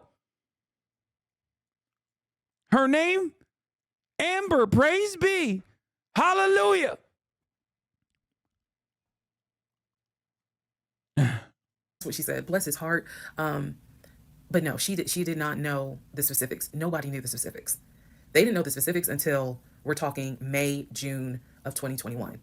They knew that we were looking for a house. They knew that the house fell through. They did not know about the proof of funds. They did not know that he wouldn't show me the savings account, the offshore account. So I just want to say that because to me, it would be irresponsible to not clarify what family and friends knew, because these people have always been supportive of me, always had my back.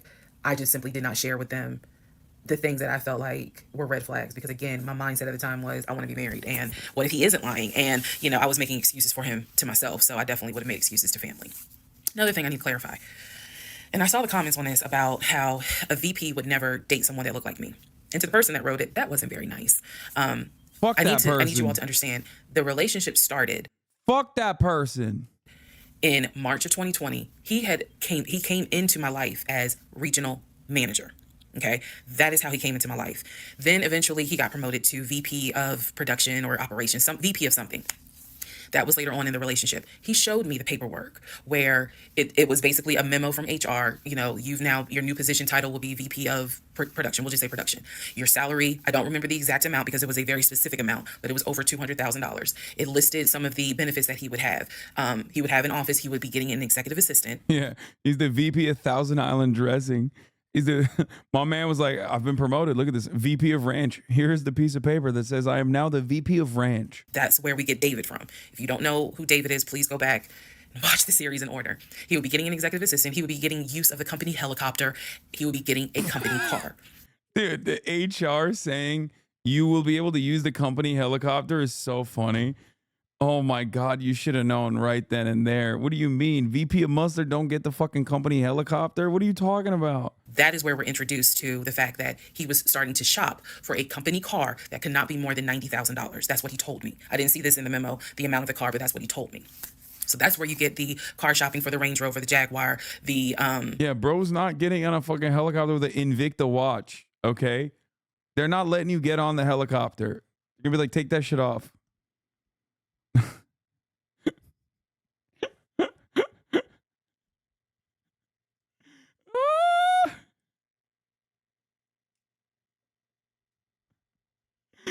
Oh my God, dude. Yeah, he went and got the explosion sale Invicta watch.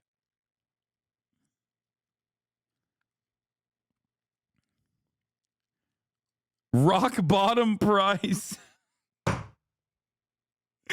Bro, if your luxury watch is Invicta and you go to the website and it advertises the watch as rock bottom, your man does not have cheddar. Yeah, he's got the pauper prices. Pauper prices. The BMW. He even test drove a Mercedes GLE, I believe. So I'm just trying to, again, bring some clarity to this so that way we all can. Bro had the fucking watch that you get from putting a quarter in to one of those like gumball machines and it drops it, luckily, if you're lucky enough. Understand what's going on. And hopefully this just makes a lot more sense for everyone. All right. Part 31. Part 31. Who the fuck did I marry? So I found his mother's obituary online. It then told me, it listed the broke legs. Listed his brother in Philly and his wife. It listed Legion, and then it said his wife. I took the name from the obituary and I did a Metro Atlanta corpse search with that name. I found a divorce record. I found a divorce record with Legion and the same woman's name that was in the obituary. In that divorce record, it looks like he's the one that filed for divorce. This would have been around 2016. This was after the mother's death. He filed for divorce. She was the respondent. I think that's the correct terminology. Both had a temporary protection order against each other. He had one against her. She had one against him. The divorce ended up getting granted, finalized. Then it looks like he went on his way. In the course of the search for her name, I discovered that at one point in time, the two of them had lived in Rhode Island. So that's the connection with Rhode Island, because for the longest time I could not figure out who lived in Rhode Island. That's where that came from. The two of them, he and this woman, lived in Rhode Island several years prior, or a few years prior. I could not find the obituary for his dad. I searched and I searched. I could not find the obituary for his father. For whatever reason, I knew his grandmother's name. I just randomly decided to do a Google search of the grandmother's name. And still hasn't Googled arena football salary, by the way. Just saying. Listen, I'm on your side, lady, but you still haven't Google searched arena football salary. It would have cleared shit up so quick for you from the jump. You would have been like, wait a minute, what? You make McDonald's salaries? Like, what do you mean you got offshore accounts? I'm just saying. So close yet so far. Initially, nothing came up because I was looking for the grandmother's name in Philly. Nothing came up. I looked for the grandmother's name down here in Georgia. Found a record, but it was not It wasn't quite clear. What was clear was that she had died several years prior. So what I found was a different website where it was like a legacy.com type thing. So I believe legacy.com holds old obituaries. Did a search for her name, found a match. That is when I discovered that she actually had passed away in July of 2008. Read the caption of the obituary and verified that in fact it was his grandmother. Because at the bottom of it, again, obituaries tell you a lot. It names who she leaves to cherish her memory. So it lists all the different family members. It lists the brother in Philly. It lists Legion, no spouse, and then a brother in Nashville. Once again, it did not list the two sisters, Shantae and Kim. So I'm even more like, because they don't exist. Clearly. Because they're not real. They don't exist. Something, is up when it comes to Shantae and Kim. But what I do know is that he has talked to them multiple times in front of me. So I'm not sure what I'm missing. Maybe some family feud happened. Honestly, I don't know. So that is how I discovered that when he told me the grandmother died from COVID and he was crying, boo-hooing and all that shit, she actually had died in July of 2008. I found this out the same time that I found out about allegedly, and I say allegedly because I'll explain, allegedly the first wife, or at least what I think is the first wife. So while all this is going on, Legion is almost bedridden from what happened with his knee. And I need to take a moment to address this issue with the knee. Again, the story started, he hit his knee. Then it turned into, it was an old football injury. And this has happened before. He's going to the doctor. The doctor's telling him to ice it and to elevate it. He eventually moves into the guest bedroom to be more comfortable. I'm going to make this statement. This is probably the only time I will make this statement. He was not lying about the injury that he had. I don't know where the injury came from, but what I do know was he was not lying in the fact that he was in pain. You could clearly see that he was in pain, and the pain was becoming debilitating. Please understand what I'm saying. The pain was debilitating enough to where he was taking my pain meds from when I had the miscarriage. And then also it was hard for him to walk. He was not eating. So this is what made me believe this, whatever was going on with the knee, there was more to it because he was not eating. When I met this man, he was a size 3X. At this point in time in May, he's down to a 2X. He is not exercising. He is not doing anything mobile. He's simply not eating. Yeah, so, he's addicted to Oxycontin is what's going on. That's it. Like he's just abusing opiates. There definitely was something going on, something concerning. Honestly, I thought it might have been cancer. But he kept saying, no, it's not that. It's from a football injury. It's from a football injury. I said to him, the next time you have a doctor's appointment, I want to go. It was that bad. And he kept making excuses like, okay, fine, I'll make the appointment. Yeah, she should have taken a life insurance policy on him, not vice versa. I'll let you know what it is. Cool. I will take off work. I want to be at that doctor's appointment because whatever is going on with you is serious to the point where you are losing weight rapidly within a 2-week span. So now we can go ahead and enter into June. When we enter into June, I have read the divorce documents for not one wife, but 2 wives. I have called San Diego State, verified they have no record of him. He claims he was a private citizen. I don't believe that. They're saying there's no record of him. I have pulled his background. It is showing that you've lived in Pennsylvania, Rhode Island, and Georgia. When I look at the addresses, it is tied to at least 2 women, both of whom I'm showing divorce records on file that you had. I've also verified that your grandmother actually died in 2008 and not in 2020 from COVID. I know all of this as I'm going into June. His birthday is June 17th. So all I've been doing is just trying to figure out. Remember, by the way, at this point, she was supposed to go to London with this man. I'm so locked in. I'm remembering shit. I've forgotten formative memories from my own personal life at this point, okay? First kiss, gone. Why? Because I know about Legion's story, okay? She's supposed to be going to fucking London. Staying at that expensive bougie ass hotel. Fuck. What is it I'm going to do? I spoke to the pastor and his wife. I believe it was actually the pastor I spoke to because I knew the pastor previously before he did our marriage counseling. And I told him what I found. Mind blown. Had no idea. He knew something was up. He knew that Legion was not really trying to make this marriage work. He had no idea all this was going on.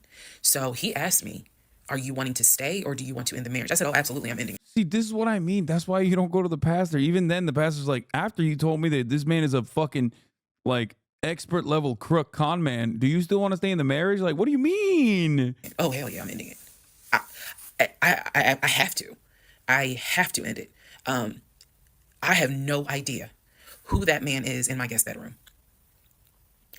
Not to mention, on top of all of this, he had lied about the death of the ex-wife's daughter. Part 32. First of all, the pastor should have been like, bro's name is Legion. Get out. You know what I mean? He calls himself Legion. That's weird. That's weird. That's evil. That's demon shit. You know? What's happening? You don't get the biblical references here? What's going on? Part 32. Who the fuck did I marry? All right. So we're now in June. By this point in June. Yeah, pastor was like, oh, he's a Gemini, sweetie. It was destined. It was destined for doom from the start. I have been offered a new job, accepted it, put in my 2-week notice at my previous job, and was going to be starting the new job later on in the month. So when he laughed where I told him I wanted to get a new job, that laughter fueled me to get a new job. So here's what happened the beginning of June. At this point, he's completely bedridden. When I say completely bedridden, what I mean is, I'm trying to clarify this so it makes sense.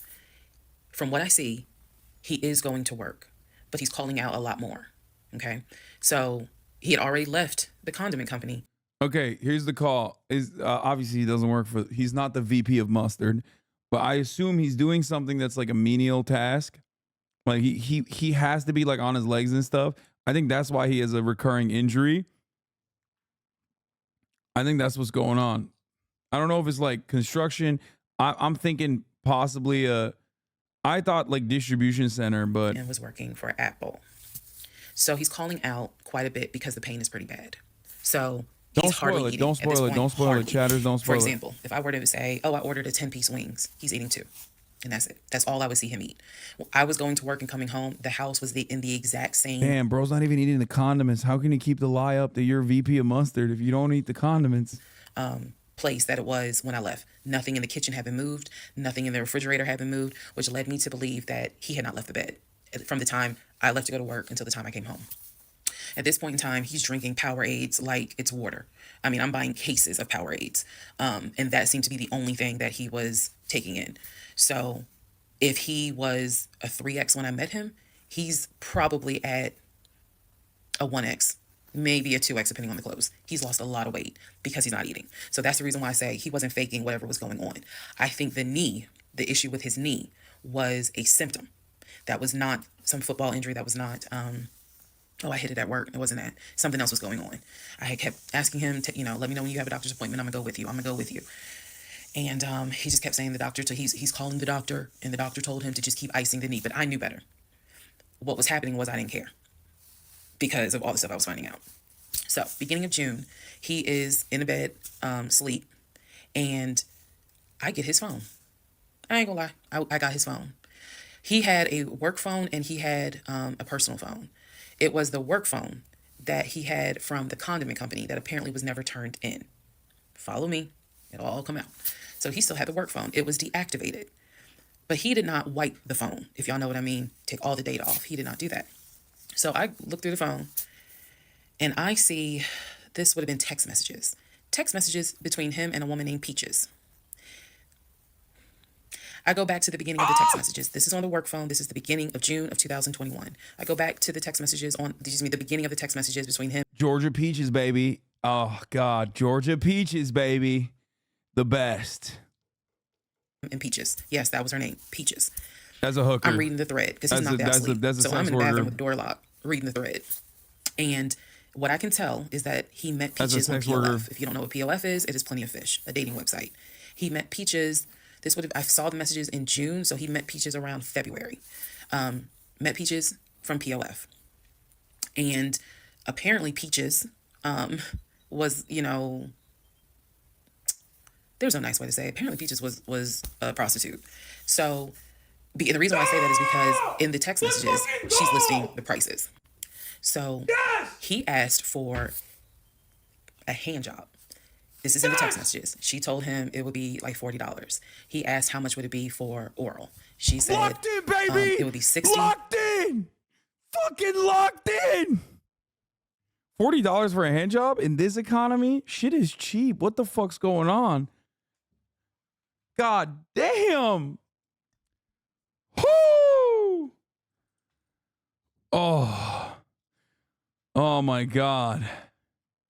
Are you not value-tained? Because it was 60 and 80. One was the price with a condom, one was the price without one. So no messages after that. She sent a picture, he sent a picture. No messages after that. So in other words, these messages were not back to back every single day. There's breaks in between the messages. So like a message was in March, the next message is in April. A message in April, next message is like 2 weeks later.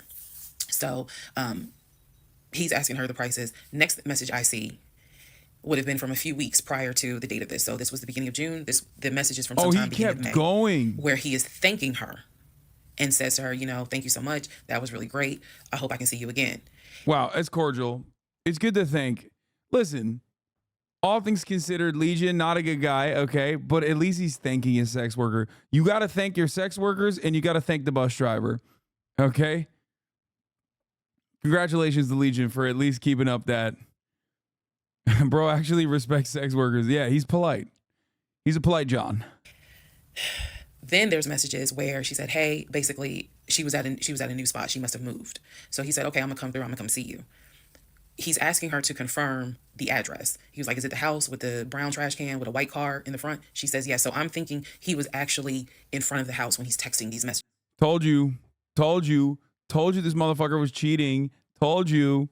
Okay, there you go. Told you. Then again, he does whatever he does, and he sends her a message a few hours later saying, thank you. That was great. I'm reading all this. And I will tell you guys something that you may or may not understand. Some women may or may not understand it.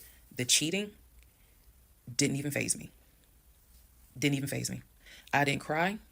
I didn't. Yeah, I'm not gonna lie. At this point, it's like, this is the character that you married is not a real person. I feel like at this point, the cheating is just icing on the cake. This is not a toy for you, ma'am.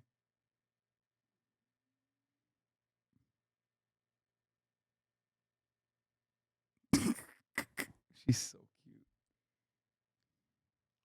cute. I did not feel like, what did I do wrong? I was relieved. The reason why I was relieved is because up until this point, I kind of struggled a little bit on whether or not, God, you know, I know, Lord, you hate divorce, but I can't stay with a guy that lies. So when I saw the cheating stuff, I was like, oh shoot, thank you, Jesus. Okay. Because I know my Father in heaven is going to forget the fact that I'm going to divorce him for infidelity. Go ahead. By the way, yeah, I am now reaffirmed once again on my other lock where I say she is the most Japanese wife that you can find in Georgia, down to the fact that he's like, yeah, well, you know, he's paying sex workers. It's fine. Jesus will forgive me. So I was relieved, to be honest with you. Like, oh, okay, I got grounds now, bitch. That's how I felt. So saw the messages, forwarded the messages to my phone. Or excuse me, I had to take my phone because the phone was deactivated. So I kind of had to do a little ghetto, hold the phone up, take my phone, and take pictures of what I see on the phone, so that I would have proof on my phone. Then I put the phone back and continued on. Now, in the next part is the day that he gets kicked out. And I will tell y'all what happened. So there's more. Apparently, there's another 2-hour. Here it is. Part 30. So we got more parts. Okay.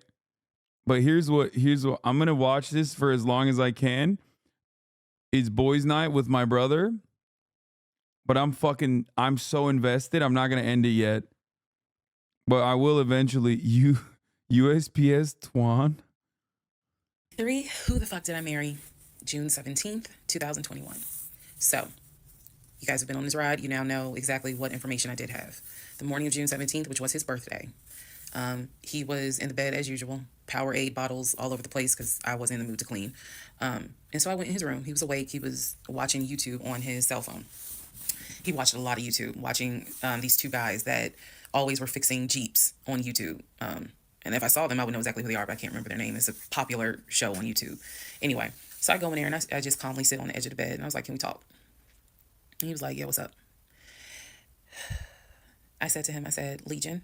Obviously, I called him his name. Legion. I said, I'm going to ask you something. I just want you to be honest with me. So he starts, I can already see in his eyes, he's about to get defensive. And I was like, calm. Because this is the tone I had. Calm. I said, you never went to San Diego State, did you? He rolls his eyes and he's like, I said, calm down. Watch your tone. I said, you never went to San Diego State. I said, you never lived in California, did you? And he said, of course I lived in California. He's like, I fucking showed you the house I had in California. He said, I told you about San Diego State. I was a private citizen. My dad paid for me to be a private citizen. Private citizen. He really thought that narrative was good. He's not even expert level at lying, dude. He's like fucking failing charisma checks. He's just like not good. Like she had no defenses for his persuasive skills. Okay? Because he wasn't even trying that hard. He was like, oh yeah, I'm a private citizen. The fuck?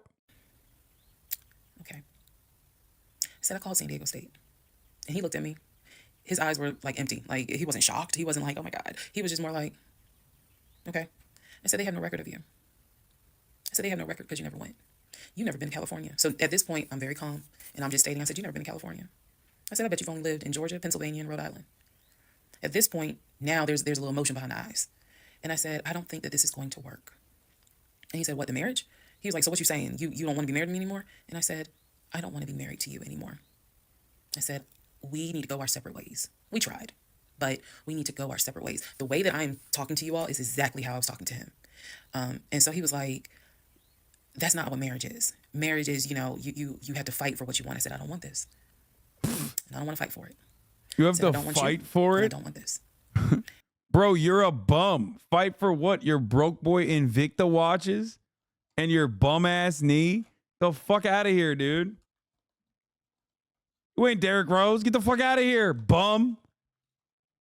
And so he was like, I'm not giving up on the two of us. I said, you don't have a choice. I said, I think that you should call your brother or your sister now.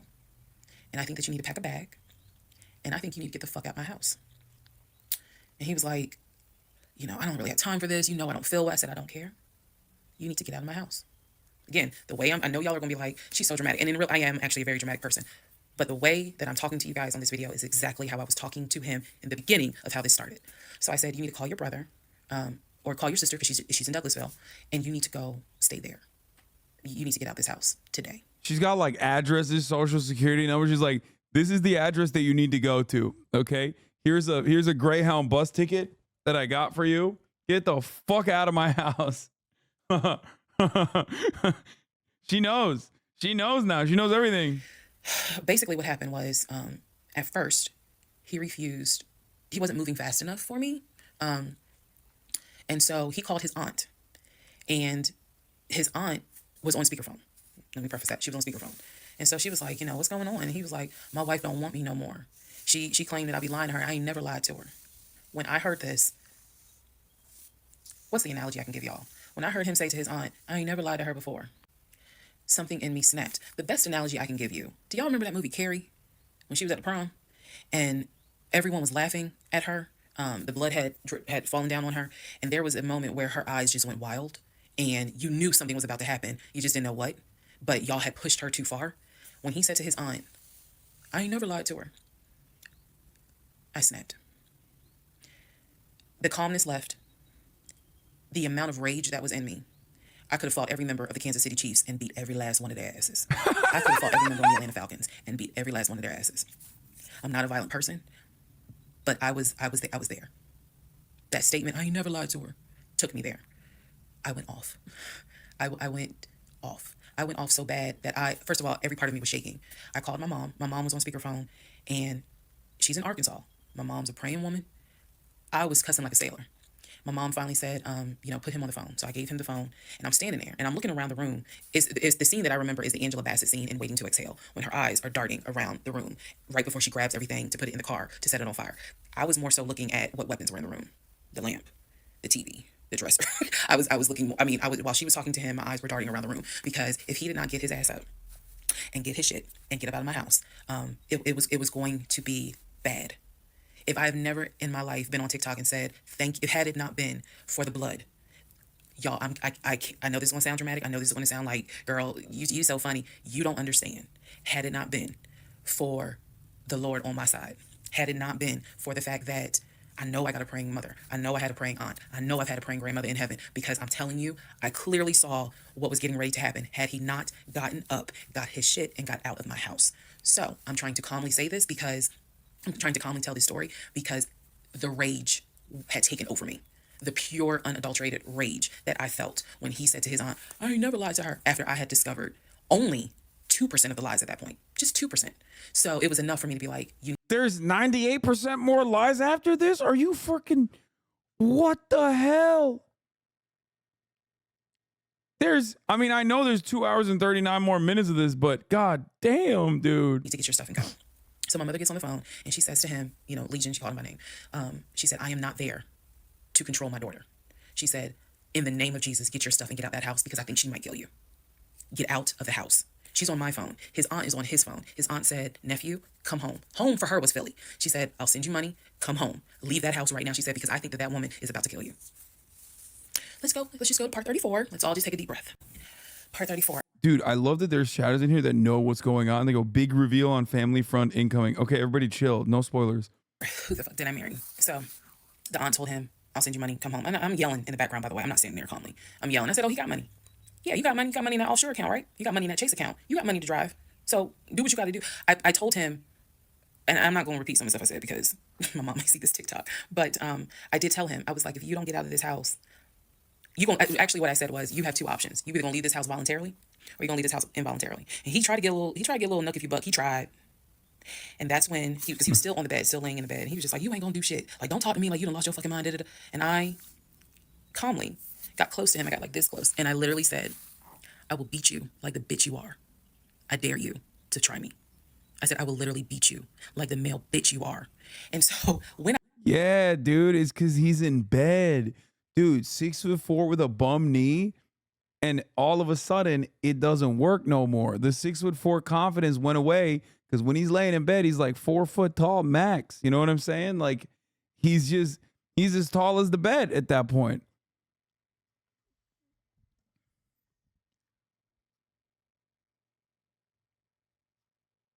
That's crazy. When I said that, his eyes were like, I said, I'm not even playing. Because at this point, I'm rocking like back and forth. Y'all, again, I'm not some hardened type chick. I'm not. I want the soft lifestyle. But I have been pushed to the point. So I'm rocking, I'm walking back, I'm pacing. So finally, his aunt was able to get through to him. I had called my mother, my aunt. I had called the pastor. I had called all these people because I did know that I was in a very dangerous place. Not because I'm scared of him. At this point, I was scared of me. I don't know if this has ever happened to someone where you know yourself. You know that you got a line. I was over that line. So I'm not going to lie. Her faith in the Lord is very powerful. Because, like, I don't understand that. I've never been a particularly religious person. But after all of these trials and tribulations, I would have been like, this Lord stuff, maybe, the Christian conservatism angle would have probably jumped out of my body. It would have left my soul at that point. You know what I mean? It's just crazy. It's crazy that she's still on that. I had enough wherewithal to be like, okay, you probably gonna go to jail today. You probably gonna go to jail.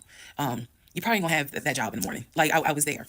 And again, this is not to sound bragging at all. This was a woman who I could not believe that even with the attempt of me trying to give him one last opportunity to tell me the truth, he still lied in my face. I was at my edge. So I yanked the covers back and I told him, I was like, get up, get the fuck out of my house. Again, I'm saying it calmly on here. It was nothing calm in the house when this happened.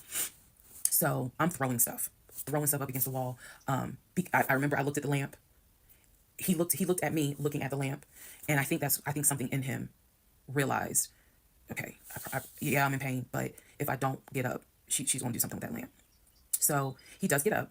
He is still on the phone with the aunt because the aunt was pretty much like, keep me on the phone. She did not want him to hang up. He throws some stuff together. Again, keep in mind, he has all his stuff in the house. So he basically packed like 2 bags worth of clothes. And he's limping around and I'm standing in the hallway watching him like a probation officer. So he's limping around and I'm looking at the condition of the bedroom. This is when I noticed Legion had been semi-bedridden. Remember I told y'all that because the knee and other stuff. I look at these bottles of Powerade because he had been drinking Powerade so much at this point. He was not getting up to go to the bathroom. He was drinking the Powerade and then using the empty bottles to pee in. Okay, he definitely is like... So there was about 6 bottles. around the bed. And I was like, what is this? Addicted to drugs for because, sure. Again, I hadn't really been going in that room. I was busy being CIA, FBI, and Homeland Security for the past 2 weeks. So I was like, what is this? He was like, I'm gonna throw it out. He grabbed a trash bag, put the bottles in there. And I said, what are in those bottles? I said, tell me. And I think I started like twitching. Like, tell me. That is not piss in those bottles. He was like, I couldn't make it to the bathroom. I was in too much pain. So at this point, I'm even more like, yeah, get the fuck out. Get out. Get out of my Dude, he's piss maxing. house. So I helped him. While he was packing his bags, I went downstairs. I took the house key off of his keys. I went back upstairs. He had his 2 bags. I grabbed the 2 bags. Yes, I did. I grabbed the 2 bags. Oh, you got to call a locksmith. No way. You got to call a locksmith. You got to change up maybe even move at that point. He's coming back. Ain't no way. You think he only has 1 set of keys? No shot. I had opened up the garage. I had already popped the trunk for his car and threw the bags in the car. I did that because I was like, you getting out of this house. You getting out of this house today. You can't come back. You can't come back ever. So it took him about 2 hours from the time of I will beat you like the bitch you are for him to actually leave the house. Again, I'm calm telling y'all this story. It was not calm in the house. So he eventually puts on some sweatpants. Now I can really see how much weight he's lost. But he puts on some sweatpants. He puts on a shirt. He's limping down. He's like, you really gonna kick me out on my birthday? I just looked at him.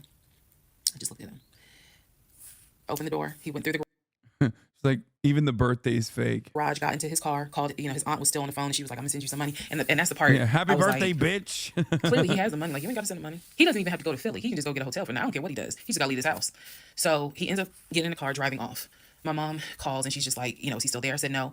I had not told her what all he had lied about. Even in the midst of me being angry and me going off, I never told him that I spoke to the ex-wife. I never told him I knew he was lying about the stepdaughter, because then he would have asked how, what makes you say that? So I did keep my word. I never told him I spoke to her. So he eventually left. I text a friend of mine. I text my landlord. I said, I have an emergency. I need to know if it is okay to get the locks changed. Landlord was like, that's fine. My landlord was super cool. Shout out to Mr. Patel. I went to Home Depot, bought brand new locks, text a friend of mine, asked him, when you get off work, can you please come by my house? I need the locks changed today. So he was like, oh, okay, what's going on? I said, I'll explain it later. So to give you a timeline of June 17th, when I asked him about San Diego State and I told him that I know you've never even been to California, that was about 8:30, 9 o'clock in the morning. By the time he left the house, it was maybe going on noon, 1 o'clock. So this happened pretty quickly. If you're wondering, why did you even ask him? I already knew that I wanted out. I knew that. But for some reason, a part of me was like, let's just see if he'll be honest just one last time. No. And it sent me into a rage. And then he lied to his aunt, saying, I ain't never lied to her. And that sent me over the edge. So by 1 o'clock, by 1:30, he was gone. By 2:30, I had done a pretty good job of cleaning up the bedroom. He had thrown away the Powerade bottles, so I didn't have to touch those. I stripped the sheets. Anything that he touched in that bedroom, I stripped the sheets, threw them in the trash bag, threw them out in the trash can. And so most of this was adrenaline. Adrenaline was because I hate packing. I hate doing all that stuff. I went on Amazon. I ordered oversized large tote bags because I was packing up all his shit. Part 35. Who the fuck did I marry? So I packed up all his stuff. Okay. The reason why I packed up all his stuff is because I had a 3-bedroom, 2.5-bath townhome. One room was the guest room. Obviously, there was a master bedroom. And then we had a TV room that he had made like his Philadelphia Eagles man cave. I was going to put everything that belonged to him, pack it up, and Red put flag, it in Eagles the TV fan. room, because the plan should have been that he's going to come back and get all his stuff. Okay, so that's why I did it. And honestly, it just felt good to pack up his stuff and go through it freely. Because when he packed in a hurry, he left obviously really important things. He left all his Invicta watches. He left all his WWE Championship belts. No, not his Invicta watches. That's got to be a cool $113 for 8. You know what I mean? No, not his valuable possessions. No. My man had WWE belts and Invicta watches. He's literally a 14-year-old. Okay? This is crazy.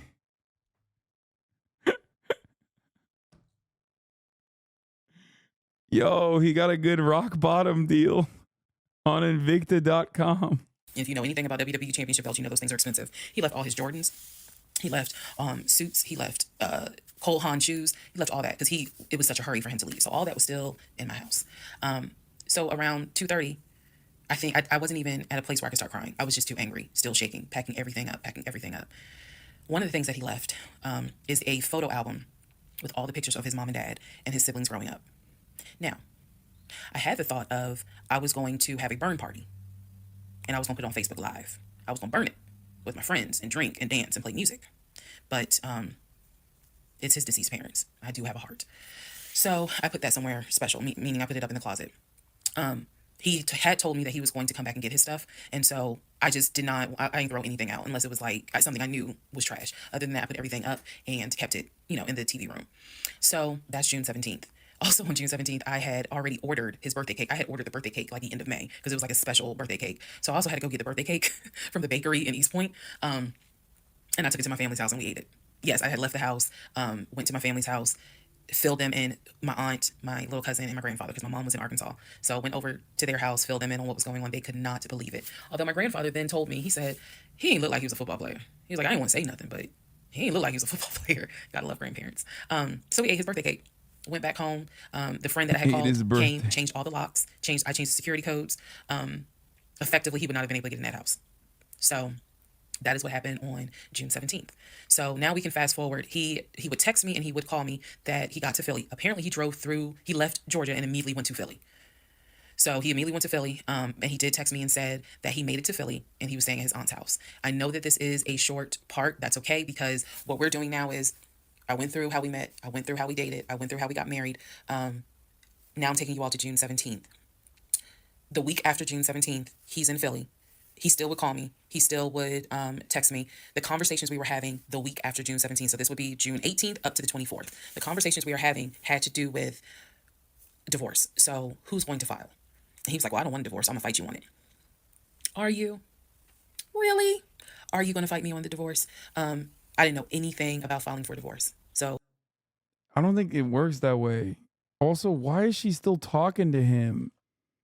I just don't understand. Like, just cut it. Cut him out of the life completely.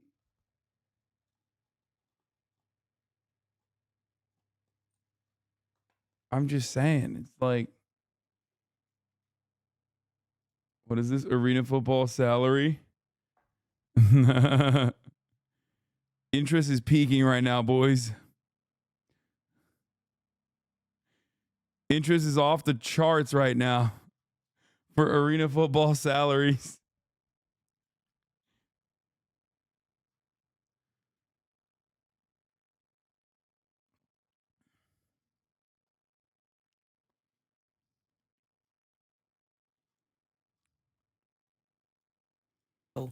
but I refuse to stay in a place of ignorance.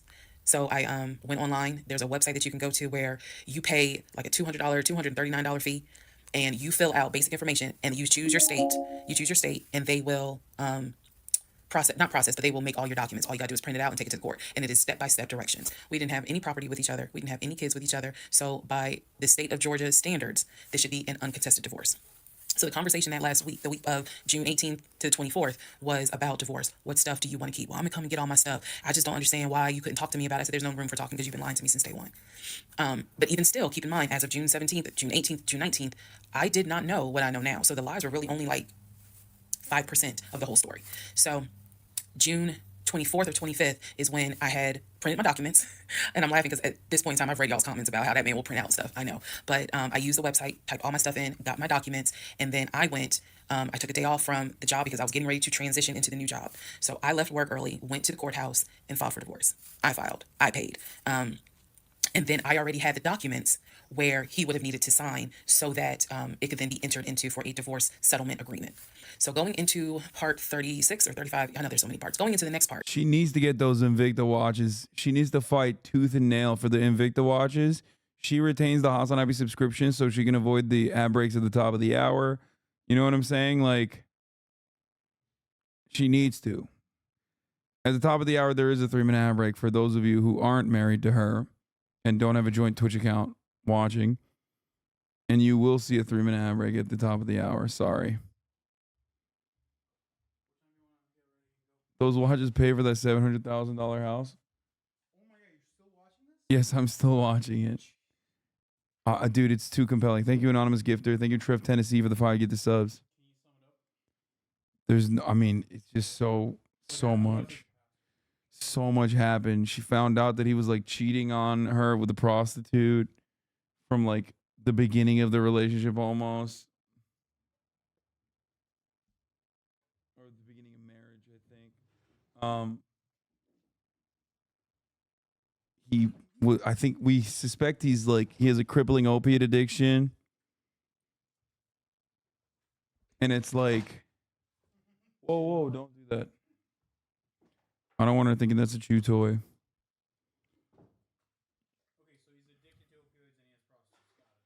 Yeah. And she's filing for divorce. Is where I can tell you guys what happened with him, because he drove to Philly I gotta pee. and he was in Philly for about a week, maybe 3 to 4 days. Then I get a message on Facebook Messenger from a woman claiming to be his cousin. I can't go pee. God damn it. Oh, Jesus. So the cousin tells me, actually, I can tell y'all. So the cousin tells me that he's there. He's telling the family that I kicked him out. He's telling the family that I kicked him out after he walked in on me having an affair, that I stole his money, and I then kicked him out. And the man I was having an affair with, he said, was a law enforcement officer who used his... This guy is a one-trick pony, man. He just keeps doing the same thing. Anywhere he goes, he's like, man, it's so crazy that my fucking ex-wife cheated on me. Duty weapon to threaten him to get out the house. This is what he told his family. And the cousin was reaching out to me. She found me through a search on Facebook and was reaching out to me because she's like, we know he lies. So I'm just trying to figure out what, like, is this true? Because he's up here asking us for money, asking to stay on our couches. Oh no, his family is like, this bum, this fucking dumbass. He's like constantly lying. We hate him. What's going on? Then she explained to me, we didn't even know he got married. So this is the first time we're hearing about you.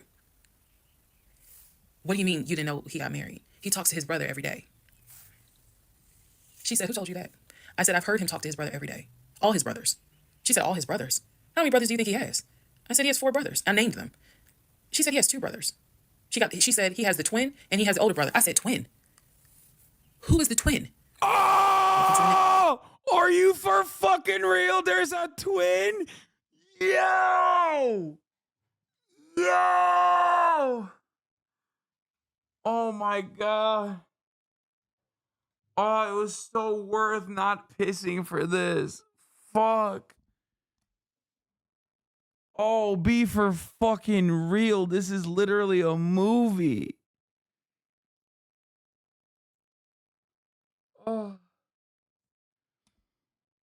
I can't deal with this. What the fuck? Bro. Oh my God. There's not one Gemini. There's 2 Geminis. You're hiding a twin.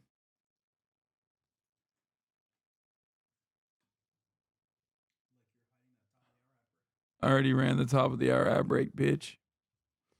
You missed it. Next part, where we discover the real family tree. Part 36, who the fuck did I marry? The family tree. Please fasten your seatbelts and put the tray tables in the upright position. You can order food? All right. The cousin, I'm not going to name her. The cousin had reached out to me on Facebook, asked me to please give her a call. So this conversation was on the phone. Yes, I was actually speaking to her. She informs me again about the whole he's up there. He's telling everyone that he walked in on me cheating on him. It was with a law enforcement officer, and that the law enforcement officer used his duty weapon to threaten him to get him out of the house. The reason why I'm particularly mentioning the fact that he said it was law enforcement is because he was trying to get a family member, like one of his cousins, to call the agency of the law enforcement officer and file a complaint, which in hopes would then start an internal affairs investigation. He's so dumb. He's like that. That's not how this would work. First of all, thin blue line, that shit's not going to work at all. Okay. They're not going to give a fuck. Secondly, even if they were to conduct an investigation, against who? You're just going to make up a guy? You're going to make up a... Okay. Guy's being so cute. She's pushing her toy onto my lap. Okay. Chill. Oh, no. Go get it.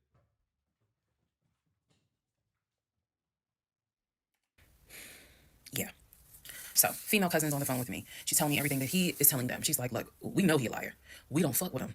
He's been a liar since a kid, but he's also family. She said, we didn't know at all who you are. So I thought that was interesting because I was like, you didn't know who I was, but his brother knew who I was. And so, again, that's when I said to her that I was like, he's talked to his brother every day. So like, why wouldn't the brother tell y'all that he had gotten married? And so she said, what brother? And so I told her the brother's name. And she said, he told you that? I said, he was having the phone calls in front of me. So at this point, what the cousin said was, she was like, okay, I'm going to confirm that with him. She was like, he lives up the street, so I'm going to just confirm that with him. She was like, because I'm pretty sure that they have been beefing for a while. I was like, I can only tell you what I saw, what I heard, That's all I can say. So then when she asked me about, well, how many brothers do you think he has? And I said he has 4 brothers. Again, I listed all of them. This woman was like, he has 2 brothers. She said he has the twin, and he has the older brother, the one that he was on the phone with every morning, blah, blah, blah, blah, blah. I said, twin? Who's the twin? So this is where she explained to me. She said the parents, mom and dad, had the older brother. The older brother is about 5 or 6 years older than Legion. Legion and the younger brother, who lives in Nashville, they are twins. So when he kept saying the younger brother, my younger brother by 2 years, it's his older brother by 20 minutes. They are twins. I have seen a picture of this brother. Yes, they do very much look alike, but I didn't know they were twins. It doesn't even matter. I didn't know they were twins. But definitely they had the same mom and dad. So she was like, no, that he's older than Legion by 20 minutes. They're twins. She said, so the parents had 3 boys, brother in Philly, the older brother, and the twins. She was like, who the hell are these sisters that you're talking about? So I tell her, I was like, Shantae and Kim. She said, I don't know who Shantae is. She said, Kim is my daughter. Kim is not his sister. Kim is my daughter. And she said, that's his cousin. She was like, and they haven't spoken in about 20 years. So no, that's not his sister. He does not have any sisters. And I said, well, then what about the other 2 brothers? She was like, what other 2 brothers? I said, the brothers from his dad. She was like, you mean to tell me this man is going around telling people, I know somebody's going to quote Nicki Minaj, and I know your dad, mama, but try not to. She said, you mean to tell me this man is walking around lying on his dad, saying that his dad had kids outside of his mom? And I kind of stuttered like, yeah. She's like, he does not. She said, I have no idea who those 2 men are. She said, those are not his brothers. But if y'all remember, I've met those 2, and he introduced them as, man, this is my brother John, this is my brother Matt, type thing. And so they both were like, oh, my sister, it's good to meet you, it's good to meet you. Remember that, because obviously I do eventually talk to those 2 men again. So she says to me, the family tree is mom and dad, the 3 sons. She was like, there are no sisters. She said, I don't have a clue who Shantae is. She said, Kim is my daughter, so that's just their cousin. But again, they ain't spoken 20 years. I said, okay, and then there was the grandmother. She said, yeah, she named the grandmother. She was like, yeah, she died in like 2008. I said, yeah, he told me that she died in 2020. And that, all of you were coming down for the memorial service. And she's just like, she died in 2008. I said, then there was the uncle who also died from COVID. She was like, which uncle is that? I told her the name. She said, he's been dead since 2010. I said, okay, what about the cousin nicknamed Junebug? Everybody got a cousin. If you're not African American, we all know a Junebug somewhere. And she just was like, oh yeah, cousin Junebug. She was like, man, that's crazy what happened to him. And I was like, what do you mean what happened to him? Because I know he has talked to his cousin Junebug on the phone a few months prior. He was like, and so she said to me, she said, yeah, he had passed away in 2016. So this is now 3 people that she's naming that I recall him having either a story about or a phone call with, and she's telling me that they are all passed away. So this is when the conversation kind of changes, and she's like, you know what? She said, let me speak to the older brother, because he probably wants to talk to you. She's like, you probably should talk to him, and a lot of your questions will get answered. She was like, this dude's been lying ever since he was a kid. She was like, she said, literally, we don't fuck with him. I remember her saying that verbatim. She was so adamant. She was like, and when he showed up here out the blue, talking about how his wife cheated on him with a law enforcement officer, and how the guy took his gun out and threatened him to leave the house. She was like, we knew something was up. She was like, that's why I had to find out who you were and reach out to you and find out the truth. I said, there was no other guy. There was no law enforcement officer. And she was like, yeah, because he was telling us where the dude worked and how we should go ahead and help him file a complaint so that this dude could lose his job. I said, there is no other person. I said, I kicked him out. That was me, all by myself. No gun, just my fist. And so she said, he's telling us that he had got married, and then she was like, apparently y'all had a baby. So she was like, so you got a kid with him? So I had explained to her, I said, no, I said I had a miscarriage back in June of 2020, and I had to have surgery in July. So she was just like, girl. So she started really being encouraging and was saying, you dodged a bullet, honey. She was like, I don't wish this. She's like, I know he my family, but I don't wish him on no woman. So we've had each other's number. She was like, if you need anything, please feel free to call me. She was like, I've had my own issues with him. I've had my own issues in life. But she was like, get your divorce and be done with him. Then she said, I'm going to put you in contact with the older brother. The next part is me finally talking to the older brother that he had been talking to every morning. Part 37, who the fuck did I marry? So at this point in time, I have filed for divorce. I paid for the filing fee. I'm representing myself pro se, and it should be an uncontested divorce. During this time, Legion had driven to Philly, lied to his family, and said I had cheated on him, that he caught me, and that the guy I cheated on him with was a law enforcement officer who used his gun to threaten him to get out of the house. None of that was true. At some point while he was in Philly, he ran out of options in terms of where he could stay. Family members did not want him to stay with them. Apparently, a lot of bridges were burned, according to the female cousin I had talked to on the phone. So he left Philly and went to Augusta. Yes, what you were hearing is correct. He drove from Georgia to Philly, stayed in Philly for about 3-4 days, left Philly, drove back to Georgia, went to Augusta. Keep in mind, if you have lost your notes at this point, he was raised in Philly and did high school in Augusta before he went to California. So he has family in Augusta. So at this point, he's on his way to Augusta to stay with a new set of people. The reason why this is important is because what I have is a divorce settlement agreement. That divorce settlement agreement has to be signed by the two of us, where we are basically telling the court, look, this is what he's keeping, this is what I'm keeping. I need his signature. You're not something to do. Let me repeat that. I need his signature because I wanted a very quick and painless divorce, as much as it could be. So by this time, this is now around June 25th. So around June 25th, he's now in Augusta. He had left the house June 17th. So between June 17th and June 24th is the trip to Philly, then leaving Philly, coming to Augusta. My aunt and my little cousin get in the car with me, and I drive to Augusta with a rag on my head, some sweatpants, and a tank top because it's July, so it's hot. But we ride to Augusta. I had spoken to him. I had said, I just need you to sign this piece of paper. And he was like, I'll get to it when I get to it. No. We're going to get to it. Yeah, honestly, just forge it. Like, he's such a serial liar and a con man that, like, who's going to believe him when he says he didn't actually sign it? You know what I mean? Just fake it. Who gives a fuck? YOLO. Everyone's on board. The judge is going to be watching this shit, like the TikTok series. Everyone's invested.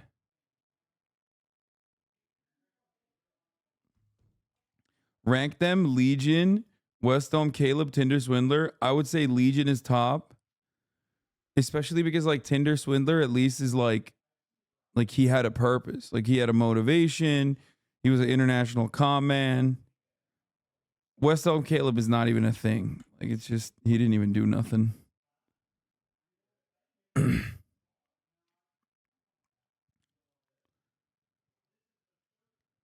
Legion just does it for the game. Like, that's what makes it real weird. You know what it is? Legion is like the real scary serial killer, right? Like, the type of dude that you don't know. Like, a lot of murders, there's like a motivation. But the guy you got to look out for, the type of murderer that like really breaks your brain, is the guy who just like walks into a random place, walks into a random house and starts chopping motherfuckers. Like, he's basically doing that, but instead of chopping people, he's just chopping hearts.